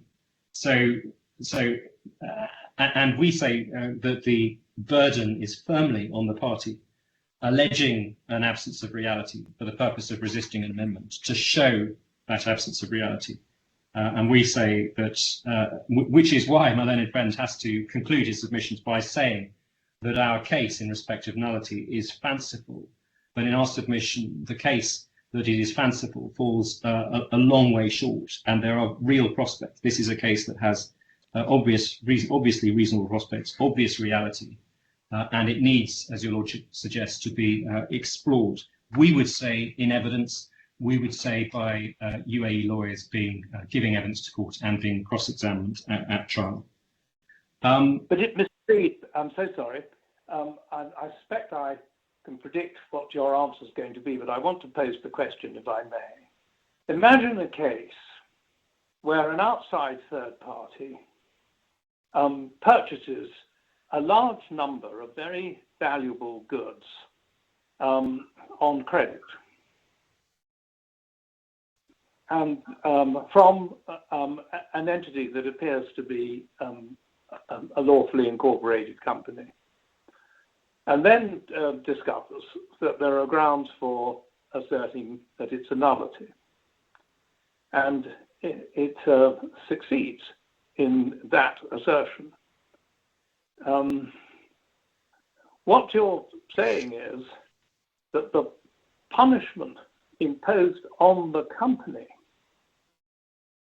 by not being able to seek restitution in respect of an extremely valuable benefit conferred on the outside third party is part and parcel of the policy that companies must have 51% of their shares owned by UAE nationals. That's your case, isn't it? Well, no. First, what we say is, as a matter of debt, the invalidity of the voidness of the contract means that it cannot claim the price for the goods that have already been supplied by way of debt. As a matter of the consequences of invalidity, as a matter of English law, your lordship's right. There would then be a restitutionary claim, not a claim. No. I'm talking about your submissions on the UAE law. Yes, I understand your to be that if an outside third party, even though he may have acquired an extremely valuable benefit under a purported contract, is entitled to have the company declared to be a nullity, and for him to have no residual liability in respect of that benefit because of the nullity. That's your case, isn't it?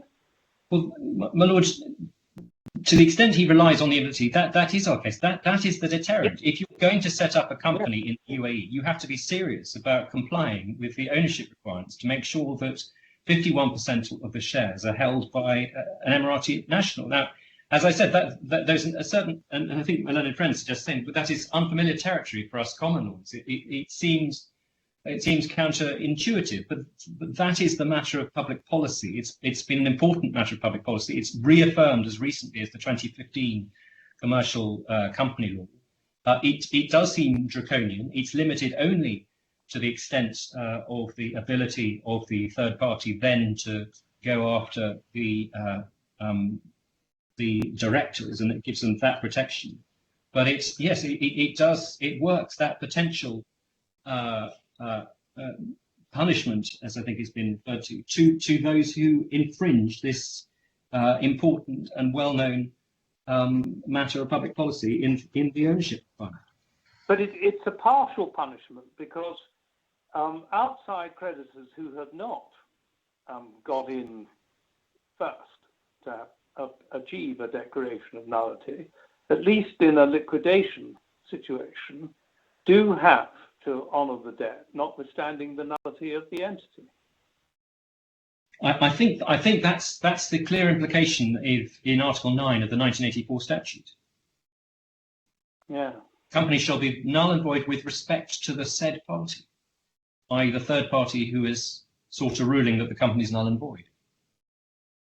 Well, another way of construing it would be the third party is the only party who is entitled to take the benefits that flow from the declaration of nullity, namely that he can cut through and sue the individuals. And someone who hasn't been quick enough to have obtained the declaration of nullity is left to pay the debts in any event. But to achieve that, you have to read down what it says in Article 9. It says the company shall be null and void with respect to said party, insofar as it allows him to pursue debts against the individuals, but shall not be null and void in respect of any debt owed by that party to the company. You have to create a one-way street. No, I'm sorry. I'm not saying that. I'm simply taking your argument as you made it. And it is this, that the third party who has obtained the declaration of nullity can escape the debt that would otherwise be due to the entity. But all other third parties who have dealt with the entity, who haven't been able to obtain a declaration of nullity and won't be able to once a declaration's been made one can't believe it can be made again and again. All others who have dealt with the entity have to pay the debt, and it's only the person who's obtained the declaration of nullity who escapes. I think that's your case. Yes, well, we say that that's what is clear from Article 9 of the 84 statute. Yes. And yeah. Yes, okay. Right. Thank you. Forgive me for interrupting you. Carry on.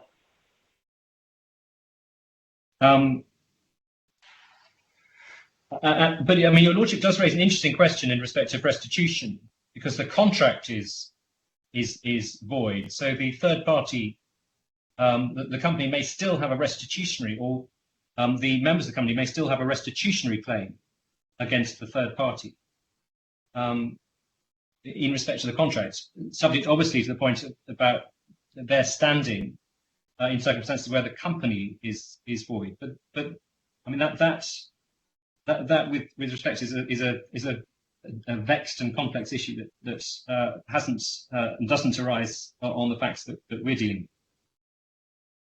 Well, we don't know what the UAE law on restitution would be in this situation, so we can't really go into that. I think, yeah.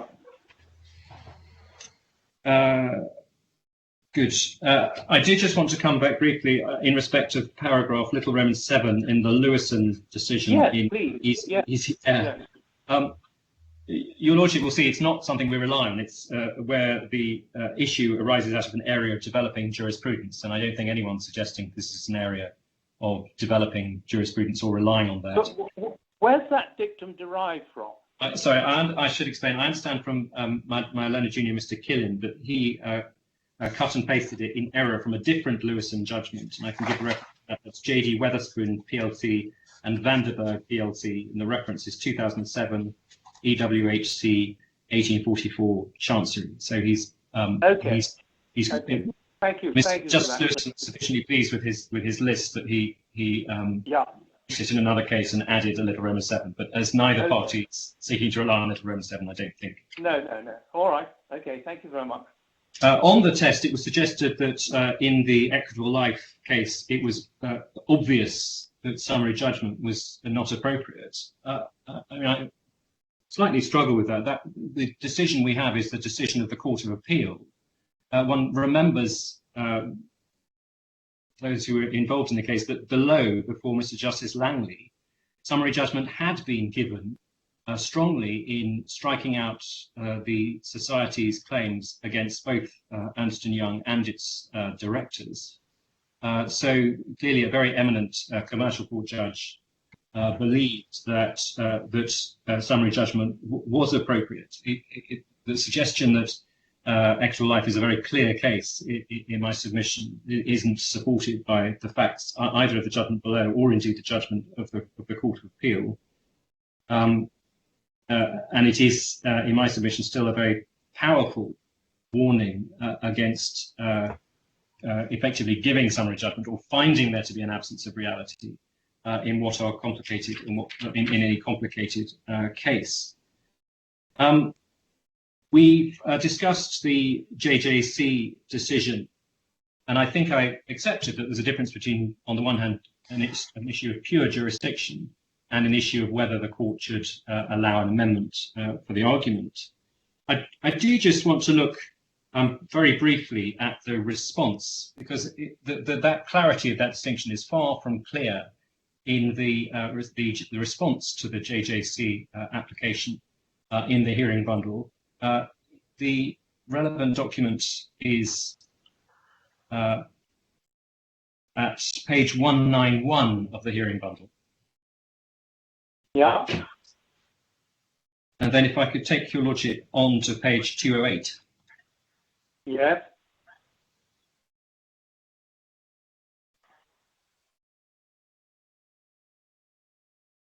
Go on.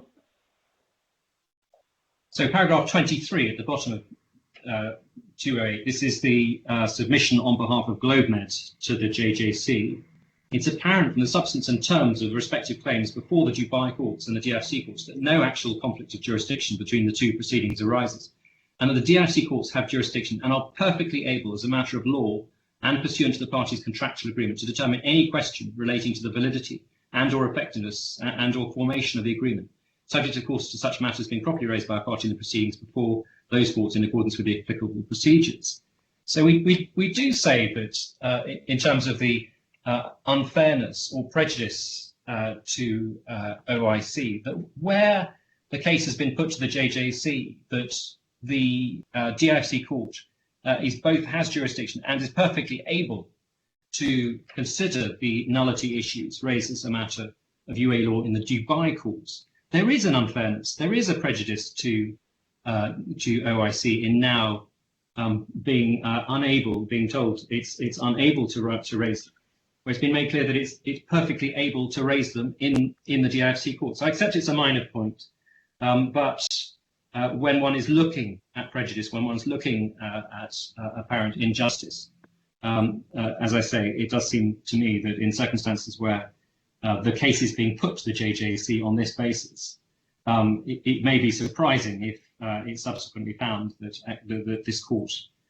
resisted or dismissed or declined to allow an amendment to hear the very point that the JJC found that the DIFC court was able to hear.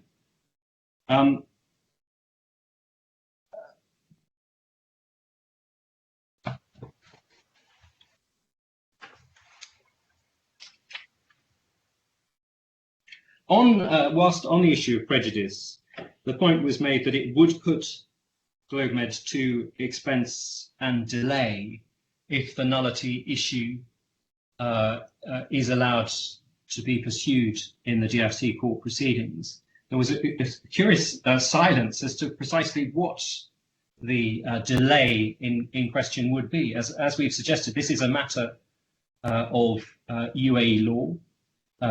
We've made clear that we would seek expert evidence. It would require the addition of a stage for expert evidence. But as I understand matters, there is already a requirement for expert evidence on quantum issues. So it wouldn't, in fact, require any additional time in the run-up in the timetable to trial.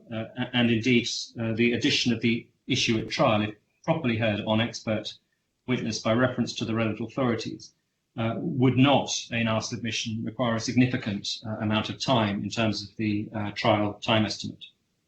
So when one balances, on the one hand, the prejudice to OIC in being prevented from running a significant issue of UAE law, which has been told before the JJC that the DIFC court is perfectly able to hear, and which would have a very substantial effect on the outcome, going to some $36 million of claim. When one weighs that as against a relatively minor, relatively small additional cost in terms of UAE law experts dealing with this issue of nullity, in our submission, the balance weighs firmly in favour of allowing the amendment. I did want to give some indication of the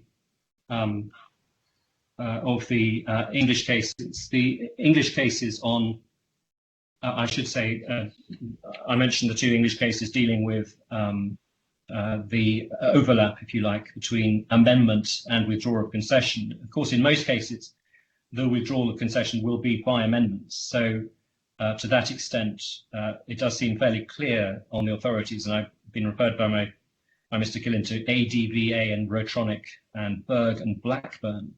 And in the ADVA case, the judge, who I think was Justice Blackburn. Sorry about that, carry on. So the judge said at paragraph 18 that there's a considerable overlap between the two jurisdictions of amendment and withdrawal of concessions, and accepted that she should start by looking at reasonable prospect. And then, as I understand it, then move from reasonable prospect, by looking at the merits of the proposed amendment, to the overriding objective, as your lordship identified. I do just want, by way of reply, quickly to look at the IGPL decision, the 19th of November 2015 decision, just insofar as I'm going to read out little Roman 1 to little Roman 5. So little Roman 1, the resiling party has the burden of establishing that the previously foregone point should be raised. It will be harder to raise a point which has been expressly conceded. And we say here that this isn't a point where we have expressly conceded the point.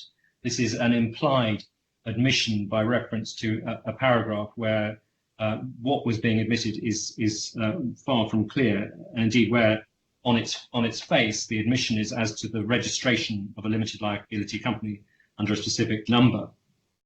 And then little Roman 3, if taking the point with risk causing prejudice to the other party in the sense that it might have been deprived of the opportunity of dealing with the case differently in the court below, then it's unlikely that resiling will be allowed. And pausing there, clearly this is not a case where it will be impossible for GlobeMed to deal with the case in view of the amendment being proposed. And then little Roman 4, there's a low threshold of risk for these purposes, but as we say, there is no risk on the facts of this case. And then little Roman 5, the burden of establishing no risk is on the party who wishes to withdraw the concession, and the other party should have the benefit of any doubt in the area. So that's paragraph 51 of the IGPL case. There's one other case as a matter of GFC law, that's Dayar and Talim, and it's a decision of the Court of Appeal on the 18th of August 2016. And the Court of Appeal found that by reason of the appellant's concession at trial, that it would not be relying on the alleged Sharia non-compliance of a Murabahad transaction. None of the parties had taken the opportunity at trial to present their case on Sharia law, whether by cross-examination of the experts or in submissions. And it was therefore clear that the parties would suffer great prejudice if the appellant were permitted to withdraw the concession it had made at trial, and permission was accordingly refused. And that's paragraphs 118 to 128.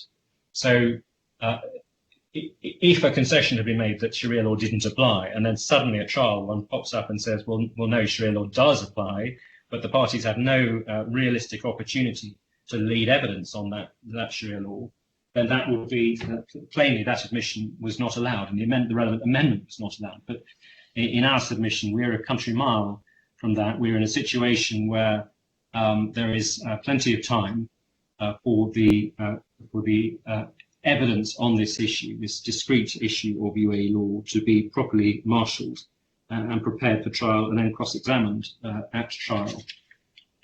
We've heard lengthy arguments in respect of delay. I think at one point it was 3 years of delay that was alleged, then it became 2.5 years, and finally 2.25 years. This is precisely the problem that I sought to identify in my submissions, namely that responsibility is being ascribed for delay after the bringing of the nullity claim in the Dubai court. And in our submission, that's completely wrong and deeply unfair to OIC in circumstances where it, in our submission, entirely reasonably brought the proceedings in the Dubai courts. And I remind the court again that the Memorandum of Association of GMGHS provides that the Dubai courts have jurisdiction over any issue arising out of the Memorandum of Association. The page number for that is page 1958 in the hearing bundle. Once the matter has been brought, the nullity issue has been raised in January 2019 in the Dubai courts. All of the delay thereafter in our submission is substantially the responsibility of GlobeMed. Now, I hear what my learned friend says as to in raising why GlobeMed would have any, as claimant, would have any incentive or reason to delay.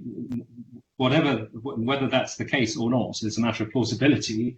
If one looks at the security for costs application, and I've withheld from doing that, but I have to say, when one looks at the correspondence, it's basically between pages 1502 to pages 1563, one has an initially requested in January 2019, an outright refusal, a suggestion that it being raised at all was part of this strategy, alleged strategy of delay, a continuing refusal through much of 2019, finally accepting in November 2019, but then proposing the most obviously insufficient form of security in the form of a promissory note from GlobeMed, And then further discussion through November and December of 2019. And finally, one has the offer in January, Christmas Eve 2019, of a UAE bank guarantee, again, confusingly by reference to a back-to-back guarantee from GlobeMed, so unclear what was actually being offered. Initially then in early 2020, a UAE bank guarantee, which would be procured within 28 days. At that point, GlobeMed start going backwards in saying that they're going to require 2 months to put in place the guarantee. And where are we now? Here we are in June, and that guarantee providing security for costs still hasn't been provided. So whatever the reasons that GlobeMed may have in terms of seeking to avoid providing security or providing security that is manifestly insufficient, the delay, whilst GlobeMed has sought to avoid providing real security, is entirely, in our submission, the responsibility of GlobeMed. So to lump in the period in which it has sought to avoid providing security into a fictional 3-year period of delay on the part of OIC is, in our submission, completely unfair. We accept that there is has been a period of historical delay. I think some suggestion was made that that was a 14-month by reference to when the claim was issued. But of course, the expectation as to when OIC would have pleaded a nullity issue would, of course, be from the time when it pleaded its defence, which, as your Lordship rightly identified, is, I think, January 2018. So the delay in question is 12 months from January 18 to January 19, when the issue is ventilated in the Dubai courts. We say that's an historic period. We say to approach delay on the assumption that it's 3 years or some much longer period, which incorporates periods of GlobeMed delay, would be entirely unfair. We do maintain the distinction between the DIFC courts providing justice clearly as an international commercial court to participants who pay the court for the services in bringing claims, in making applications. I appreciate that early in its history, the DIFC court may have had an element of public funding, but my understanding has been that there has been a fairly relentless move to make the DIFC court self-funding, and that is an important part of the fees that are paid by parties. I entirely understand the point that the DIFC has a reputation to maintain in terms of its efficiency and its getting matters to trial relatively quickly. But to the extent that the parties are prejudiced, one doesn't need to look into the wider court users. One can look at the prejudice to the parties themselves. So to the extent that there has been delay, the parties, that's to say, one looks at the prejudice to the parties themselves, because parties considering using the court will obviously look to the experience of those parties.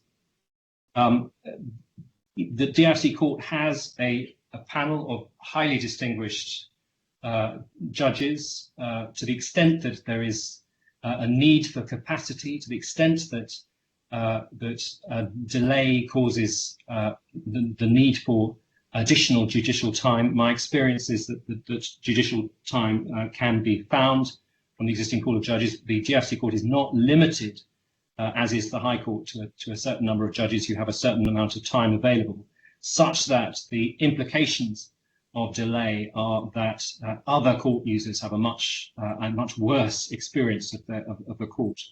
So to that extent, in my submission, the court can look at the prejudice to the parties and doesn't need to look to the prejudice of other court users whose needs and requirements can, in my experience, be amply accommodated by the flexibility that the DIFC court offers as an international commercial court.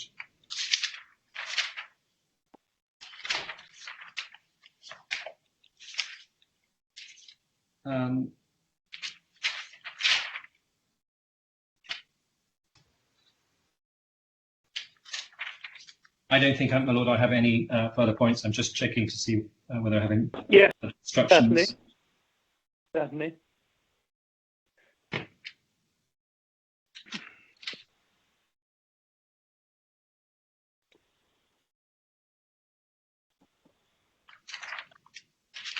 My Lord, I have no further points. My instructed solicitors have nothing further to add. So those are our submissions. For all of these reasons, we say the amendment should be allowed and the nullity issue should be heard and determined in these proceedings. Thank you very much, Mr. Reed. My Lord, can I just make... Let's just... yes, Mr. Knight, by all means. Can I just make two very quick points? One is important, the other is probably trivial. Just in relation to Article 16.3, it's important not to conflate debtors and creditors, because it's only creditors to whom the personal and joint liability of the members is applicable, and creditors will not, other creditors will not be prevented from relying on the nullity. Only debtors are prevented from relying on the nullity and holding to it. I see, yes. So yes. Other creditors would be able to take advantage of it. Yes, yes, I see. And the other one is just on this, the time of the delay.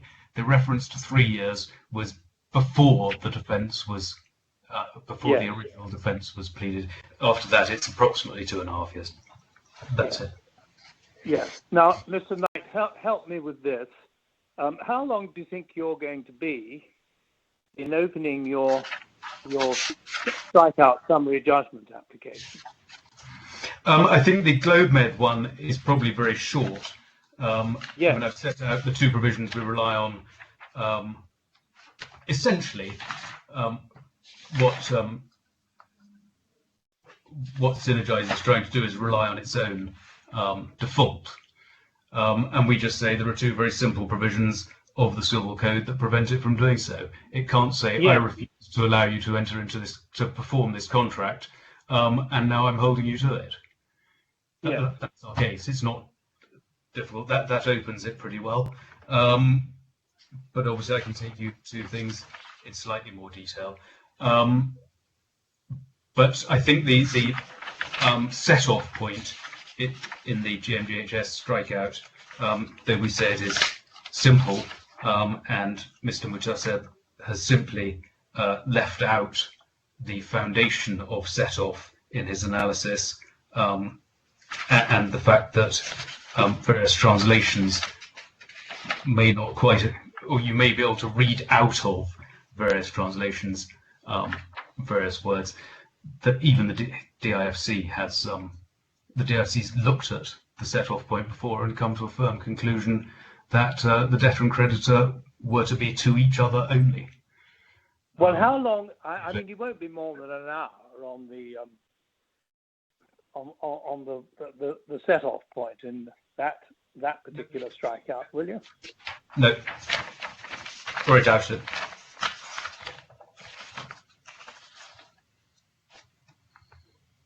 So if we were to say you'll be done in about an hour and a quarter, and then we'll have Mr. Reed in reply, and the outstanding case management question, I think, can be very, very briefly dealt with on either side. And of course, it will only arise depending on my determination of certain issues in the case. But of course, I need to have the party submissions. I already have the written submissions on this case management point. It seems to me that the oral submission can be really brief on the case management issue. Well, in the light of that, I propose that we adjourn now, and we'll resume tomorrow, London time, 9 o'clock, 12 noon Dubai time, and we shall finish in the course of tomorrow, I think, reasonably comfortably. I agree, my lord. I would and Mr. Knight, you'll have your opportunity tomorrow to deal with the cases that Mr. Reed has mentioned today concerning admissions, concessions, and amendments. So by all means, deal with those. Thank you. Tomorrow. Well, thank you both very much, and thank you to the court. Meta, thank you very much. we will resume tomorrow, as I've said, 9 a.m. London time, 12 noon Dubai time. Much obliged. Goodbye. Thank you.